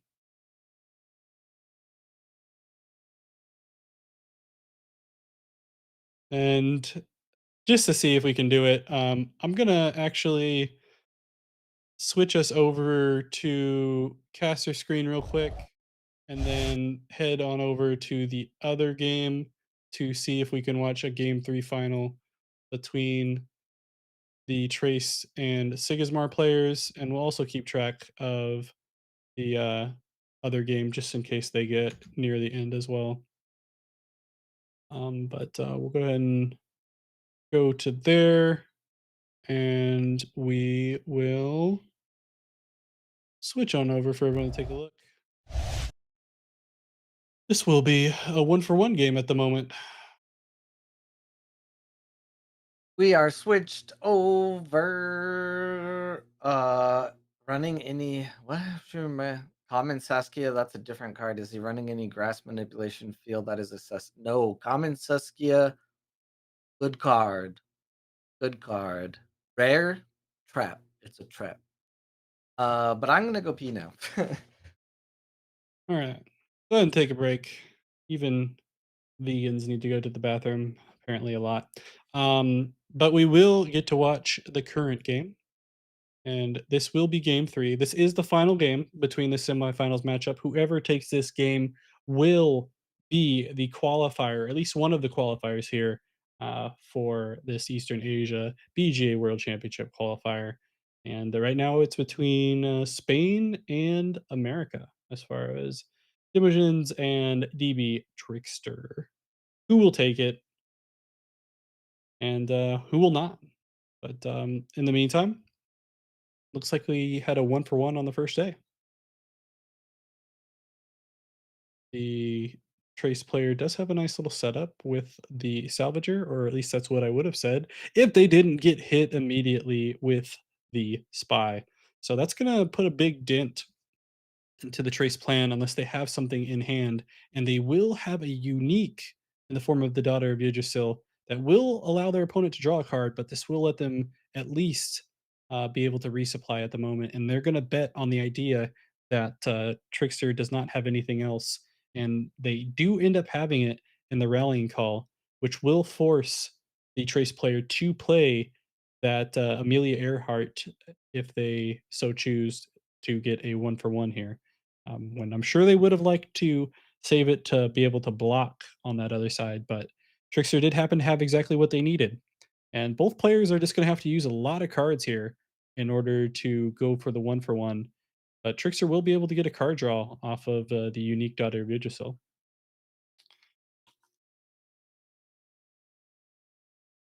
We'll have to get rid of a card in reserve here, though. I'll be curious to see what they go for. A lot of the times, yeah, so they do decide to get rid of the Spy. They've really been favoring that Aegis Templar, using it as not just for the stats on 3 costs, but just for the setup of having an additional recruit on either side on a following day potentially, and being able to utilize that for certain uniques, like their Kakova that requires 4 at dusk, and similar items along those lines. But yeah, we'll see how things turn out here. We have the first play to the Trace player initially. They do have their Daughter still in the reserve at the moment, where they can activate the Anywhere abilities of target permanents if they have it out based off of a support ability, but also have that bug out bag.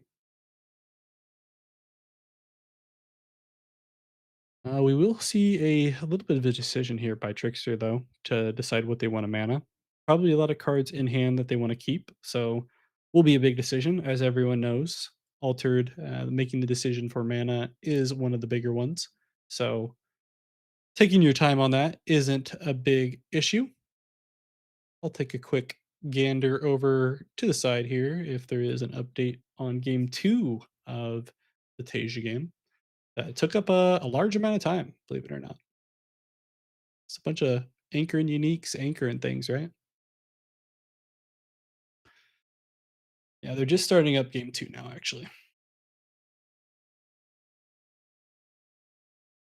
It's like they took a tiny little break in between because of that first game got taken a little bit longer. So probably adds a few more minutes to the existing timer that you see on the board already.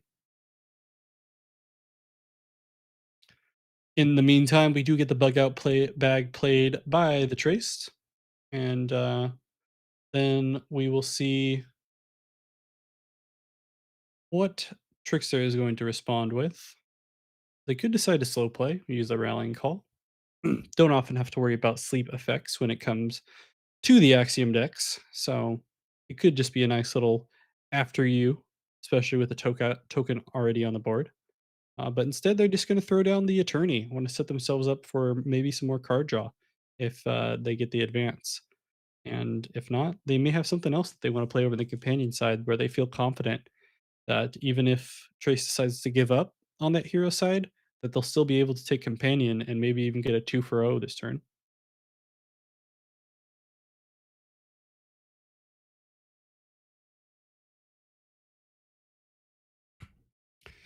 Decision time for Traced. They do have that Daughter of Yggdrasil, obviously. It will be okay stats for 3 costs, but I imagine they probably want to set up some more cards in reserve before they do that. They are limited on resources, though. They did get stopped on their engine. It will be another Daughter of Yggdrasil that will immediately let Trickster draw, but it does allow them to resupply when it gets to reserve, and it is 3-4-2 in stats, which is pretty good.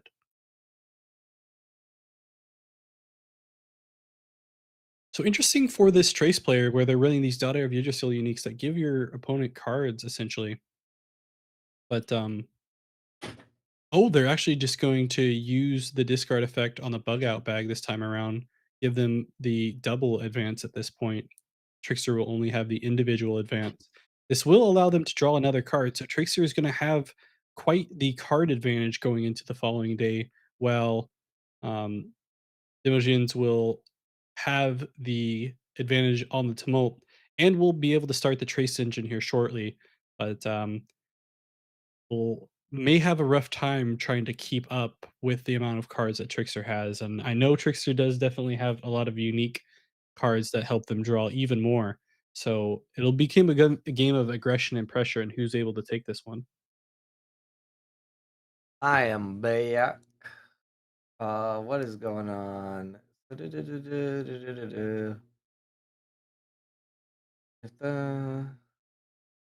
Okay.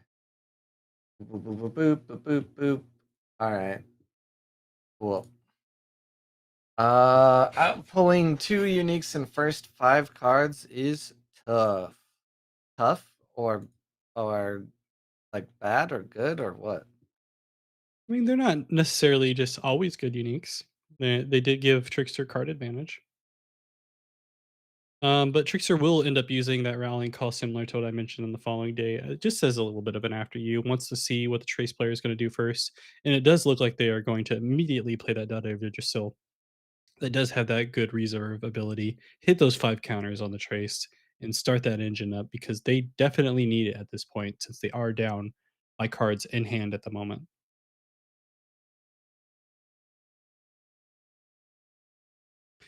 Do you like all uniques in first 3 draws or do you like them spread say 7, say 6 days? I mean, it just depends on what type of deck you have. Um, Mhm. some some decks really thrive on hitting all your uniques whenever that you can get them, and some decks require you to maybe hit them a little bit later. Um, in the case of this trace, it does seem like it's based off a lot of getting them to reserve as quick as possible. So may not be ideal to play from hand, but they are Daughter of Yggdrasils, so they have good enough stats to help them advance, and they seem confident enough with their deck and their deck play that despite giving your opponent cards in hand, that they can still get the advances they need and win the game quick enough to where it doesn't matter.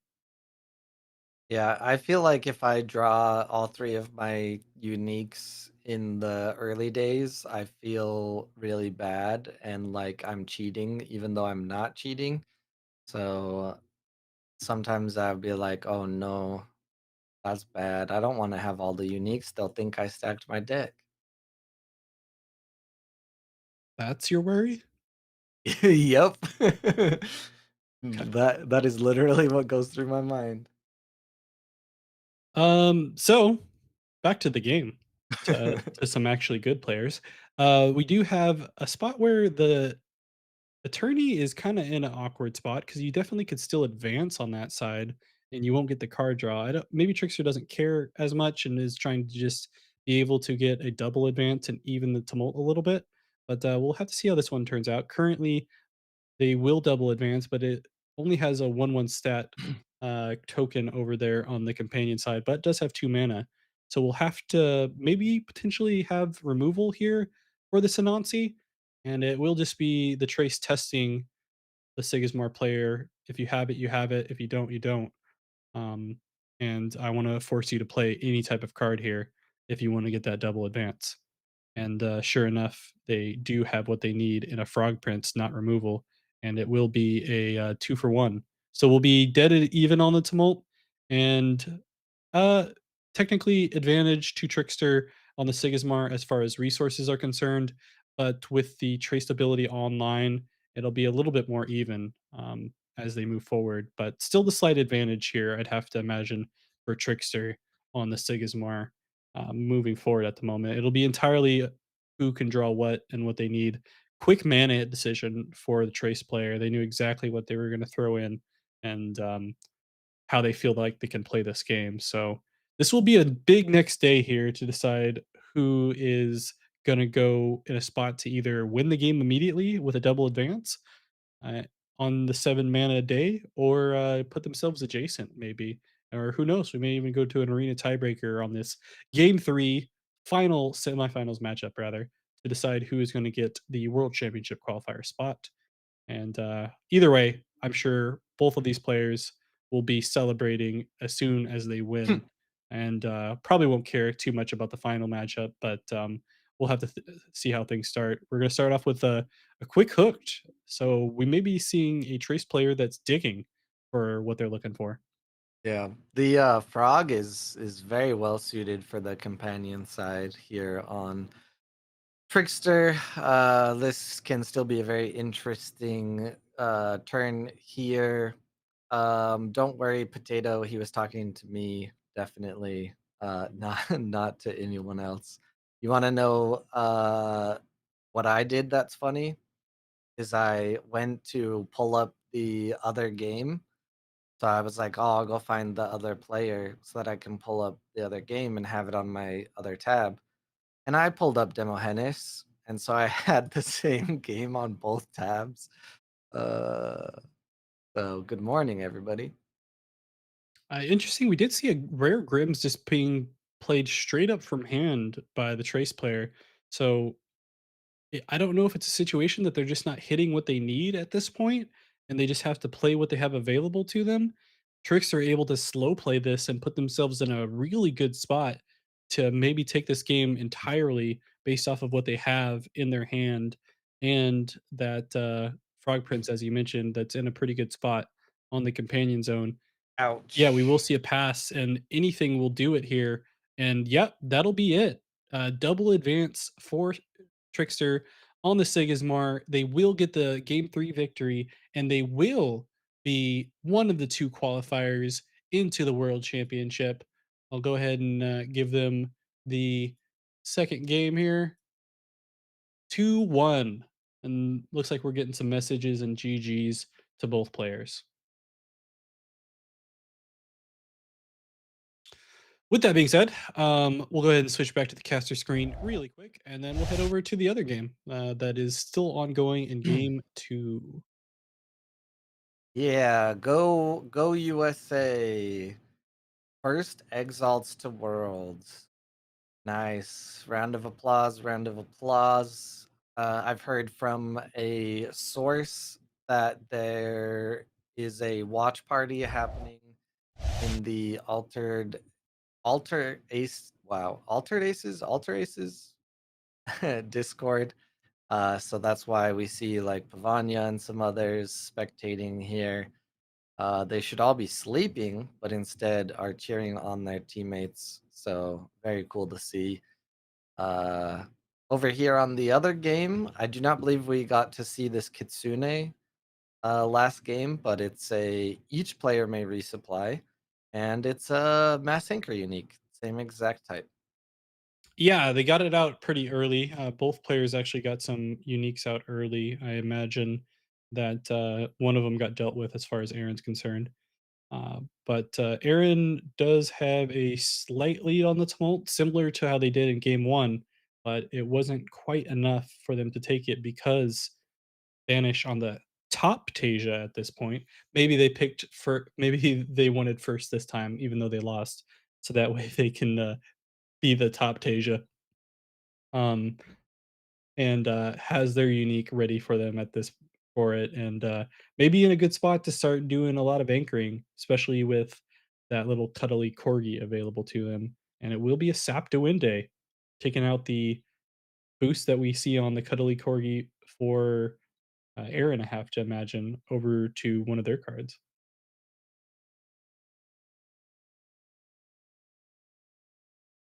Grems are not supposed to get wet. True, true, true, true, true, true. Special days and cheering on teammates, all good. Very cool. Uh Glad to see you guys have such camaraderie. Now we have to get Aaron in, or maybe one exalts is enough. Let's just give the spot to Banish. They don't need more than one spot. Yeah, I mean they're all gonna be there anyways, right? Yeah, there's no way they're not showing up. If not for the last chance qualifier. It has been cool to see their run throughout this one, as well as Banish and Banish Pocket Cutie, who is also taken Asia quite far at this point. Yeah. And yeah, still technically a finals game to watch after this. I don't know if we'll see an immediate concession from one of these EU players, or if they want the victory. They want the victory that over the North American player of Trickster, but we'll have to see. Could potentially see a Exalt Showdown. I believe the timer here is slightly a little bit longer. I can actually think Simon actually put their timer in the chat, or maybe it's somewhere else. Um, I don't see it because I think I left the chat. But yeah, uh, maybe potentially longer. As you see it currently, it's at 6 minutes, and that means we'll more than likely have to see how this game goes. If one player is in the lead or wins tiebreaker and it happens to be Aaron, then the games would go to 1-1, and we'd still play one more day, or 2 more days rather, in game 3, to decide who's gonna take it, which will be kinda interesting for Atasia, because at that moment, it'll be whoever can get the biggest character out, type of thing. So, either way, we do get to see that Esmeralda that did a lot of work for, Banish Pakudi, so, um, maybe even more work now, as they do still have that cuddly corgi available on the hero side. Yeah, the setup is really good here from Banish Mhm. having the corgi already anchored and getting that unique out, but notably there's the two resupply engines anchored for Aaron here. How many sets will release before next championship? If we go off of the same schedule as this year, it's what, 3? every 4 months? So, 3 maybe? yeah, because there's one that releases right before this one, Yeah. or right before this Worlds, yeah. So then February, it would be almost the same, but maybe a little different. So yeah, Same but 3. different. Yeah, I think it'll be like shifted by like a week or 2 or something. And it just depends on when they schedule Worlds as well. You do get a double advance here for the top Tasia and Banish, putting themselves in a fairly good spot at the moment, being able to get the cards that they need, throughout this game too.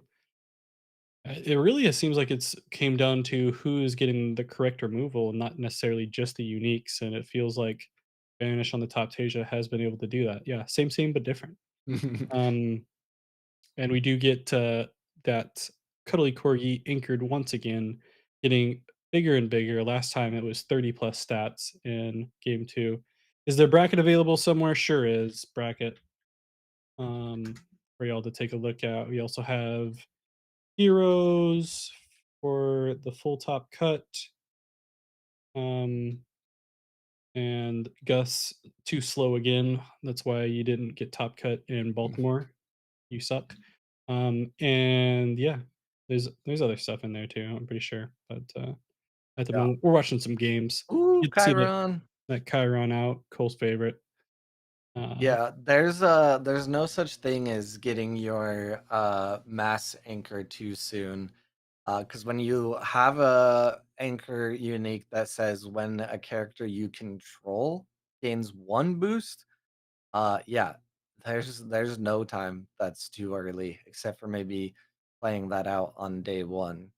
Other than that, it's free real estate from then on out. yeah, Simon putting an important command out there for everyone to use as well. We do get to see those Ogans, at least one of the Ogans being played. Oh, and we also see that Capella for Aaron that came out early in game one, but got removed with a Requiem, which I'm sure they would have liked to play. And honestly, if it didn't get hit with that Requiem in game one, we may be looking at a different situation here in game two, where Aaron would have the initial game. But it did get hit. We removal was a big option here for Banish on this top Tasia, previously the bottom Tasia in game one. But yeah, no stats at the moment, no mana left, and is currently giving up a double advance here to Banish. Yeah, so where we're at now, it seems like the world has said that one Exalt qualifying is enough. And unfortunately, it happened to be Trickster. So, no, I didn't mean it like that. I meant unfortunate for Aaron. Uh, Yeah, yeah, yeah. Sure, sure, Cole. Sure. Anyway, uh, oh boy. somebody record that. You know, Well, I mean, also, I'd rather have Tasia than Siggy, so fair. yeah, you know how it be. But is this a double move? It is, but it's also at least a one. It's not a full stamp out, but oof, yeah. Because the two uniques here from Banish are going to be not asleep. And I get really weird when I'm tired, it's true. Um, the Capelli is gonna be asleep, so while it's providing the anchor, it is not quite the same as these Esmeralda and Sun Wukong, uniques. Yeah, tired Cole is equivalent to drunk Cole because Cole doesn't drink. So just True, true. if you ever want that experience, just get him tired. And there's a lot of ways to make that happen. Am I right? Pound it. Um, Let's see. We will get into the next day here. Obviously, Banish Pakakuri is looking pretty gosh darn good here to take game two and be able to get that 2-0 and put themselves in the finals as well as to a trip to Paris, even though they're already from France and they probably can just walk to Paris. But at least they'll have the free entry into the World Championship. Won't have to play in that last chance qualifier. Speaking of the last chance qualifier, be sure if you can go ahead and head over to Paris so you can participate in that. And even if you don't win it, you get to meet a lot of people within the altered community, and that you may have only got to play against online or on BGA, which would be pretty fun, I think. Pretty fun indeed. Simon gives a 6-minute warning here in the chat. I almost wonder if Aaron just is gonna have to accept defeat here. I don't see anything that is going to give him the win from what I can look at here. Yeah, see, says GG passes. Man, I'm the best that's ever done it. Look at me. I called it. Indeed. Congratulations to Banish. Gonna top things off here with a beauty sleep.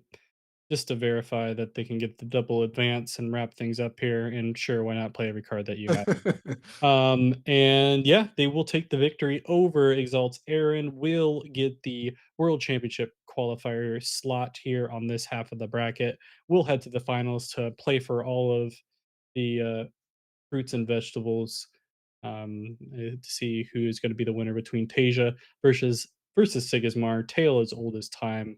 We always know who comes out on top for that one, though. Either way, we'll No, see I how bet that. Siggy's a bottom. So Oh, okay, fair.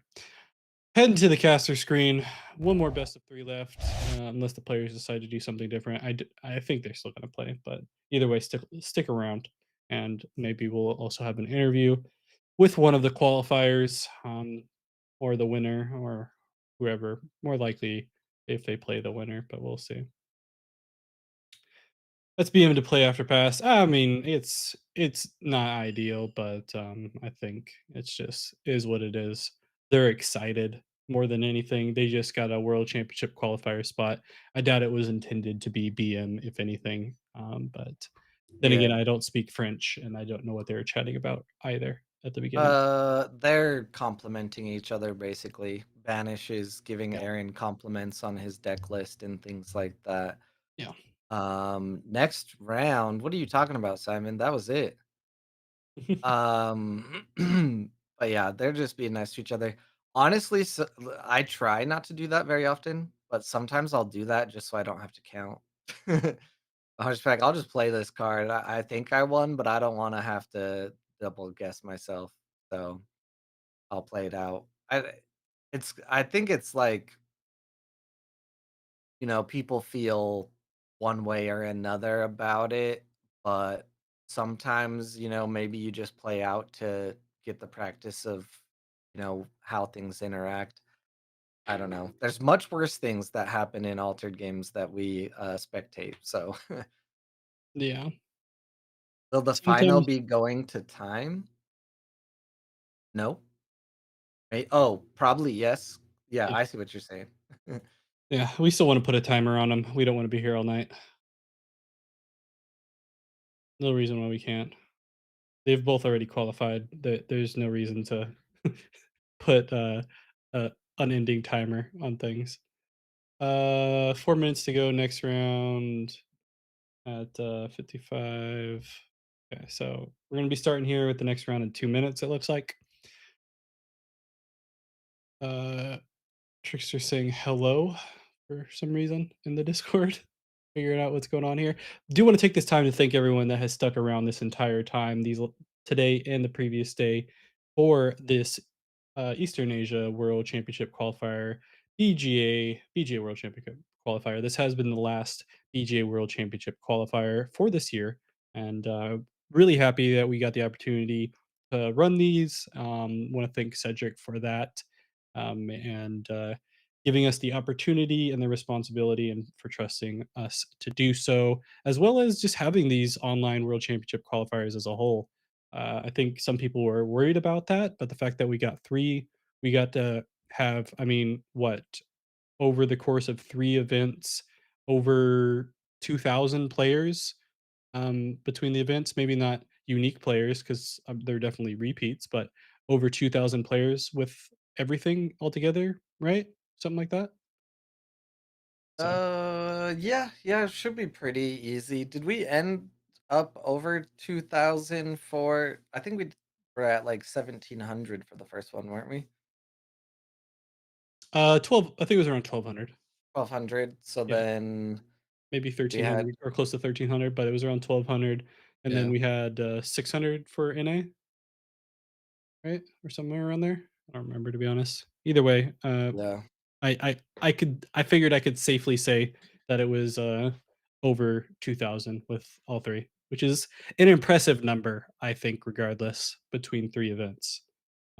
So congrats, including the largest altered event of all time for the EU BJ online qualifier, which was pretty nuts. Happy that anyone that has participated in that, either during this event, previous events, or even those that join the A.W.O.L weeklies. If you haven't already and you joined A.W.O.L completely for the BGA World Championship qualifiers, check out some of our weeklies. We have them on Monday for the European time zone and Wednesday for the Americas. If you have a preference, you can also participate in both. It's not region locked.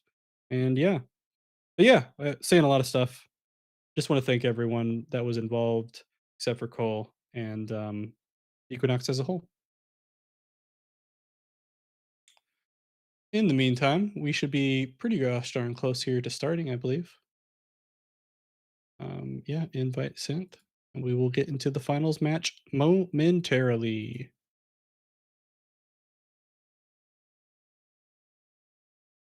I think Banish is just celebrating at the moment before joining the game. Trickster has set it to a fast game. Let's wrap this one up quick. He is in the West Coast too, so he has literally the best time zone for this for someone that is not True. um, in Asia at the moment. So um, maybe he just still wants to go to sleep. I don't know. Or maybe wants to go out and to the club and celebrate the World Championship qualifier. Yeah. Is Trickster a clubber? Fellow Exalts, is he out drinking snake juice late at night in California or wherever? It's up in Washington, isn't it? Well, I wasn't gonna dox him, but good job. Yeah, no problem. Oh, it starts now? Okay, okay. It indeed starts now. Go ahead and start. Get this game going. Neither of these players have the premium version of Scrubs. They spent all their money on uniques. um, of BGA, not supporting BGA. What can you do? We will be getting into the finals match here momentarily. Thanks for everyone that has stuck around here for this event once again. And we will get to watch a final BO3 matchup Tasia versus the good old fashioned Sigismar. You have to feel like Sigismar does have the advantage here going in, right? No, Tasia forever. Okay. Solid analysis there from Cole as usual. Uh, So I think I don't know, it's hard. I think I really like some of the things that Banish has put into their deck, and I think some of those things might help in the Sigismar matchup. Things like your Tolarian Skater, maybe the Chiron.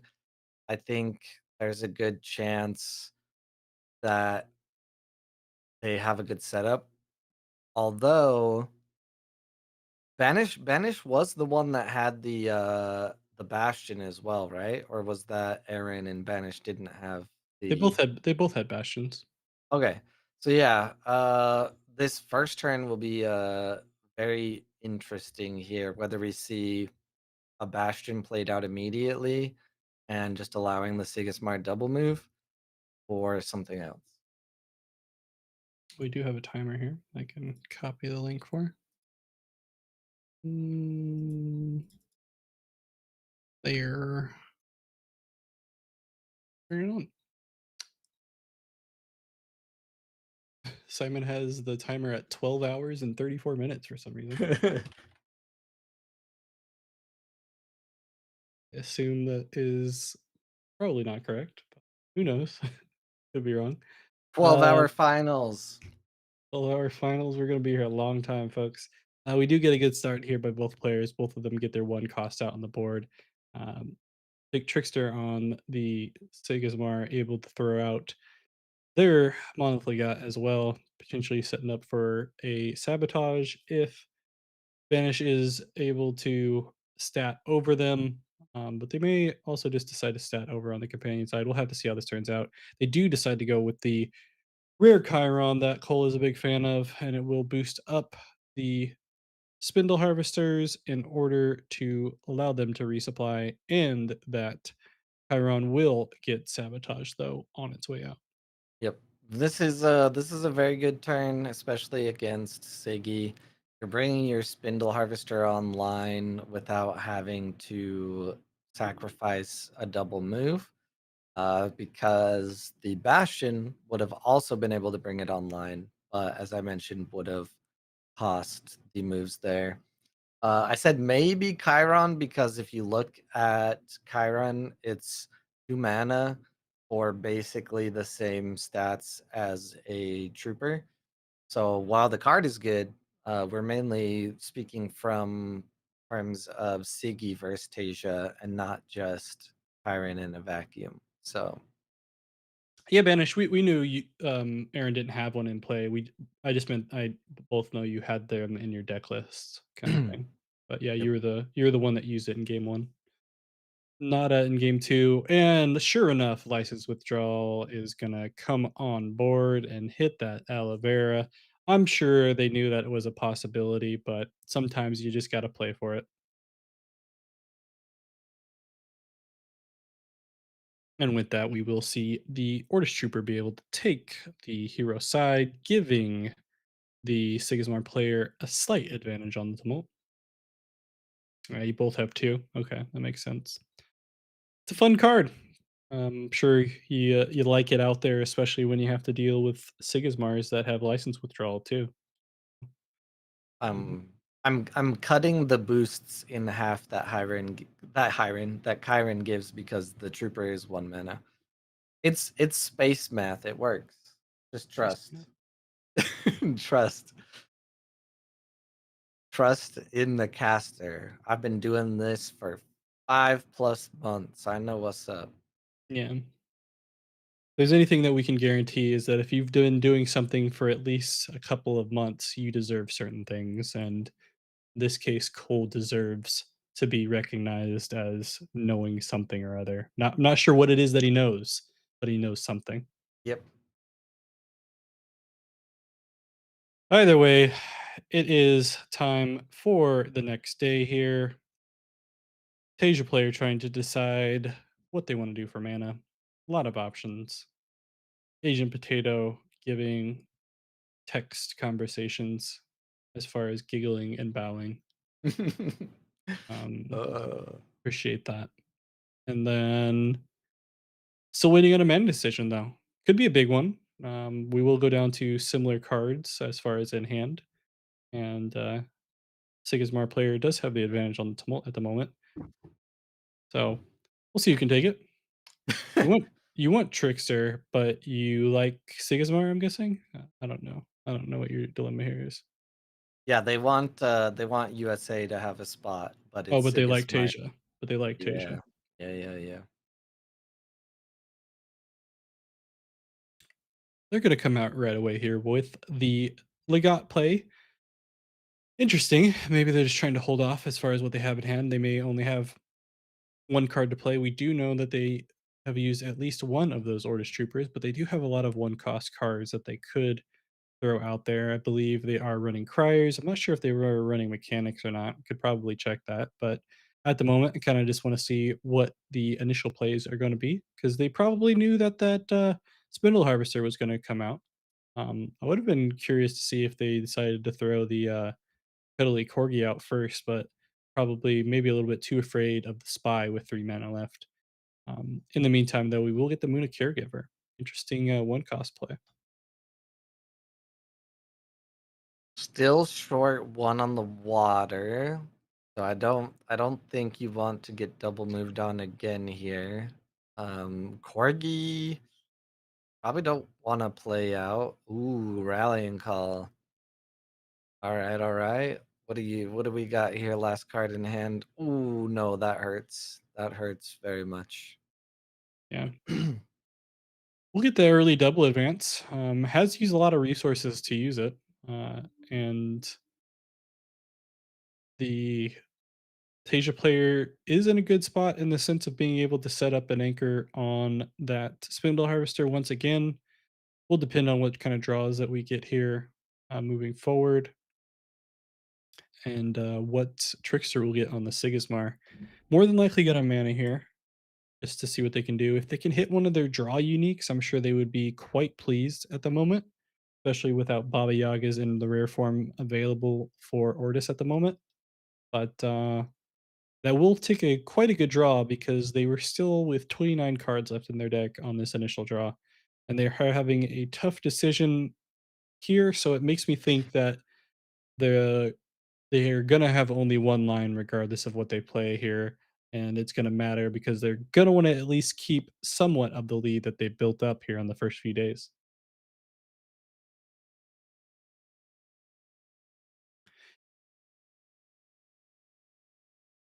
Get a lot of Tasia hopeful winners.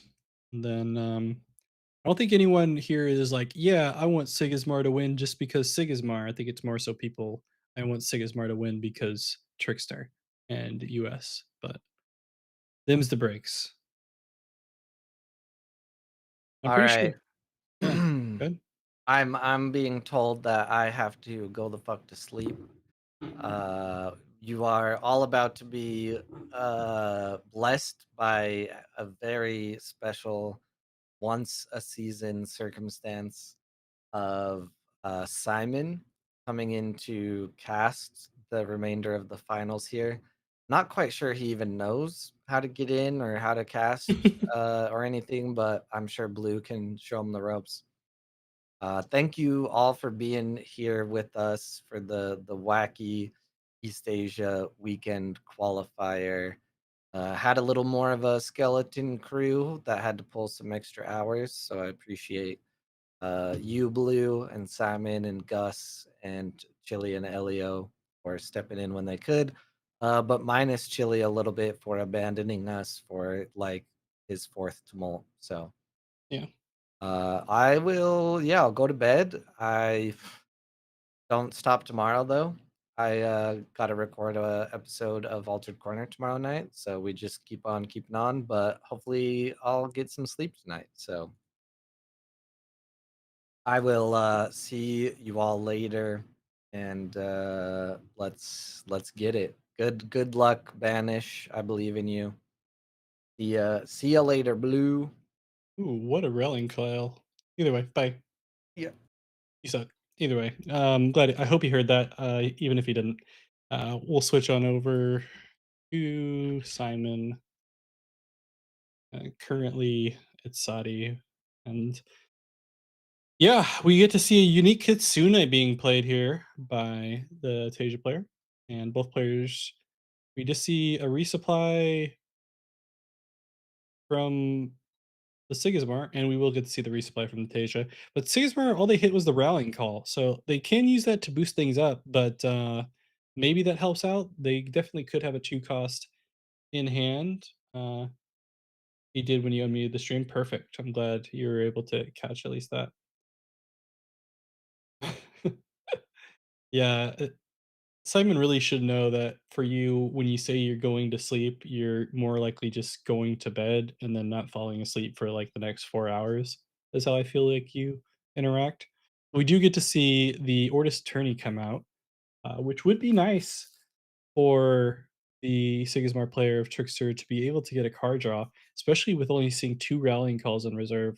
But the Tasia player in Banish does have the option to know exactly everything that the Sigismar has available. They do have a 3 spot lead on the Tumult at the moment in order to take advantage of what they have and will at least get a sabotage. And speaking of people that are still here, Simon, how's it going? It is 1:09 AM in my time zone. Yeah. Simon's using up his once season cast on approximately 30 to 45 minutes. Good timing overall. He really wanted to cast for you all though. Indeed. It was more so me wanting to make sure that Cole got sleep because he did not seem like he was a very cognizant person. He may have let some But words hey, out. let's stop talking about me. Let's start talking about how much I bootlick for Equinox. That's true. Can someone thank Simon We have in a chat? very fun final game going on right now. Tasia versus Sigismar. If you had told somebody before this tournament that Tasia would make it to the finals, do you think that they would have believed you, Blue? Obviously, I think they would have because at this point with these BGA online Oh, qualifiers, you I have to think I have a have you muted. Hold up. yeah. I do. I do. I think they would have because with these BGA online qualifiers, we've got a new hero every single time, right? And people need another hero to play once they figure out something else is meta. So you need to have something different. And so if it wasn't Asia, it had to have been something else. I was hoping it was more along the lines of, I don't know, Rin and Orchid or something, so that everyone could try to make Rin and Orchid decks, but who knows? Yeah, I think that Rin and Orchid Festival is pretty cool. But I still think there's plenty of other neat Tasia things that can happen. And right now, like with the current board state, Tasia still has a pretty solid like lead here. Even though they're behind on the tumults, unless Trickster has drawn some sort of removal spell, this is going to be really hard for them to get over. Yeah, They only, it's similar to what we saw in the Tasia v Tasia mirror matchup. Once they get one of those uniques out with a cuddly corgi, it feels almost insurmountable for your opponent, even if you can get the same thing out just a turn later. And next thing you know, you have a 30-30-30 dog out on the board that just cannot go we away. we do like very large dogs in this household. Yeah. But Ozma coming out, getting to draw a card, countered by the Esmeralda. So now we have two of these Mass Anchor uniques currently on the board. They're going to just ping pong off of one another. Um, True altered fashion, moving from one effect from one player to another effect of the same player. I don't think that's altered as Equinox intended, but hey, who am I to judge? I appreciate you using the term ping pong too instead of table tennis because we are in the Eastern Asia BGA World Championship qualifier. So getting a little bit of a reference there. So thanks, Simon. Um, Yeah, if this was the Americas, I would probably say they pickleball back and forth, but okay. I'm not entirely sure if that's an accepted nomenclature worldwide or just within the United States. Yeah, I don't know. For any of the EU folks out there or anything, is pickleball as big for you as it is for all of the middle-aged people over here in the US? No, maybe. Well, I'll wait for you to respond. We're on a delay. But in the meantime, there are a lot of anchor characters on the board. Uh, and like you said, despite the tumult lead and getting to finally draw some cards, I don't know if Sigismar is gonna be able to come back from this one unless they get a lot of removal. So the thing is, if they have a license withdrawal or a teamwork training here and can remove the corgi, that does a lot for being able to stop this turn. Um, but with the way the board is currently set up, the Muna Druid could still come down or the Aloe Vera and lead to some like traded expeditions while there's still the Kitsune and the Esmeralda uniques anchored in play. So in the very next first card that Tasia plays the following turn will immediately cause those two effects to trigger. They can either anchor themselves. If it's a corgi, they get to anchor everything. But right now, it's a very strange spot for Trickster to be in even though he has the Tumult Expedition lead, there's not a lot going on. Rune Folk is saying pickleball is goaded, so I initially thought like, "Oh, it is over there," and then just by the name, I have no clue what it is. See, so here comes the Sandman, which is another similar removal type spell. Um, but it's going to be interesting to see. They have to target the Yeah, Corgi, right? yeah, they have to, and they But give they it chose boost. to give it boost because it doesn't matter, I suppose. Maybe they just think that they're not gonna be able to deal with all the anchoring on the following day, because at the moment, it seems like the Tasia player is gonna be able to double advance regardless, even if, like you mentioned, that, The thing is, yeah, they'll be able to double advance, but the Kaibara counter will be at 0 for Sigismar.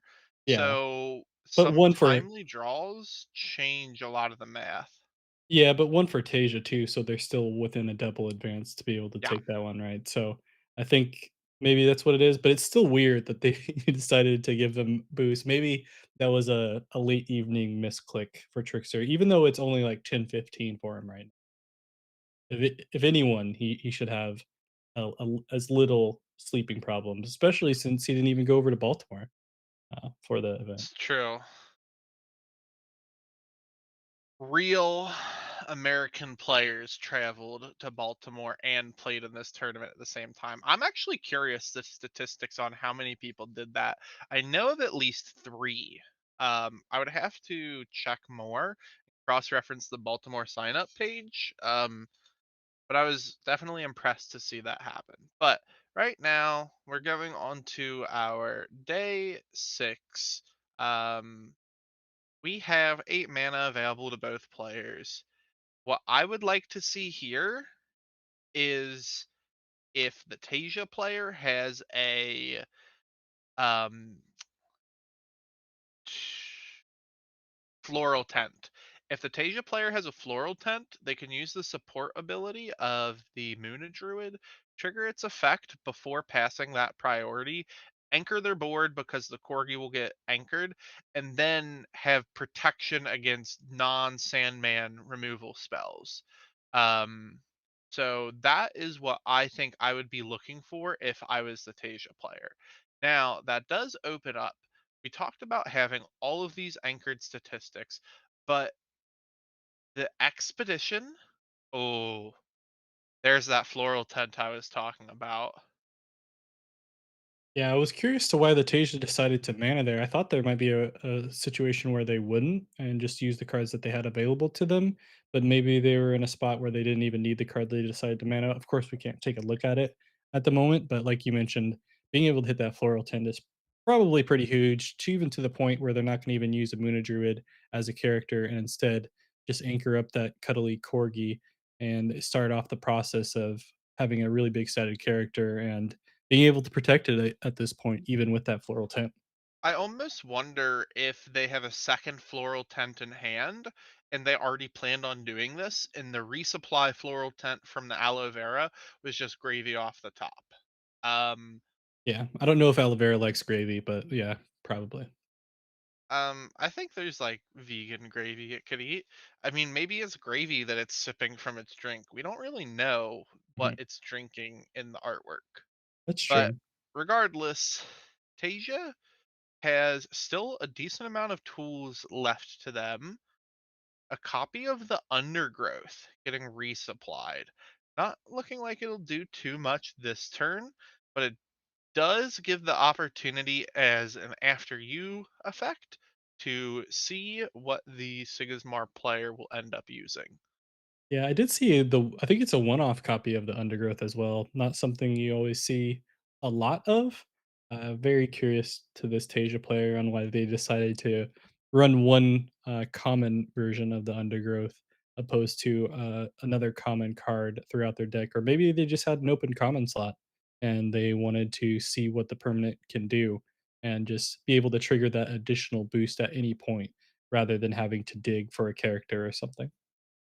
I think that there's a real chance that that's what it was going to be used for, is to get that potential extra boost to trigger, not rely on the first character you play each turn. Sometimes, Oh. oh, that spindle coming out is a very good card here.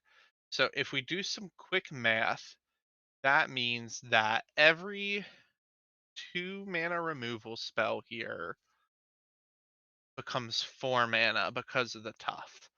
So if they have a 4 mana removal spell and hit the Kitsune, which is currently the highest statistic in grass, or the highest statistic, I mean, at this point, though, well, they just go for stats. yeah. I mean, so would it have been better to play the Moona Druid instead of discarding? Um, I think they were worried about the initial removal spell, so they wanted to do the floral tent play first. But if you're worried about the initial removal spell, I don't know. I think that I can see logic behind like each of the lines, but I'm not sure if I agree with the line that was taken. But what am I saying? I'm not the person that won all of their matches, made it to the finals today. I'm the person that lost in the tumult today when I had a chance to go play.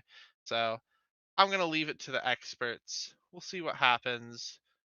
Looks like Trickster will be starting and going first in game two. Asia will be taking second. Game is about to start.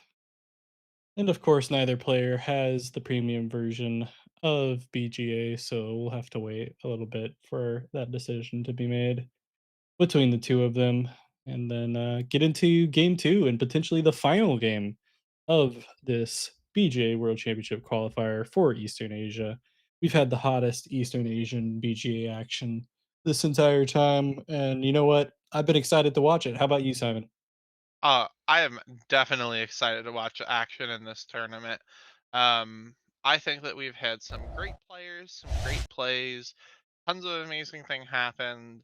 Um, Groups 1 through 4 had some fun games, as well as Group G. But at the end of the day, I'm just excited to watch people play Altered. I think that that's what this is really all about.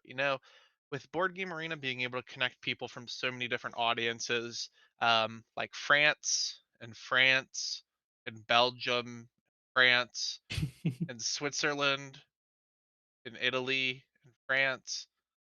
There's just so many countries that can play in a tournament like this. Yeah. So I'm excited to see what actually happens in the finals to see who ends up winning these games. Yeah, it's been a busy weekend. We had a lot of players from different countries be able to play in general. We got the London qualifier. We have Baltimore tomorrow. So anyone that wants some more altered action, feel free to go to a Guy Trying's channel where Indeed. we get to see the Baltimore top cut go. The top 8 players will duke it out to decide if there is anyone else in the US that wants to join Rinku and Trickster now at this point over in And I Paris. can indeed make one promise to those of you watching stream from a guy trying tomorrow. Um, it will have more gameplay live minutes than what it did have yesterday or today, depending on what time zone you are in. Because of the best of 3 nature of Top Cut, I believe it's best of 3 actually. There will probably be more games played than the best of 1 tournaments that we saw during yesterday. And you'll get to see some high quality players. So definitely tune in. Always support streams for different events while you can. And just make sure that people keep spreading the love of Altered. Yeah, go team. We are waiting on players to pick mana here for this game two of the Eastern Asian BGA World Championship qualifier held by A.W.O.L, partnered with Equinox, and yeah, and it looks like they're getting into it right away. Go to the gameplay, hurry! Starting off with a strong Bumblebee play being counteracted by a Muna Druid. Now, Blue, I have a question for you. Yeah, If you were the Tasia player in this scenario, would you play the Muna Druid on the Hero Expedition? It's equal stats on both sides with the Bumblebee, and if you play it over top of the Bumblebee, it is more than likely a chance that they are in a harder expedition on just their hero side. Um, I've always wondered how people view that on, do they give Sigismar the early advance or do they try to go over the top of it when it's exactly equal stats between the two characters?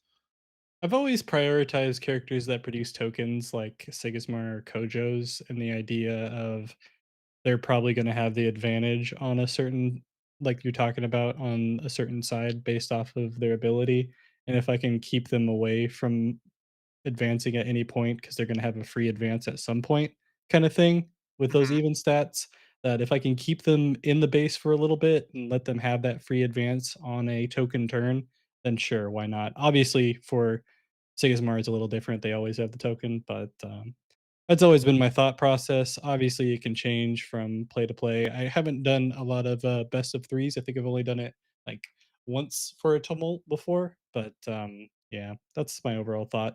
Either way, we do get a Alavera turn that doesn't immediately get hit with a license withdrawal. So I'm sure the Tasia player feels good about that. And going back to your question, we could also just be in a spot where both of these players are like, I want to go home. and I've already got my qualifying spot, so I'm winging it at this point. Not a lot of thought.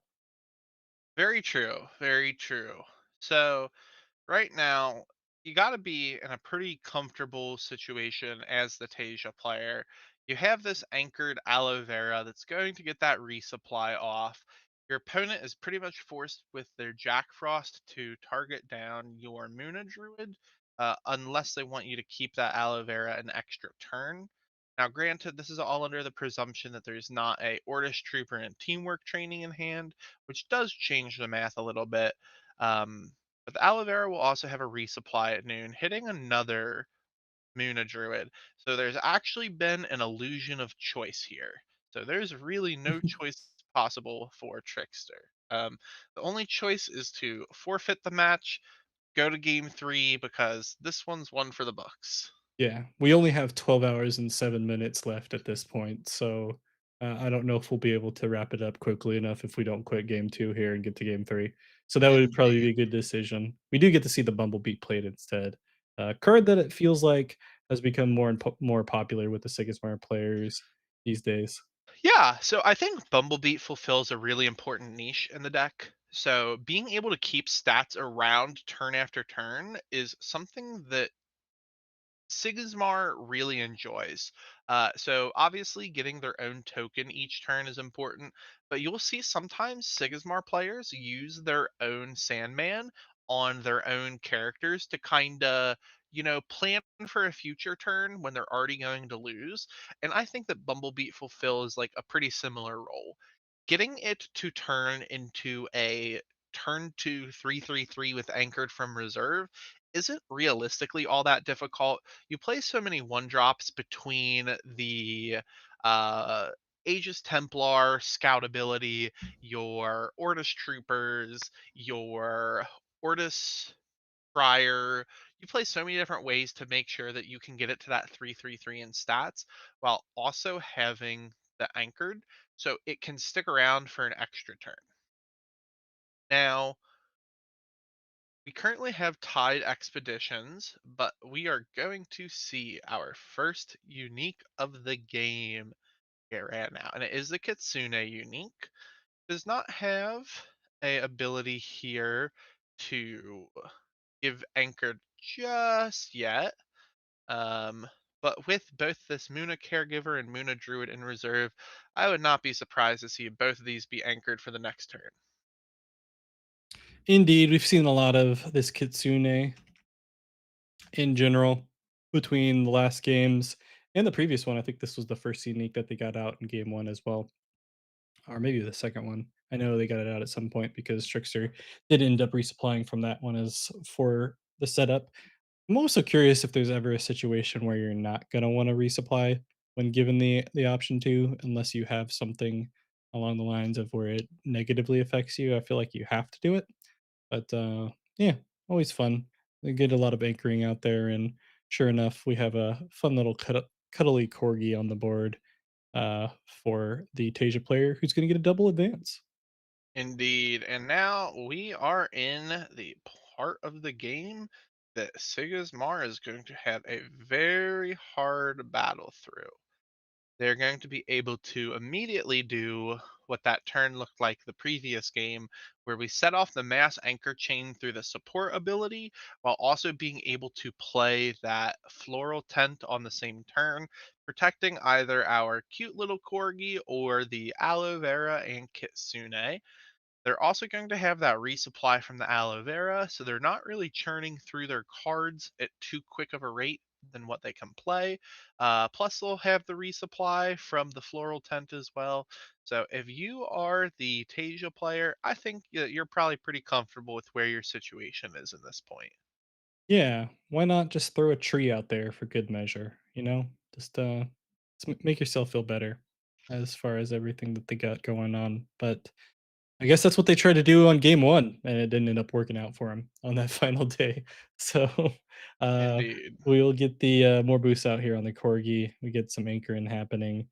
Floral Tent still exists. Everyone's getting anchored. 1 card in hand, 4 cards in hand here for the Sigismar player of Trickster, for anyone that's still watching, both of these players have indeed qualified to the World Championship. So if you will be there, you should show up and say hi to both of them.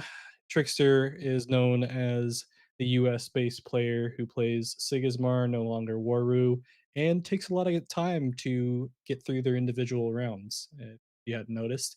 And you can notice Banish as the first Asia player to qualify as far as these World Championship qualifiers. And if you really need to let them know, you could call them Bottom Tasia because they really like that based off of their mirror matchup against Aaron earlier. Indeed. And we had quite a few Tasias in Top Cut for this event. Um, Not as much Bravos, and the Izmir decks were not able to find their hungers early. So the vegans were able to not have their healthy diet of plants for dinner, and Tasia was able to just run rampant in this event.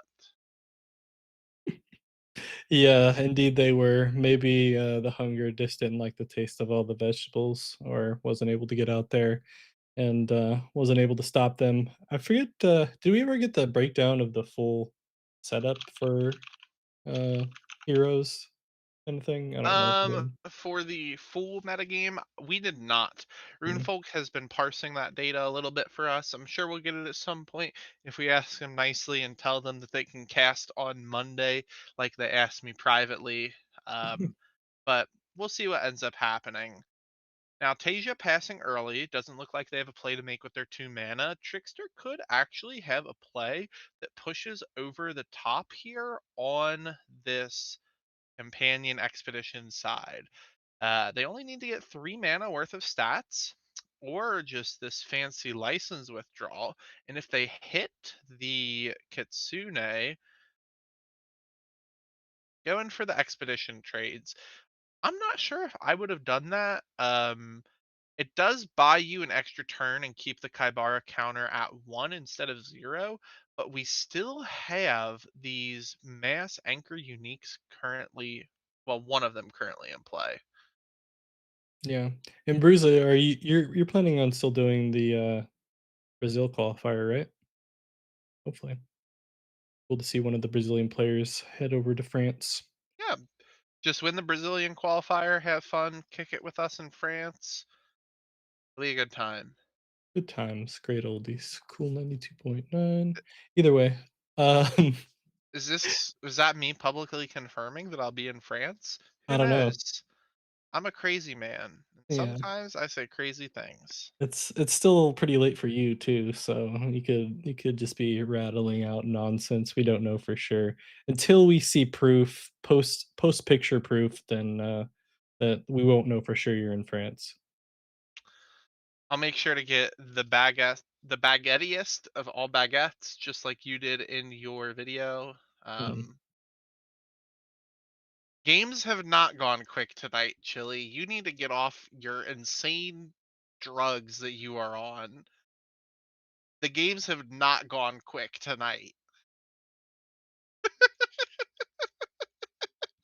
I'm sorry. That broke my immersion entirely. We can tell that someone's been playing in a tumult and not paying attention to the best event of the weekend. Yeah. Did you end up losing Chile after going to the top four? After going, what did you say, 4-1, 3-1? I don't remember. If you're struggling with insomnia and bruisa, I suggest taking some very, very strong caffeine in the morning. Yeah, it's very quick, Rune Folk. Too bad you didn't make it all the way, so it can make it a little bit longer as far as some good old fashioned hostage action. Eastern Asia hostage action. I feel like that's the plot to a movie that I watched in high school, but I can't quite put my name on it. Sandman coming down from Trickster. Gonna be interesting to see what he sleeps. It has to be the corgi, right? Yeah. Yeah. And this is gonna be interesting. We've got the rare spindle harvesters coming down, Just not enough really stats to block. providing any stats. This could be a pivotal turn. And just like that, Trickster is going to even the score and actually take his Kaibara counter from 2-0, stop any advancement from Artesia player. Yeah, just like that. Horrible TV show too. I'm not a big fan of it.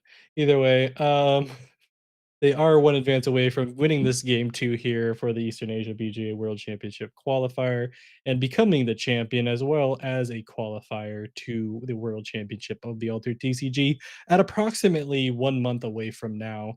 But the Tasia player has also qualified, and they just need one win here and then one win in game 3 to be the champion this time around. I don't remember, Simon, is it only the champion that gets the trophy or something for this? I don't remember.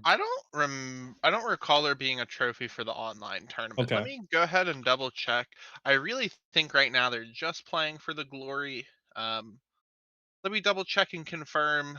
Yeah, first and second place actually will each get a qualifier medal, a qualifying slot for the finals, a world championship top 8 playmat, and most importantly, 9 Whispers from the Maze organized play boosters. Yeah, Whispers from the Maze. Especially for us folks in the US that haven't have gotten any potentially. Simon knows a little bit of something about that along the way, but luckily he was able to attend some events where he got that as payment. Either way, we do get to see some more boost on the corgi. Still apt to be hit with some type of interactable as far as what they have, but it won't be that Bumblebeat. It will not be that Bumblebeat this time around. It will So indeed not be the Bumble Beat. Now, Trickster has the opportunity to play out all of their cards before actually having to reveal what their last and final card in their hand is. So, what do you think in the card in their hand is? Is it a bluff? Is it a license withdrawal?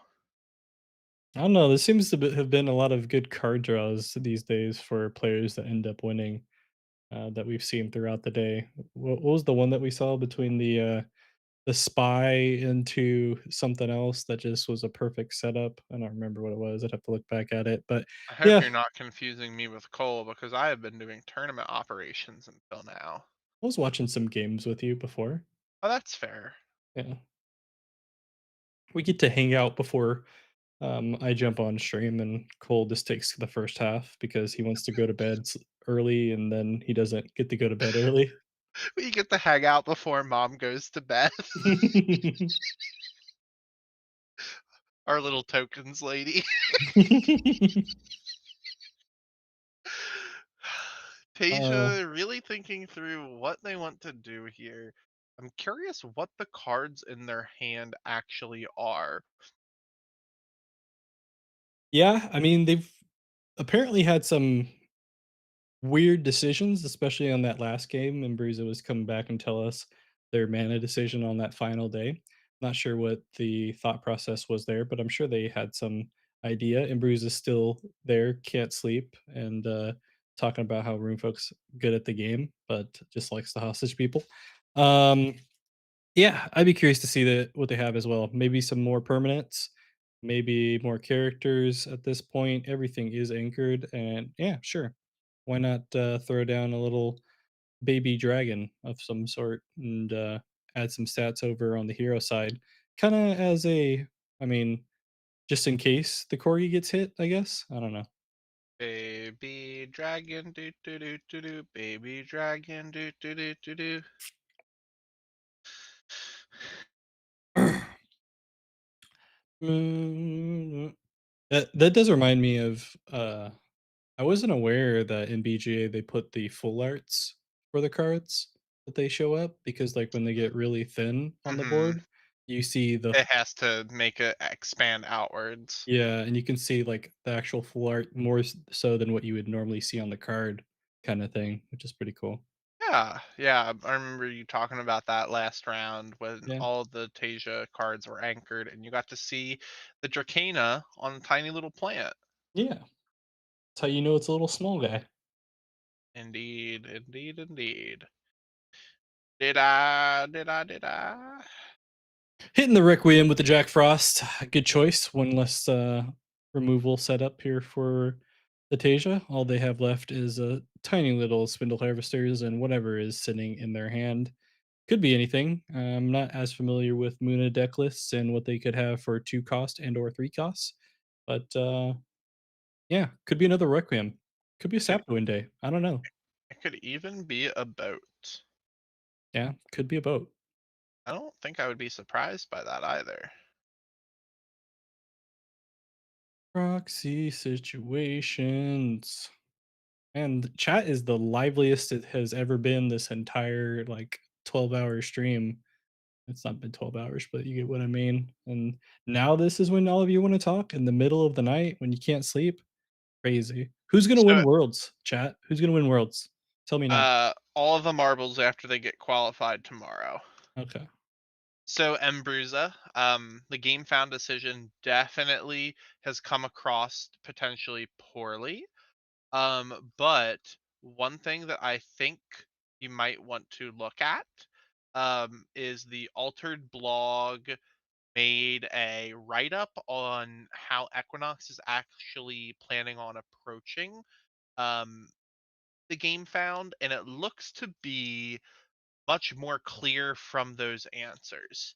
So if you haven't checked out the altered blog that summarized what Loki talked about in the French Discord, I would highly recommend looking at it to figure out if it's still in line with um, everybody's idea about what the changes mean. We do have that license withdrawal coming out, which is going to be enough to kill that cute little corgi and send Trickster to the winners podium for this tournament, taking the W over Tasia. Do I need to give it one last one for Geo? Yeah. USA! USA! Now, congrats to both players. It's awesome to see both players get qualified and have a fun, friendly match to determine the overall winner. But Trickster taking it home, getting that win, locking in his first place at this event, and solidifying his place at the Altered World Championships. Indubitably, and I'll give him the little 2-0 here on the board so that way we can look at it real quick before we go to the caster screen. Do we know, Simon, if Trickster is going to jump on with us really quick to give him some, hey, you did it stuff? I have not asked. If you would like to figure it out, you are more than welcome to do so. Let's do it. However, it is very late for me. I'm not sure how much longer I can stay awake. Hmm. So if you do an interview, it would probably be just the two of you. Yeah, I was gonna do a little shorty here just to get it in, if you will. Let's see. Shoddy like a melody in my head. Where is Trickster? Trickster. I don't even know where I'm gonna type this out. I mean, you can probably just DM them, yeah? I just decided to post it in spectate. You know, whatever works. Indeed.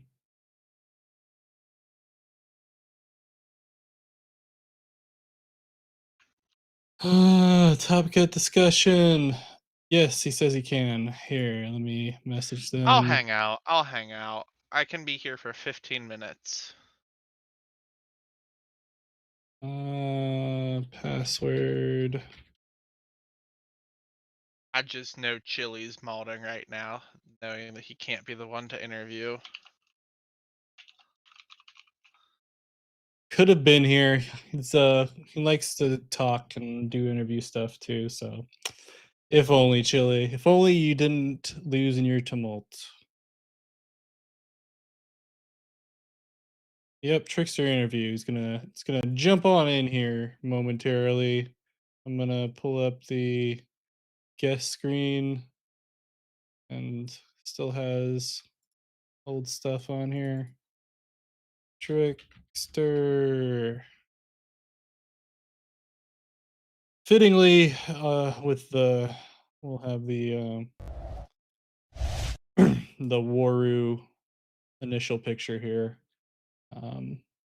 As we wait for Trickster to show up. Once again, I want to thank everyone that has joined us thus far. We're going to be wrapping up here fairly quickly. Ask Trickster one or two questions, congratulate them on taking the victory here, and then letting everyone go to sleep that is in chat, as well as those of us that are currently in stream that want to go to sleep. I actually want to eat some food because I have not eaten much of anything since we started this. All right. The only thing I wouldn't be eating are some Z's when my head hits this pillow. Now, I got a question for you. If Yeah. you were a cartoon character and you snored, would you be a shoo kind of person or a me me me me me me me me person? I like the me's, to be honest. Me too. Yeah, it's a classic sleeper one. Have you seen Little Nicky? I have not. That's the Adam Sandler movie. Yeah. In the movie, the dog does a little bit of the me's and then does a like a demonic thing as they're sleeping too. I see. Still waiting on Trickster to join. I think they have they can see my message. I told them in direct messages for the thing, and then they should be able to jump on in. Gave them the password. Still waiting on that. Congrats again.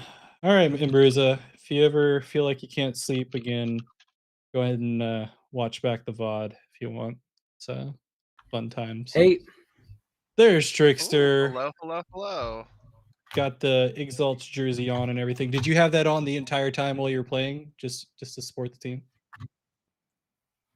I actually just threw it on for the interview. I respect it. I You could have respect it. lied. You could have lied. It's fine. But I actually have a different shirt that's my lucky shirt that I was wearing for gameplay, okay, but gotta represent when I can. there you go. Look, Perfect. you can't mess with the lucky shirt. As someone that has one of my own, I entirely understand. Now, Trickster, I do have a couple questions for you. I know Blue has some too, but I have the first one I want to ask. How does it feel going from being the very last person qualified into the top cut off of the tiniest of tiebreakers to winning the whole event? Can you walk us through how you felt from yesterday waiting for the top cut results and then now to today basking in the glory of getting a trip to France?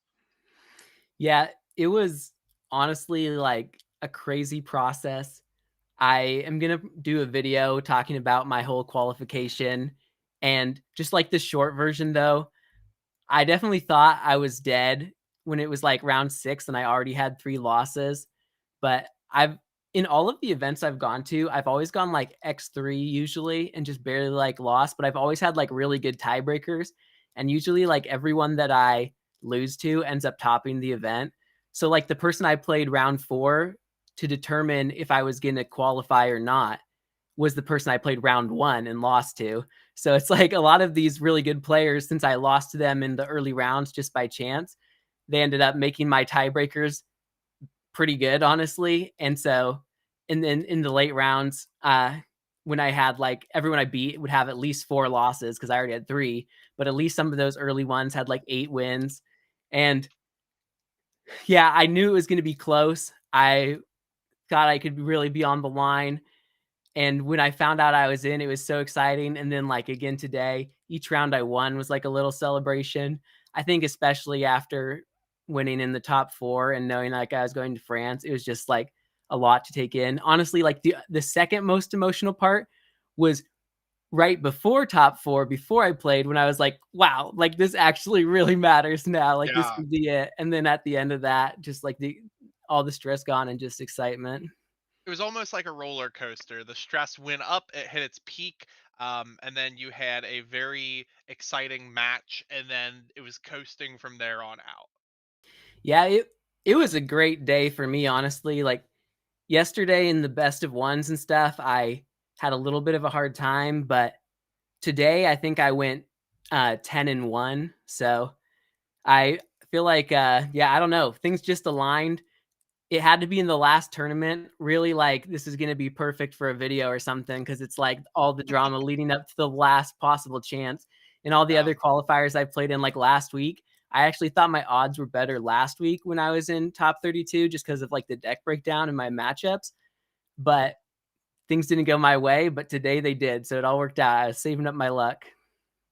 Yeah, speaking of last possible chance here, you did decide not to go over to Baltimore, and you were able to participate in Dallas as a whole. But you were able to get this final qualification spot, or I guess two qualification spots here for an online setup on BGA.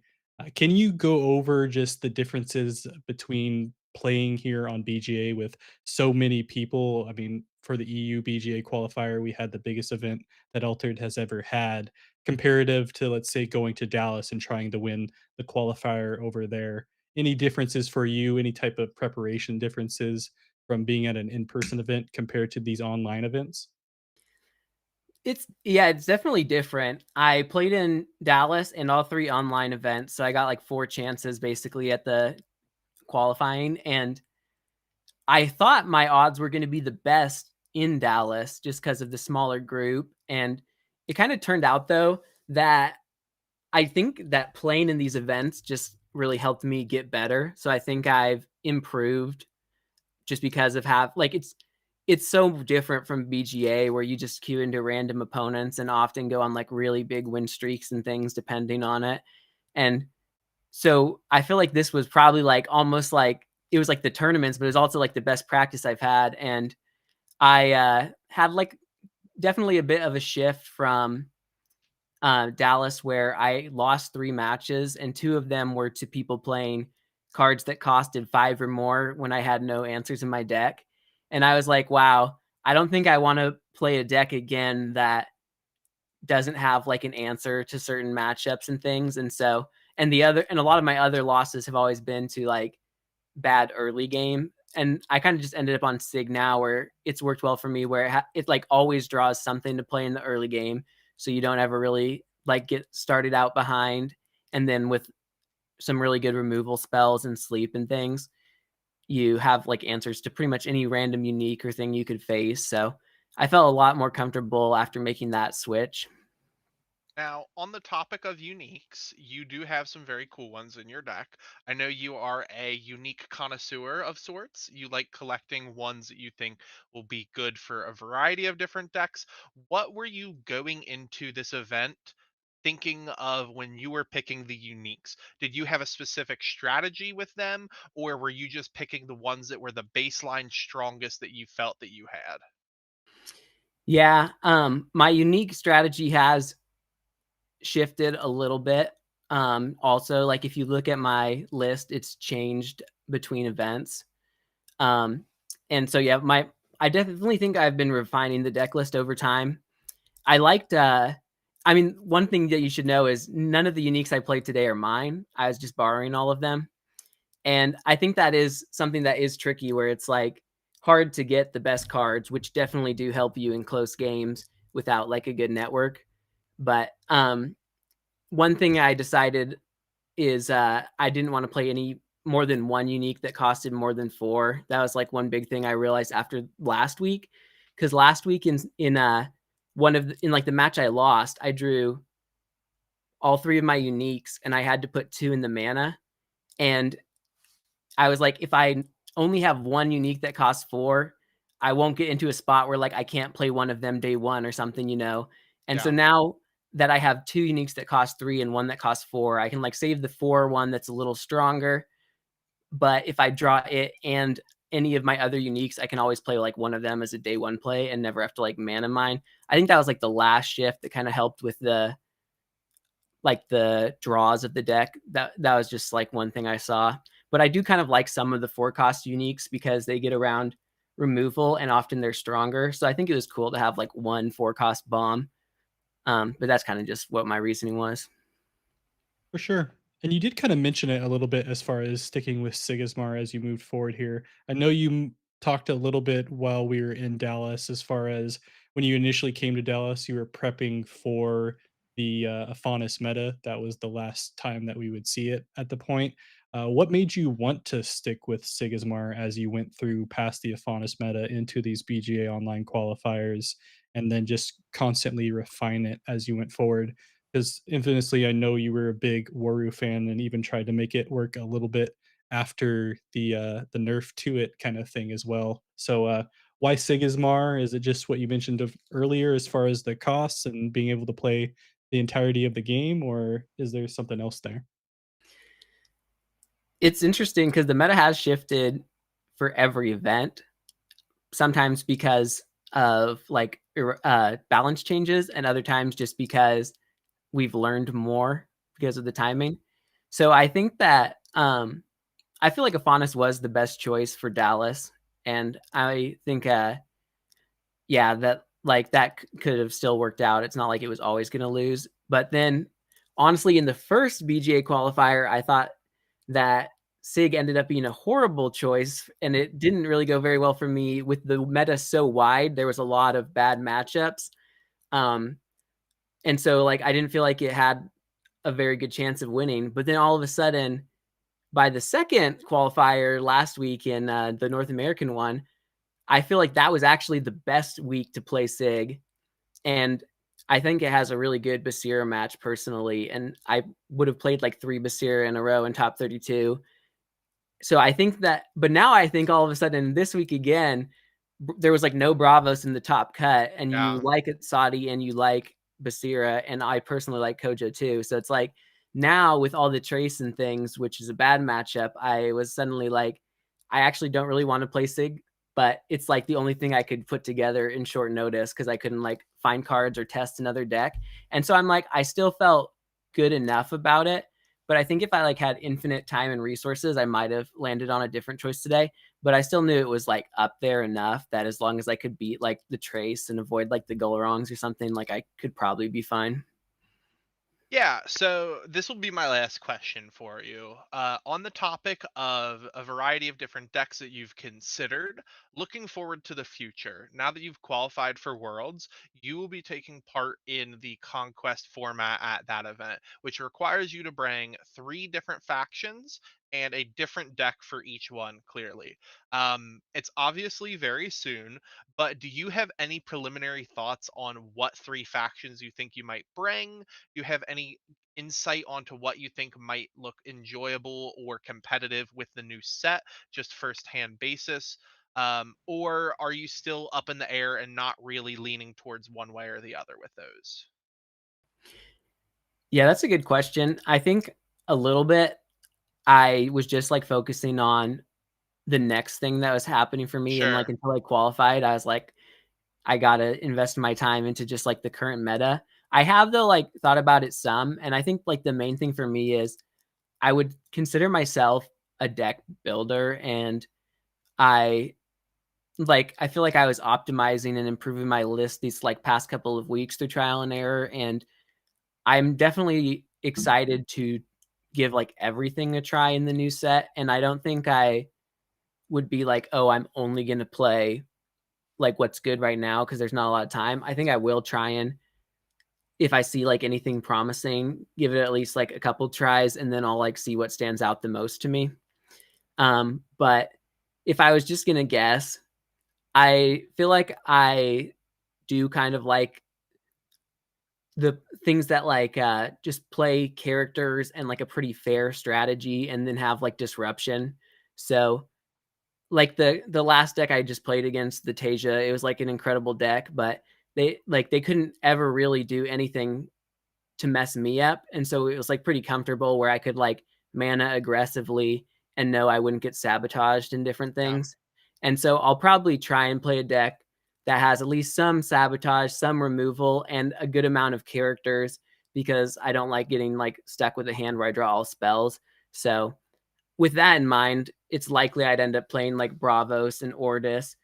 But I'll really just play like whatever's interesting to me. I've kind of steered away from Trace because it has like a hard time running removal, and I think that that's maybe like a little bit of a weakness, but with the new set, maybe like Boom and things will be good, and then definitely might be exciting.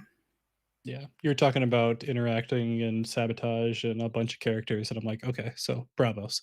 Anyway, yeah, Simon actually took the question that I was thinking of with the conquest format, so no worries there. The last question I have for you is going into the World Championship qualifier. Great for you. You're the second now person within the U.S. to do that with Rinku. Is there anyone in particular, whether it be on your team with the Exalts, or just people that you've met along the way that you would like to see get the last few qualifier spots before we hit that last chance qualifier, and you'd like to play against them in the World Championship?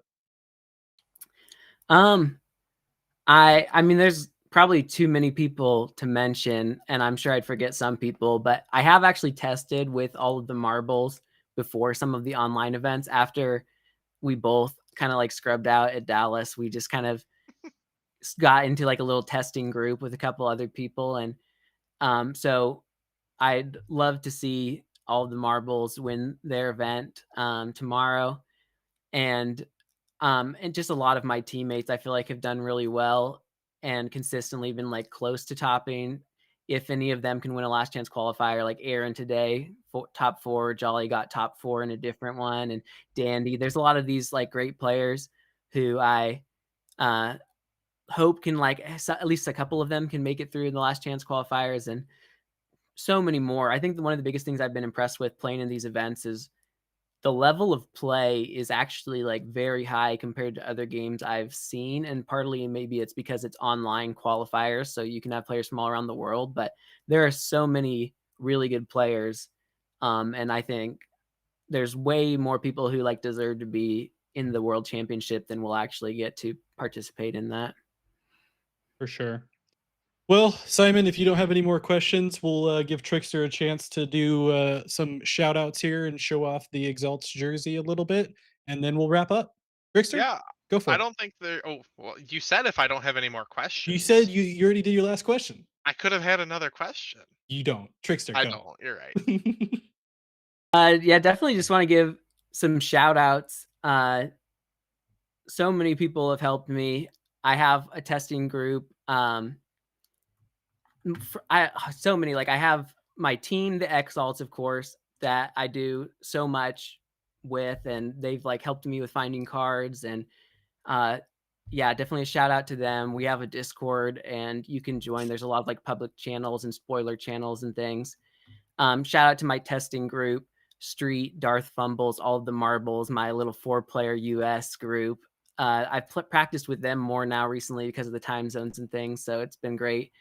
Um, Shout out to my YouTube channel. It's been a little dark because I've been actually like practicing for these events, and I hope to get some more content out. There's like so many videos I wanted to make, but it's kind of the thing where I am struggling with the balance of being a competitive player and a content creator.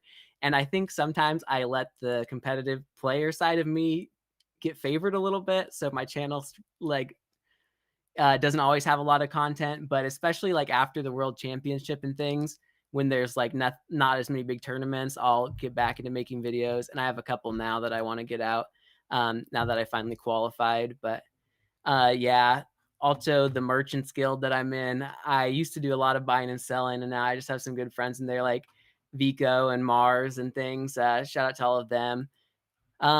And I mean, all of you guys, it was so fun to meet you all in Dallas, and you do a great job putting on this. I love that there's actually like a stream for all of these events. So I'm sure I'm forgetting people.